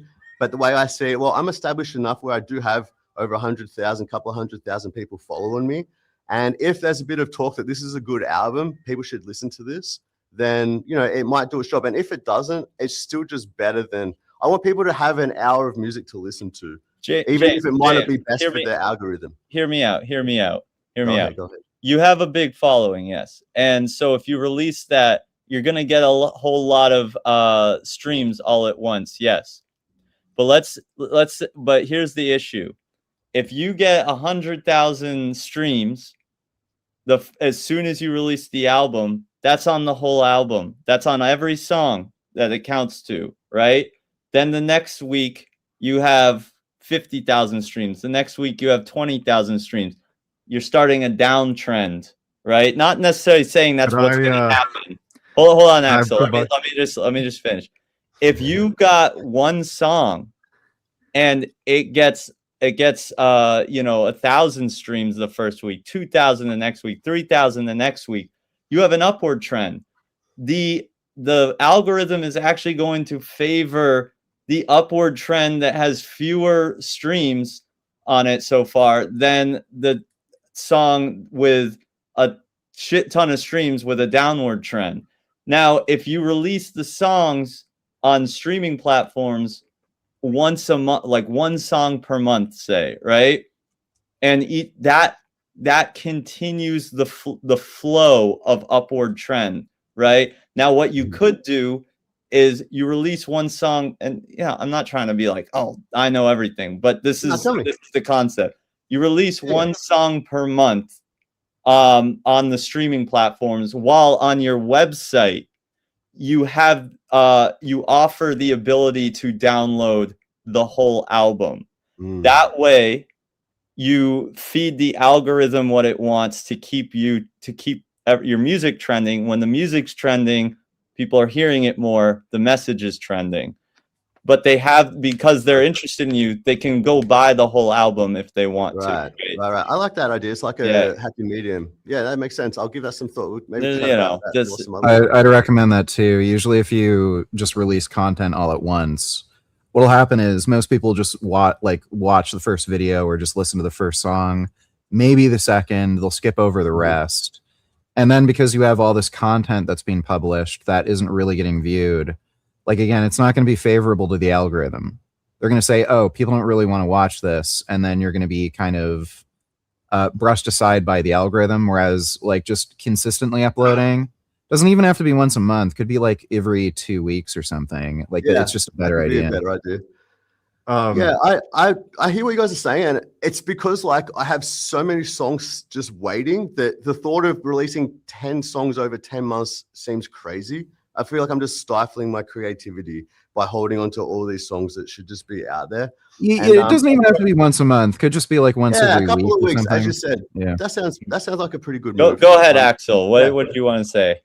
I wanna give both of you guys credit. What Noodles is saying is right, but only for like stream like YouTube or something. However, For Spotify, Jimmy, which is Spotify is 75% of the game. hold on. Yeah, well, I would say it's like 40. I would say like Apple Music pays a little bit more and is like a little bit better. And But in stuff like terms that. of what people are listening to, Okay, but so each listen for like, let's say example, like Apple Music, every song that gets a listen, it doesn't matter if that person listens to that song multiple times or not, they get paid a cent, right? Like a penny. less. Well, Apple Music is a penny. Oh, Apple. Okay, I see. Yeah. Yeah, that's why I brought up Apple Music. Yeah. So, yeah, they charge more to pay the artist more. Spotify is less. So, if somebody releases an album, there's more chance to have someone listen to that song, like the song that they like, repeatedly more than if they just like, if he releases only like to all, like if he goes through, I don't know if you use DistroKid or like TuneCore. Okay, DistroKid. So let's say you use DistroKid to release a single at a time. That if somebody doesn't listen to that single, you're not getting paid. Like if they just listen to it once, you're not getting paid, right? But if you release an album to the streaming platforms, and there's more chance to get someone to listen to a song repeatedly. So I agree with what you're saying. Release the album and then release singles upon that album, because then you can actually have like a higher chance to get garnished, because if like you double release, platforms like Spotify will kill your trend right away. They look at it as spamming. So I do not recommend that at all. I recommend picking which song you think is your most likely hit. That's a tough decision to make. I know. You can lead with that one. Like I said, put the whole album on your website for sale where people can download it. So they know where to go to get the whole thing right away if they want it, and you're guaranteed to get paid for it that way. Otherwise, but with the streaming, just release one. I say one song per month, or like Vegan Gang said, every 2 weeks or every 3 weeks. That's generally how the algorithm, from what I'm taught, is fluctuating. But I want to change gears here a little bit. I am curious. Oh yeah, man. We gotta look out for each other. Speaking of gangster rap, Gary's a rapper. Gary and I are working on some stuff, man. I want to talk to you more about that because it's gonna be awesome. It would be so cool. It'd be so cool to have both of you on a song. But we'll talk. I want to find out about what was your income? Like, how did you get money to go on all these tours? Because I know, like with Gary, I think he was getting paid by PETA. He had backing, right? Did you have any backing? How did that all come about? Yeah, so I always wanted to just keep my speeches free, because I never wanted people, ironically, questioning my integrity regarding this topic. So I never spoke about my Patreon. I never tried to get money like that. What I would do is carry bags of t-shirts around to my speeches all over the world. And, sometimes I'd be giving a speech at a vegan festival, and there'd be a pretty decent line of people waiting to say hi and buy a shirt. And I'd make pretty fucking good money doing that. So that carried me. Yeah. I was making really good money at certain festivals. Yeah. I was making great. And I was just I've got all those shirts. I remember those lines. Do you have any shirt? Do you have any you can show us? Do you have any you can show us, Shannon? Well, Did it so say James Aspie on it? they didn't say his name on them. They were awesome. I do still have them, but everything is in shambles. Okay, right all now. right. But one of my favorites. Vintage, a are vintage not James objects, Aspie. property, slaves, or machines. I think it said. Again, Shannon? Can you say One of again? my Sorry. favorites was animals are not property, objects, slaves, or machines. Is that what it said? Yeah. Exactly. Yeah, I love that one. And they were just like, you know, they were nice styles too. Like he had different cuts, which was nice because a lot of time you can only find unisex, and like he had the nice ones for females that came to here. And he had ones that my mom liked as well that had like a peace sign and said like, or yin yang, it was something like that. Vegan karma, yep. Yeah, yeah. Vegan karma, that's what it was, the gray one. My mom loved that. But yeah, I remember those lines, and and the shirts were awesome, and that's activism. Every time he sold one, not only did it support his activism, but everybody that bought one was automatically a walking billboard when they wore it. And his shirts helped us start a lot of conversations. Well, vintage James Aspie T-shirt must be going for a lot of money right now. That's all I can say. It's Well, you can get some fresh ones now. We released a brand called More Peace around when I released a song, and at morepeace.shop you can get some of the old classics plus a bunch of new styles. What's the website? I'll put it in the chat. Yeah, More Peace, like more increase, MORE peace.shop. .shop. All right. So if you want James Aspie or Jimmy Cashby original design, I put the link in the chat for you to go check those out. But I would be interested. I'd be interested in a vintage one, day one, first printing. If you can, if you some holes in it. I don't mind holes. I don't mind holes. If you have something. If you have something laying around, I am interested. I have my Dr. Cashby jacket with psychopathic tendencies, psychopaths everywhere. Oh my god, dude! But you're not letting go of that thing, are you? That's the one. Yeah, beautiful. Yeah. Wait, hold on. Wait, Shannon, put it back up. Hold on. Beautiful. That's a gangster photo. That's great. That's a Shannon every week photo though, isn't it? Do you see how little my megaphone is there? That's the first time at the largest slaughterhouse in the world. Now I have mostly 40 and 50 watts and 175, much bigger. No, you deserved an upgrade for sure. Yeah, you're not selling that Jimmy Cashby jacket, are you?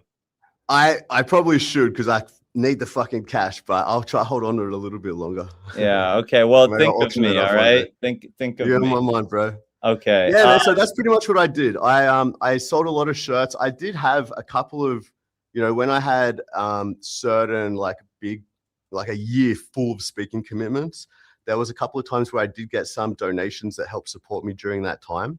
I had a Patreon that was doing pretty well at some point. It was like covering a lot of my just standard living costs back when I was like, just living on the road kind of thing.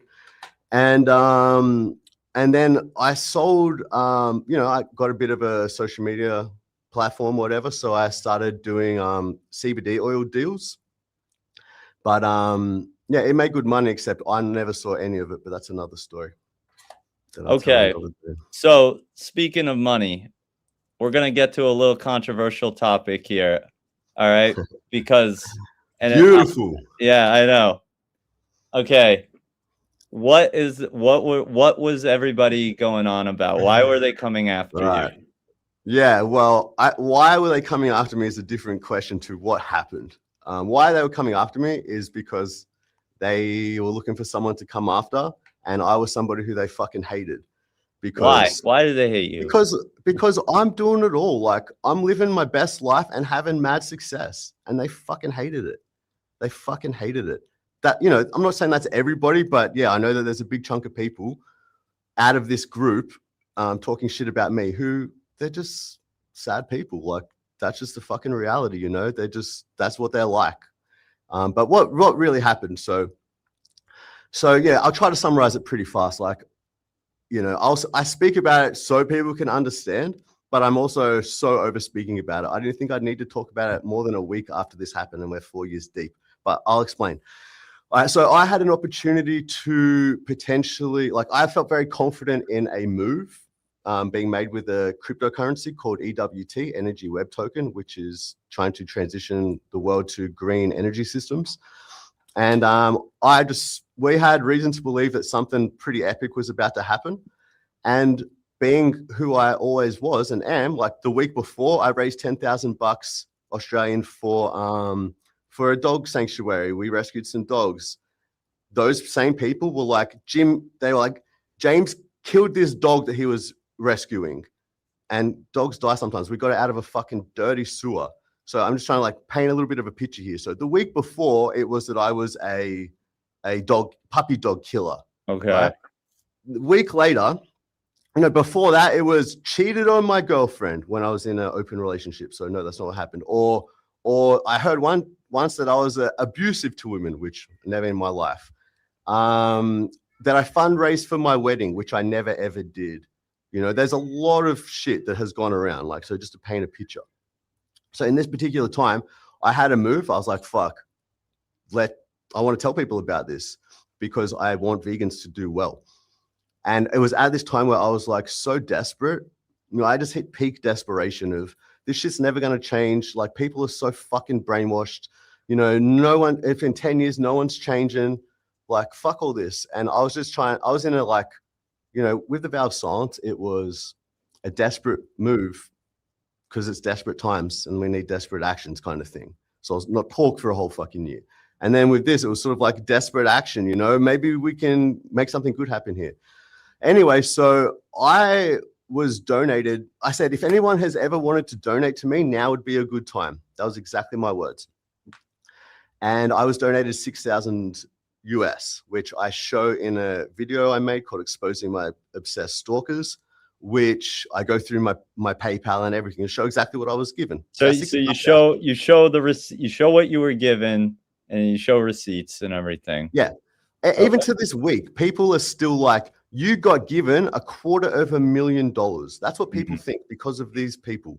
Right. Now, of course, I wouldn't get just a random $250,000 from me making one post saying, if you've ever wanted to donate, now would be a good time. I knew it was like, it was because you said it was for animal liberation or something like that. Yeah. I was like, what does it go towards? It goes towards me trying to help end the animal holocaust. Yeah, and the animal holocaust. That is, yeah, like that's the way I see everything pretty much I do in my life. Why'd you make music? To help end the animal holocaust. Why you put these posts up? To try to help end the animal holocaust. So anyway, I said if you've ever wanted to donate, now would be a good time. I got roughly the same amount I got as the week before when I said, hey, if you want to donate, we're working with this amazing dog sanctuary that are rescuing dogs. I got about $6,500 US both times, roughly the exact same, a week or two before and then this time. Not like all of a sudden, okay, everyone's going to give me $250,000 fucking dollars. Like, that's just ridiculous. But anyway, a lot of people believe this because I would just believe anything. So, all right, I get donated the money within, and then the Energy Web Token, EWT, over the next days, it triples in value. It's got hundreds of millions of dollar market cap and it triples in value. It goes from like $6 to about $20. So about 3.5x, right? Now, some people think it's because I mentioned it. They're like, you mentioned it, and so you pumped the coin. But actually what happened, and I get like why some people might think that, but what actually happened is I mentioned it because we thought something was happening. We were very confident. You know, I wouldn't have mentioned it if I wasn't very confident, and I was right. 3 days later, there's no way my audience, who I've never mentioned cryptocurrency to, So they're not invested in what I had to say about cryptocurrency. They're not even invested in crypto, the vast majority of them. I thought this might help a handful of people, but whatever. I'll mention it and I'll move on. That's how I sort of saw the situation. Quick, So this might help some people. they knew that that the money was going into an investment, right? No, they didn't. So I wasn't 100% sure if I was going to share it with the world what was going on at that stage. But I knew it was happening any fucking minute, basically. So I was just vague, and I said, I understand if this is too vague, don't donate. Like, I know people want to know what's going on, but also a lot of people knew me. They knew my passion. They knew every fucking day I'm standing up for animals, you know, and I'm not. There's nothing to point out with me to say this guy's just in it for the money. Look at what he charges for his speeches. They're fucking free. So I was like, I'm good. You know, my audience knows who I am. If I do something sort of vague and they don't want to donate, they don't have to. And I said, if anybody wants their money back, let me know. Once I donate, 2 people asked for their money back. They got it back straight away.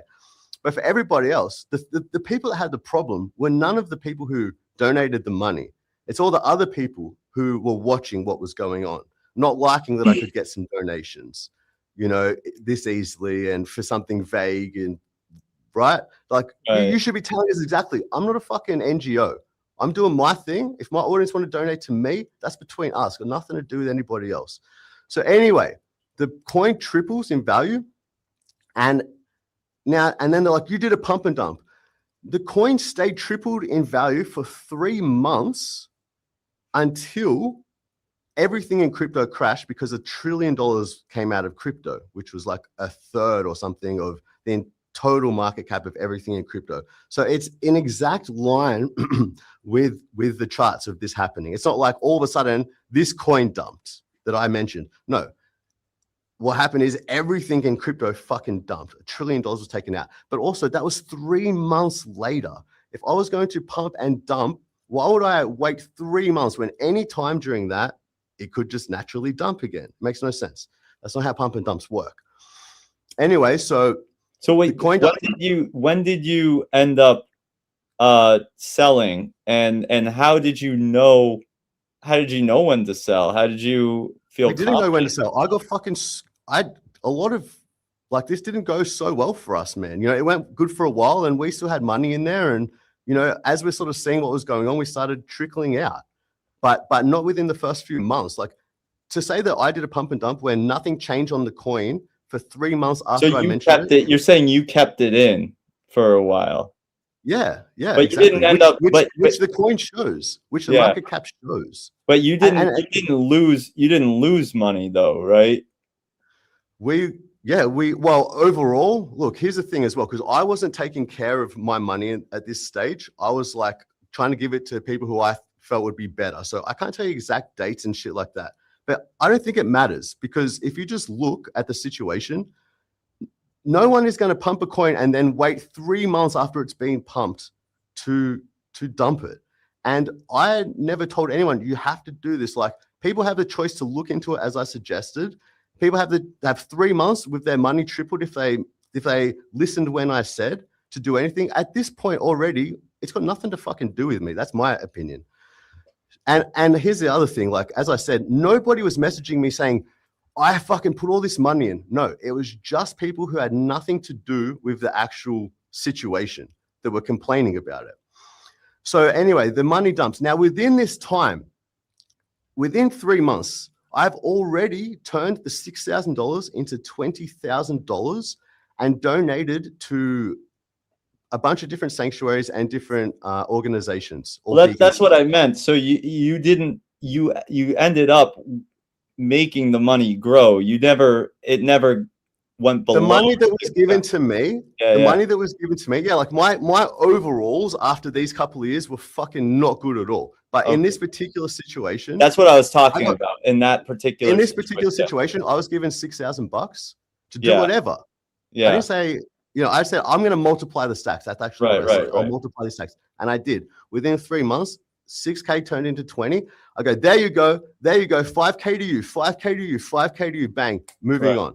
Okay, that was me. Moving on, next moves. That was just another. So where did it go? So who did you give it to? And we gave it to to Food for Life Global, which feed the world's hungry with vegan food. We gave it to Ahimsa Sanctuary in Brazil. We gave it to Viva Sanctuary in, I think, Spain or England. We gave it to Black Sheep Retreat. Yeah, Man, Black Sheep Tara. Retreat. 5,000 Yeah, of them. that's my friend. We I gave love it to, oh yeah? We gave Yeah, it to the fucking, you know, the women in Africa who, Ashwagandha or something? Akashinga. Akashinga, Brave Akashinga, something Ones. like that. Damian Yeah, yeah. Manders. Yeah, Yeah. We did all this through verifiable live streams, which I'm like, hey, guess what? $5,000 to your org.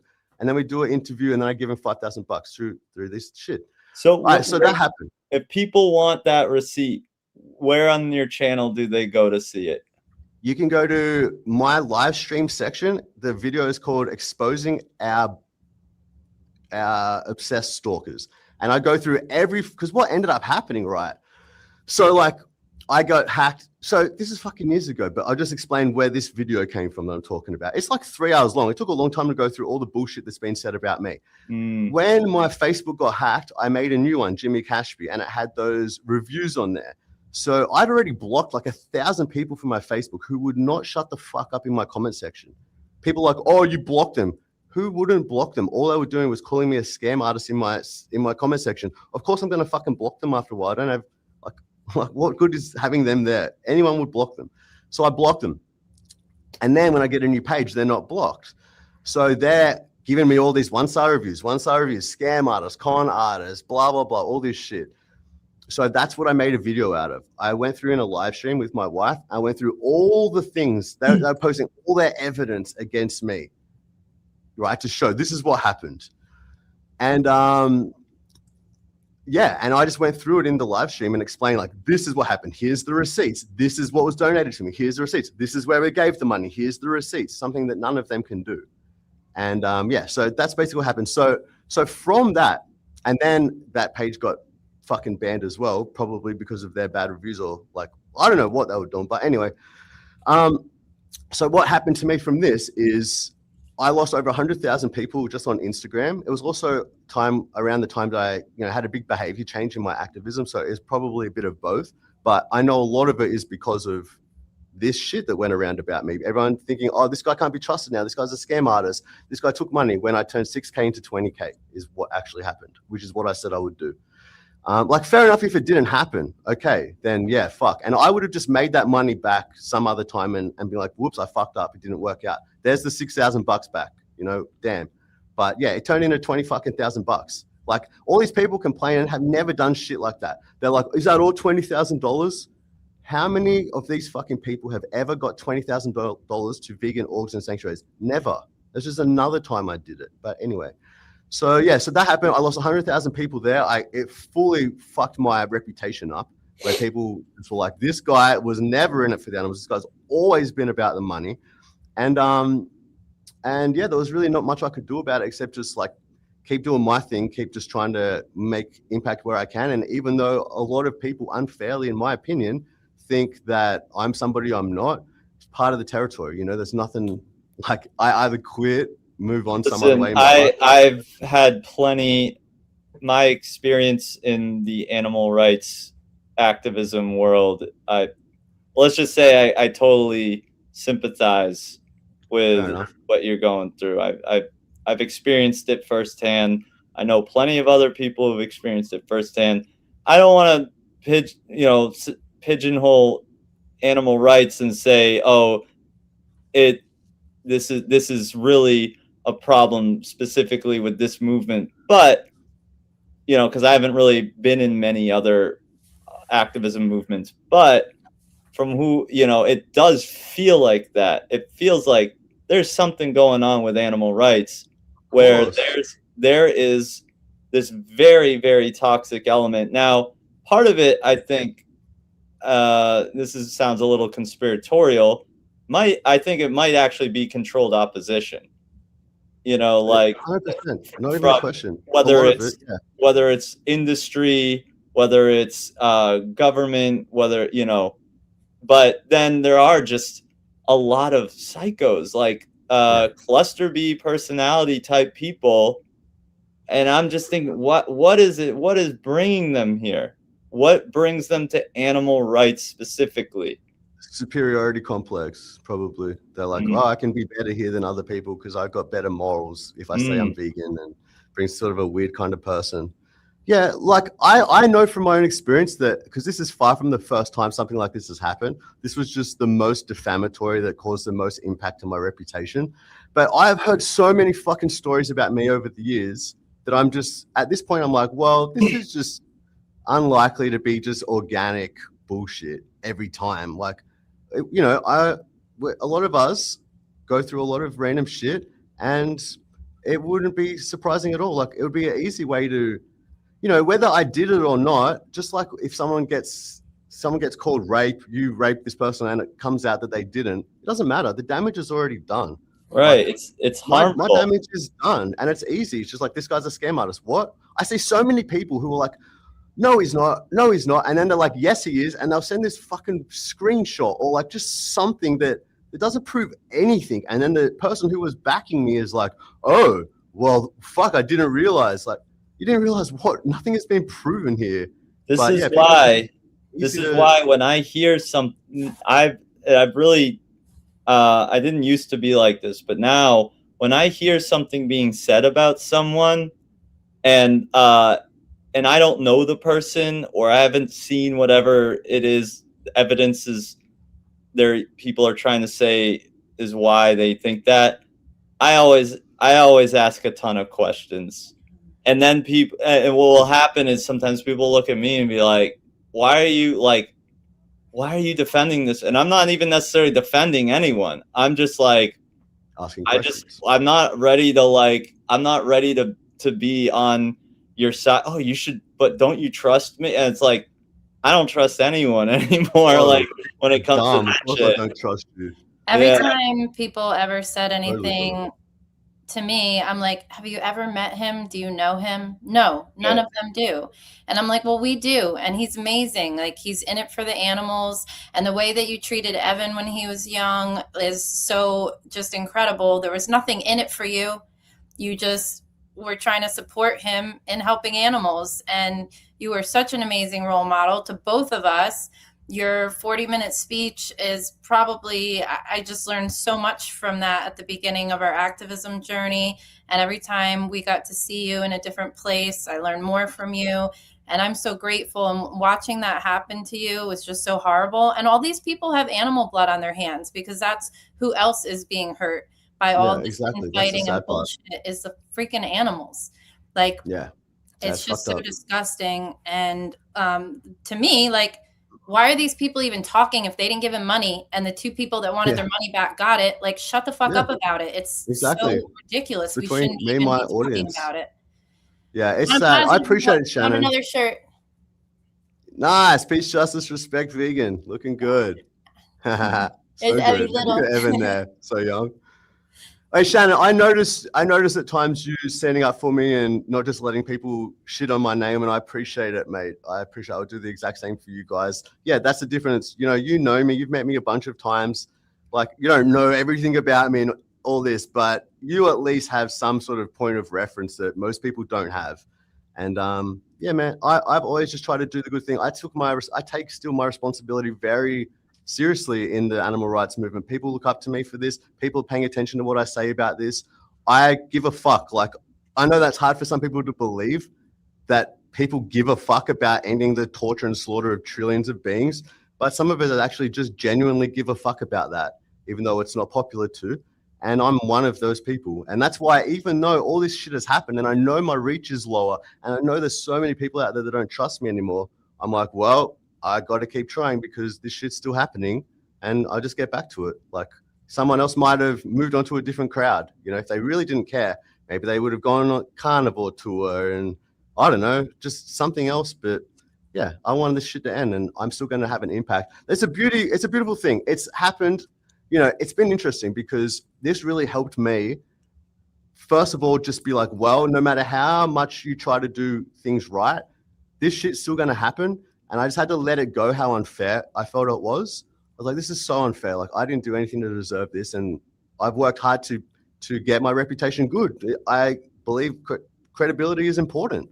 when you're saying something important about ethics. So it was a massive shame. But on the other hand, it just made me not give a fuck about other people's opinions of me, and made me feel confident in going down the Jimmy Cashby path. And it's not an easy path to go down, of like trying to develop a rap career and go against 99% of people in the world with like, this kind of in your face music. So I got to thank all the people that did that for me, because I don't know if I ever would have got to this level without them pushing me here. And yeah, I think this could be a big chapter coming up for me that I hope helps a lot of animals and gets us into a more mainstream arena, the rap scene, with like very serious animal rights messaging and shit like that. So yeah, ultimately it's probably going to turn out well, but it's been a fucking tough time, I must say. Like I've been through hell of these years, financially, physical pain wise, stress. Like it's been pretty fucking horrible. Well, I think also what's very interesting is we were talking about, influencing one person and what impact that can have. I mean, Gary has influenced almost everyone on this panel, and we've all then gone on to influence other people. And you and Vegan Gains and Shannon, but like, just seeing how many things you've done to turn people vegan, to reach people, it's just an amazing thing to me. And this is why we should not underestimate. No one should underestimate what they do. Their part in this, and their being vegan, living vegan. We don't have the stats, but we can be sure that it has created quite a big impact, that we have played our part. Yeah, you wouldn't even know your impact. You might have influenced one person that did a random fucking TikTok that reached 10 million people. Like, you just can never know. Shannon, you're out there meeting people all the time that you'll never see again, probably, that are having this life-changing moment with you. And then you'll rarely hear from them and find out, so what was your impact like from our conversation? You don't get that kind of feedback. But yeah, you can be sure that we're planting these seeds that totally oppose the way people generally think about life and animals and what's right and wrong. So it's conversations that last in people's minds for sure. And yeah, we all got to do it. Like, maybe the vow science wouldn't have been successful, or you can say that about anything, but maybe you'll reach 1 million people or 10 million people, or, and then you just got to like follow your passion. Like, one thing I love about you, Vegan Gains, is how good you are at debating with pretty much anybody. Like, I don't think there's really anybody that could debate you and win, because you've got it all on your side and you know it all. You know enough. Dr. All that stuff. Huh? Except for Dr. Avi. Well, yeah, on the abortion debate, yeah. Okay. Yeah. All right, but you're open to changing your mind on shit as well. Like, most people you're arguing probably aren't. Yeah, I'm just saying that, like, you don't know where we're going. Like, when we start, we start on some random thing, then I'm fucking rap, and Vegan Gains is fucking looking like a superhero, and whatever, it can go anywhere. But yeah, just like, I don't know, I just feel so compelled to keep going, because I've seen that one person can make a difference, and you can make a difference repeatedly. And now with all the opportunity we have, like, you're kind of crazy not to have a good crack at it, because this shit happens all the time. People's thoughts and feelings on the world going viral. So no one better to go viral than vegan. If anyone wants to come up and talk to James, vegan cat. That is a good cat. Meow. That's beautiful, man. That is a very big cat. Yeah, that's really big boy. If they're the size of Vegan's torso, then that's a big cat. Yeah, he's really big. Only Vegan Gains can carry this cat. He's a good boy. That is an exquisite looking cat too. Who They all remembers are, when bro. James got tattooed for 24 hours? Whoa, what? Really? Good times. Yeah, there was 6 of us, 3 tattooists, 3 people getting tattooed. We did a 24-hour live stream. We raised $20,000 for Sanctuary, and we just went hard for 24 hours straight. And yeah, it was fucking good. Shit. All vegans, like all 6 of us were vegans. Which tattoos did you get in that 24 hours? I got a lot of the ones on my legs. Are we gonna see, or? I don't know Not if I today. can show you here without potentially breaking my neck. Hang on. Let me see if Okay. I can stand on this very wobbly chair. Don't Right, hurt if I yourself for the live call stream. the type. I don't think I should stand on this. It's going to be a problem. Okay, Nah, okay. I can't show you. Just trust me. They're there. Yeah, Who is a steroid convert at this stage? I'm Smart people. getting ready. I really think I am. I think my thing is I want to find the doctor that's going to give me the prescription so that if I have to travel, Dr. Cashby, I just have to find him. If I travel, I want to be able to have something I can take with me. Sure. So that's Yeah. the reason I would have that vial. Otherwise, I would get it on on whatever website. There's some shady online TRT clinics where they'll basically just give you a prescription if you just sign a form. If you just say you have every hypogonadal symptom, even without testing your levels, they'll just prescribe it to you. Really? Okay. I've seen a few. Yeah, I dig around, see if anybody has come across like one of those shady online TRT clinics. Yeah, I definitely want to dig in. Someone recommended that I find like the lowest star doctor on Yelp or Google in my area, and just go to them because they'll, they want a positive review or something. Okay. Yeah. That makes Could be sense. the move. Yeah. Could be the move. Yeah, man. Yeah, it'll be. Have you ever been much bigger than you are now? I have, but not without also being not lean. Okay. Yeah. I think the biggest I ever got where I was like lean, where I'm like, oh, I like the way I look because I can see my abs, was like 145 pounds, maybe close to 150, which I know to you guys that's like nothing. My genetics is such shit, dude. But I have gotten much stronger while being like fat. You know what I mean? Yeah. But I'm not. The thing is, there's some people like that look good that can still look good with fat on them because they're evenly dispersed. So like they're not necessarily like you don't see their abs, but they have thick forearms or they have like big calves. I'll get fat, but my forearms and my calves will stay skinny. It's not a good look, dude. So like yeah. How was your guys' chat with Gary? Really good. Yeah, it was great. Yeah. There's some tard debates at the end. There was some what debates? Tard, like retard debates. Oh, about yeah, what? some dumbasses. Okay. They joined you guys. There's like that crazy guy who I debated who refused to admit Hitler was an evil person. And there's some other idiot who's like I don't know if he's an etholist, he's an antinatalist, but I debated him before, and he said he wanted to kill himself, and I asked him why he didn't, and I kept giving dumb excuses, and then I offered to help him euthanize himself, and then he wouldn't take the offer. Very kind. Yeah, we have to be careful on the live stream. I don't know what's gonna, get it. One thing I noticed, so we talked about what Lacey said and then, what Gary said about the health part. And then right at the beginning here, James, when he was telling his story, he said something that went back to that.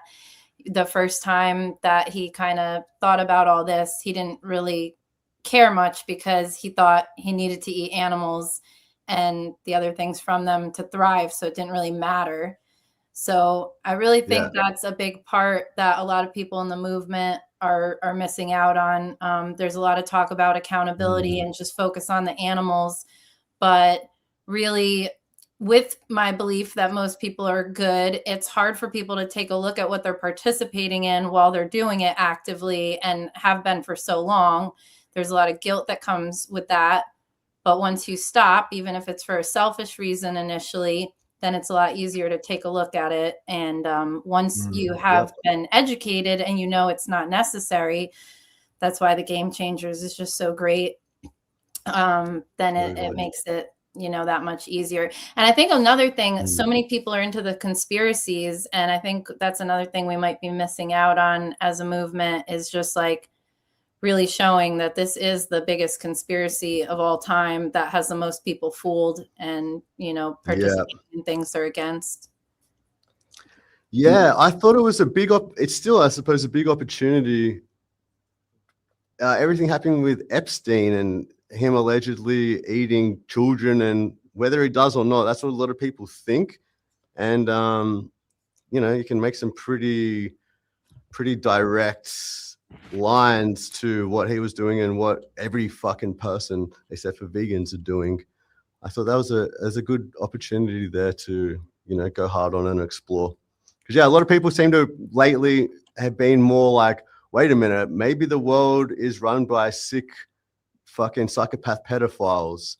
And maybe the diet that they've been telling you to eat is a sick psychopath diet too. Like, give that some thought. What do you think about this slaughterhouse shit? And so the like, I think one of the things about oh wait, hold on, let me. Yeah, exactly. That's right.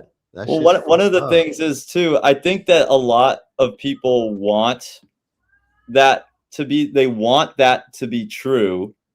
So like, because I don't know, I feel like a lot of people get excited about the idea that there's some secret cabal and they know what's going on, and they're not being fleeced like the rest of the idiots in society. But then they're engaging and in reality, those people probably aren't.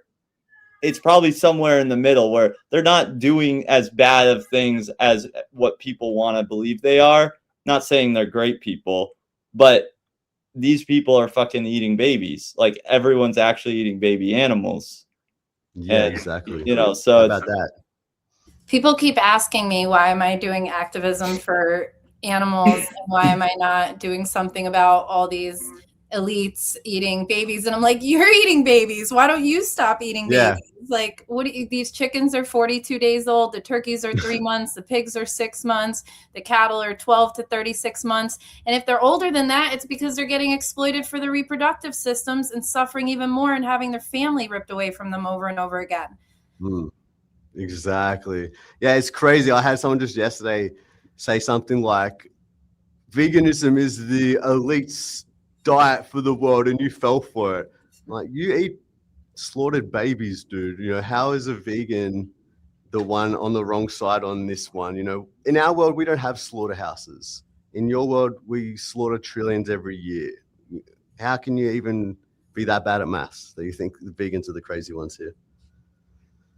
Fucking annoying. Fucking dummies. Well, one of the things, I actually pushed back on Gary a bit on a couple things. One of them we were talking about, like, for example, this oysters or bivalves and this whether or not they're sentient. We talked about whether wearing or buying secondhand animal things like leather or wool or whatever is or freeganism, if that's a rights violation. What's more important, the principle or whether it's actually a rights violation? Things like wild animal suffering,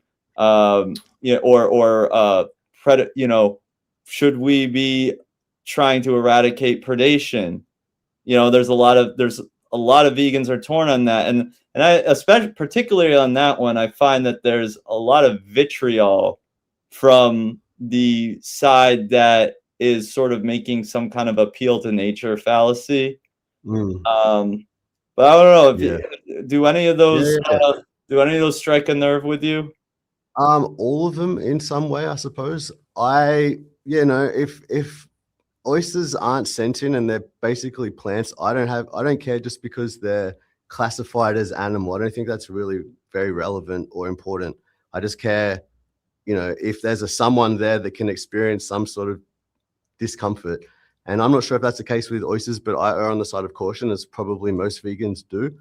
I'm aware of the wild animal suffering debate, and I think it's very hard to make an argument in favor of not intervening and just allowing perpetual hell for trillions of beings to exist when potentially humans are the ones that could do something. But yeah, it's the how to do something without making a worse problem or something like that is, that's as far as I go with it. Makes sense to me, but I don't really know what that looks like in reality. But yeah, I think, it's part of our responsibility. If you put humans in that situation, you wouldn't say, well, they're just humans in nature getting slaughtered. So, they're in nature, like let them just be over there and we'll be over here. I don't think that really makes sense. If you were one of the victims, you would want someone defending you exactly the same way. And I'm glad that conversation started, because I think why people maybe get a little, frustrated by it is because they didn't realize maybe that being vegan led to this conclusion, potentially. And it does sit funny, because being a vegan, you want to think that you're just about helping the animals, helping all the animals, and you don't want to condemn certain animals, like ones that are predators, to any type of anything bad, their death, their suffering, So I get it. Like, all of a sudden you're like, wait a minute, is this what this means? That as a vegan, we need to defend these animals too, and that's going to imply hurting other animals or ending other animals. But yeah, I just think it's you either do something or you don't. Both have consequences, and I think the consequences are far worse, probably, than compared to intervening. If you can intervene in a wise way and be pretty confident that you're going to cause less problems, that makes a lot of sense to me. Despite me also not wanting a tiger to be fucking killed, but yeah, if they're going to kill like multiple animals throughout their life and they can't be reasoned with, stopped any other way, ideally there are better ways. Maybe you tranquilize them and fucking feed them vegan meat for their whole lives. Like, I don't know, separate them, whatever it could be. I'm not saying it's always got to be just death, but I think it's a really important thing to look into, because there's literally countless animals going through that hell all the fucking time. Why would we only care about the ones that are enslaved by humans and bred into existence by humans? Because their suffering matters too. I don't understand why there's so many vegans that get mad when I bring that up. Yeah. It's not even like just a disagreement. They get mad. Yeah. Yeah, it does sound counterintuitive in a way, but if you think more about it, I think it's counterintuitive not to. You'll find out pretty quickly who's vegan or not if you bring up feeding cats vegan. Yeah, just go into any vegan subreddit and then bring up how you feed your cat vegan. You'll find out. Yeah, a lot of them aren't vegan. This is what we need all the lab grown for. I wonder if some of the wild animals would just be happy if they were full enough off lab grown. Yeah. But then would we have to implement birth control for animals that they would typically prey on? Like, Nick, Noodle, sorry, I've thought about it quite a bit since we had a conversation a few months ago, because at that point I was like, you're out of your mind. That's the craziest thing I've ever heard. But again, like, we need to process things. And that was like the first time I really even considered it.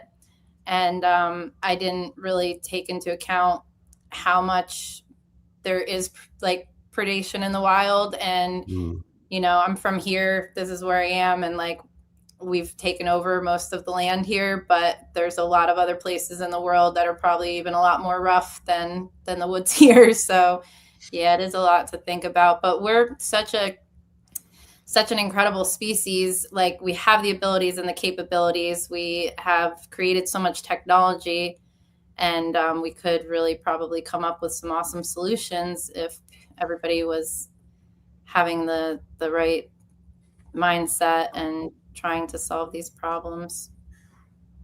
I'm Yeah, just if gonna people were say thinking two. normal. Go ahead. I'm gonna Axel. just say two things and then I gotta go. The first thing is I'll talk about what we were just talking about. As far as like like plant-based pet foods, like the grocery stores in where I'm from are actually starting to release Wild Earth. So like the whole like idea that animals can't have, like, even non-vegans are starting to see that that's not even true because they're starting to sell plant-based foods in stores. Cool. So that's the one thing that I want. So vegans should start checking their local stores and stuff like that to see if they have it. I know Allison just checked her local store and she found plant-based cat food in like in cans and stuff. So and I just saw dog food the other day. So yeah, start checking your local Mad. grocery stores. So the second thing I want to mention before I go is James. Like, I didn't meet you until Vegan Gains, like that first interview that you had with Vegan Gains, and then I started coming on your chat. That's how we kind of started getting to know each other. And for those who don't know, like James and I actually had like a lot of DMs where we talk about fucking music right before he started releasing his stuff. That was super fun. And like I met him like right before I cut my fingers, and James was like part of the people that like helped me get through that. I amputated my fingers. You can ask James. I sent him pictures and shit, and he was like, "That's Damn. yeah." So I can't straighten my fingers; they were amputated, and I needed 300. I needed 300 grams of protein to make sure I could reattach them. Really? Yeah. They made you eat crazy amounts of protein? Really? Yeah, because the body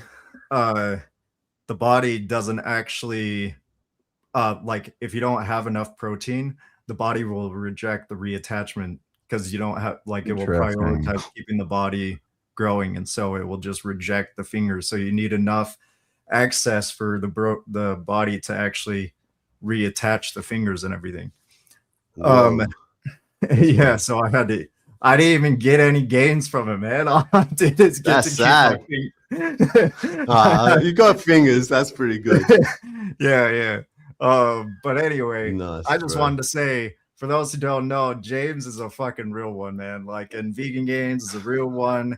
These guys, like, I wouldn't be a vegan without Vegan Gains. I've been a part of his chat. Like, I've met all of you guys through him. Yeah, you guys are just real ones, and I might be just a fresh activist coming into the scene. You know, like, I've only been doing this activist full time for about a year, but it's been what? You're a full-time activist? Yeah. Wait, had you been on the Finding Gnosis show before? Nope. Oh, okay. Kind of just been doing solo stuff, but yeah, I've been doing this full time, and I'm working on my own. What group? What org are you with? Just myself for now until I go to. I'm gonna be doing stuff. I'm moving to Toronto, and I'll be with 40-year-old vegan and stuff like that. I'll be doing more stuff with him, like in Toronto and all that whole You group. should message me on Insta. Like, I'm in Ottawa, but it's not that far of a drive. Sick, dude. Hell yeah. Yeah. So for You sure, should dude. put your channel in the chat. Yeah, it's just my name, Axel Pertil Dahlstrom. You can just look it up. Okay. Yeah, it's just what have you got planned, bro? You're about to say you got something coming, kind of thing, or something? Yeah, I'm releasing my own album. Bottom Tier Vegan is what it's gonna be called. Yeah. Bottom Tier Vegan. Yeah, so I just have a friend who's working on my album cover right now, and then Bottom Tier Vegan. The first single, I'll be releasing singles first and then the album. Hell yeah, that's the move. But anyway, so cool, the first song is gonna be BAB, stands for basic ass bitch. It's gonna Genre. It's genre? gonna be a mixed genre. It's like gonna be kind of rap for the first two, but I scream as well. So Cool. like it's gonna be kind of like a mixed genre, and everything. Anyway, yeah, no. So that's gonna Mad. be coming. I just want to give a shout out to Vegan Gains and Jimmy. You know, you guys are fucking real ones. Thanks, brother. And as Jimmy always says, you fucking legends. Fucking legends. All right. You guys Thanks, have a good boss. one. I appreciate you being in my chat all the time, dude. You're always, keeping Yeah, things, dude. keeping things peaceful in there. Thanks, man. Yeah, take care, dude. All right, All legend. right, see you. Bye. Thanks, brother. Axel. Cheers, brother. I want to make music with you someday too. Yeah, for sure. And Jimmy, if you ever want to, like, I know you said you were struggling with producing, man. If you ever need a producer, I got you. I do. Let's talk. Dude, yeah, Goddamn, I can so much work. I can produce your music anytime. Ah, So man, yeah, let's talk, man, for sure. That'd be epic. yeah. All right. Have a good one, guys. Bye. Yeah, peace, bro. Boom. What a dude. Well, Vegan Games bringing the people together. The glue. The glue Where, of the animal rights. are you in movement. Australia right now? Me? I'm in Thailand. Okay. Oh, You were Yeah, just I was in gonna Australia. get- How was it? that's Yeah, it's why pretty I good. got the time wrong. Yeah. You thought I Yeah. was I somewhere thought else. you were in That's Australia.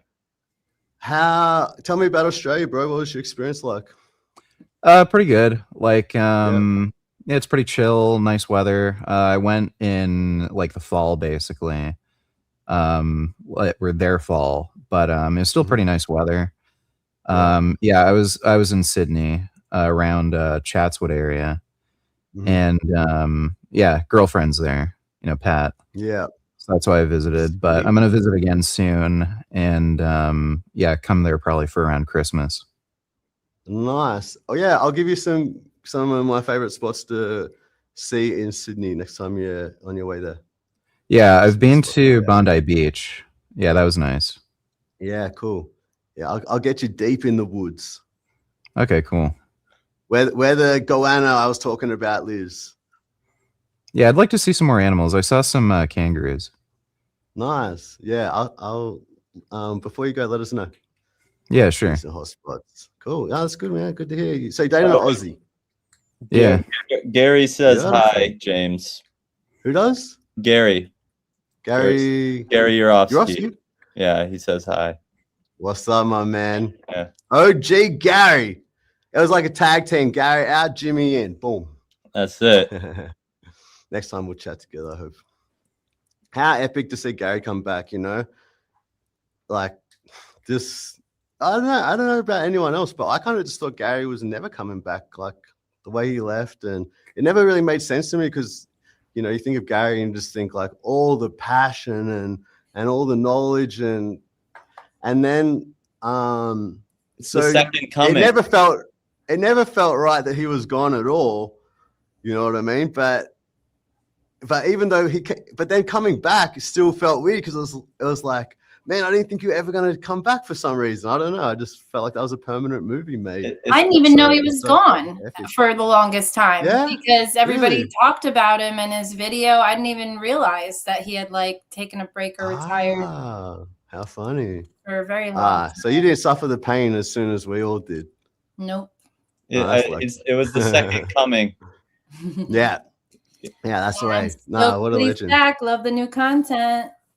Yeah, he's pushing it out, so good. It's so and it's classic Gary fashion, but there's a little more. I feel like there's even more attitude now, which I love. And I love that the clips are short. Dude, and I don't know about. I mean, I don't think he's taking steroids, but he's more jacked now than ever. I feel. Gary, Yeah, yeah, sick. he's lifting. Yeah. What a boss. Yeah, he's a fucking legend. So good what he did. Just no one can watch that speech and not be moved. You know, that's pretty Yeah. amazing to have something like that out there for the world. Like that's the speech that he was giving thousands of times, you know, and it was just coincidence, right? That someone made the effort to film it and put it up. But imagine him just out there practicing this speech over and over and over thousands of times. And then like at peak Gary, someone filmed it and dropped it and it did what it did. That's so amazing. Did you see his the speech he did on Joey Carbstrong's channel? It was his sentencing hearing speech for when he was going to prison. I think I've heard it before. Yeah, I've seen that. Maybe it's written on his website in the. It's a recent thing. Essays. It was a okay. it's very recent. Well, maybe he had it. Maybe he had it in text, but he recited it recently on. Nice. Yeah. I recall the gist of it, and yeah, it's crazy that someone like Gary could go to jail for rescuing animals from torture. Like, that's fucked up. Fucking world's fucked. Guys, if anyone's listening and wants to come on and ask a question before we wrap up here, now would be the time to do so. But if we don't have anyone who wants to join at this point, because it is later, quiets down around this time. That's the thing. Then what we should do is we should go and have everybody give their final thoughts. Final thoughts, nice. So why don't who Final wants to... thoughts on what specifically? Oh, it's just to close things out here. Okay, well, yeah, I think you know, you've heard all the arguments for veganism, especially when Gary was on. There's a bunch of retards who made up all the usual excuses you've all heard. Veganism's too expensive. What if I don't care? There really isn't any good excuse. So the choice is just ultimately up to you to decide whether or not you want to be a good or bad person. Yep, that's it. Unfortunately, it is just up to that. And most people are choosing the retarded choice. I mean, a lot of those people that come on, they're regulars on the channel. They are. I don't really know what's going on with them exactly. Like the Ragnarok guy, he can be like a nice guy if you sort of just not like, smile and nod your head at whatever he's saying. But like, he claims to be Napoleon. He claims that he was Napoleon in his past life. So I just, what can we do with that? He definitely wasn't. Yeah, definitely. I think we can pretty confidently say that. But Shannon, what about you? I'm just if anybody's listening, watching, and you're not vegan yet, please stop participating in this unnecessary exploitation and abuse and murder towards these innocent and vulnerable beings that we share the planet with. They're just like us in all the ways that matter. They have friends and families and feelings just like we do. And my other plea is to the people who call themselves vegan, please get active in whatever way you're able to that's nonviolent. Well, that's my recommendation. You do what you want. But please get out of your comfort zone, because, people are constantly telling me while I'm doing my solo activism, the people that see me every week, they're like, wow, you're so dedicated and you have so much passion. And I'm like, well, I've seen the animals suffering. And if I was in their place, the least somebody could do is hold a fucking sign and talk about it.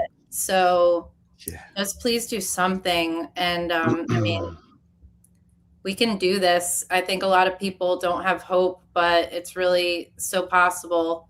Dr. Silas Rao did a really good talk in the past about just how quickly things can change in, you know, whether it was fire or cell phones and GPS or the women's suffrage movement, civil rights movement, gay rights movement. Like when things happen, they happen. So we just need to keep planting those seeds and use your skills and talents to do good in the world. That was very heartfelt. I like that. Thanks. Very good, Shannon. You're a legend. Yeah, I echo what Shannon and Vegan Gains said. You know, the only reason you're getting away with doing what you're doing right now, not being vegan, is because you're in a massive death cult. You can't logically justify it. What you're doing is horrific. You know, vegans might look extreme, but we're the only normal ones out there who are opposing horrific violence and cruelty and suffering and slavery and slashing throats. You know, it's very obvious who is the right one here. Vegans are about peace. Y'all are about slaughter. And again, like I said earlier, it's not about us versus you. It's really about how we've all been brainwashed. We've all been conditioned to think that eating dead bodies of murdered slaves is okay and natural and normal and necessary, and it's not. And we don't want to fight with you guys. We want you guys to join the team, to join the right side, so that we can, it's not about like you guys making us feel good that you went vegan because of us or anything at all like that. It's purely just because there are real victims out there going through the worst possible shit you could ever imagine, worse than your worst nightmare times 1,000. They're going through it constantly, all day, every day. And if everybody just did what vegans are already doing, that shit wouldn't exist. So, you know, just whether you get a pat on the back for it or not, you should just do what vegans are doing and make this world such a better place. It won't fix every problem, but it will fix massive problems for trillions of beings. So that's a pretty fucking good step we could all take. We should all come together and do this one thing and then move on from there. And yeah, I encourage everybody to just do it, and fucking it's just the right thing to do, and that's pretty much it. Beautiful. And I would just say, don't underestimate yourselves. It took one person, you know, being determined and consistent, that reached a whole bunch of people, us included. Yeah. And that's why we're here doing it, and we've reached people, and you can too. So don't underestimate your ability to make a difference.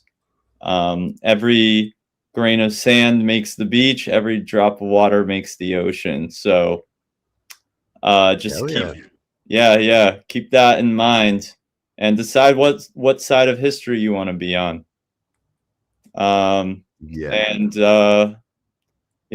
take some testosterone too. You'll feel better. Exactly. That helps. Solid shout out to testosterone there. All right. Well, thanks, guys. I'm gonna. Cool, man. Yeah. Thanks bro. for having Thanks for having me us on. Yeah, no problem. I'm gonna have to get used to this Jimmy stuff. Yeah. I don't think I said it once by accident. Good night, Noodles. Good night, Richard. Good night, Good Jimmy. night. I'm gonna Peace, sure. You'll get used to it when more tracks come out. Yeah. All right. Can't wait Good to night, cool. everyone. come in. Yeah, thanks, And- mate. It's good to, again, I appreciate you, mate. You know, I appreciate it for a lot of reasons, but thanks for having my back during all this bullshit. Legend. Oh, it won't give me an outro video. All right, that's it then. All right. Hey, nice to meet you, bro. Great have a chat with talking, you, and man. let's chat again some other time. I'd love to. I'm gonna hit you up All right, about brother. some music. Yeah, cool. I'm open. Sounds All good, right. man. Good All right, night. bro. Talk to you again. See you, brother. Later.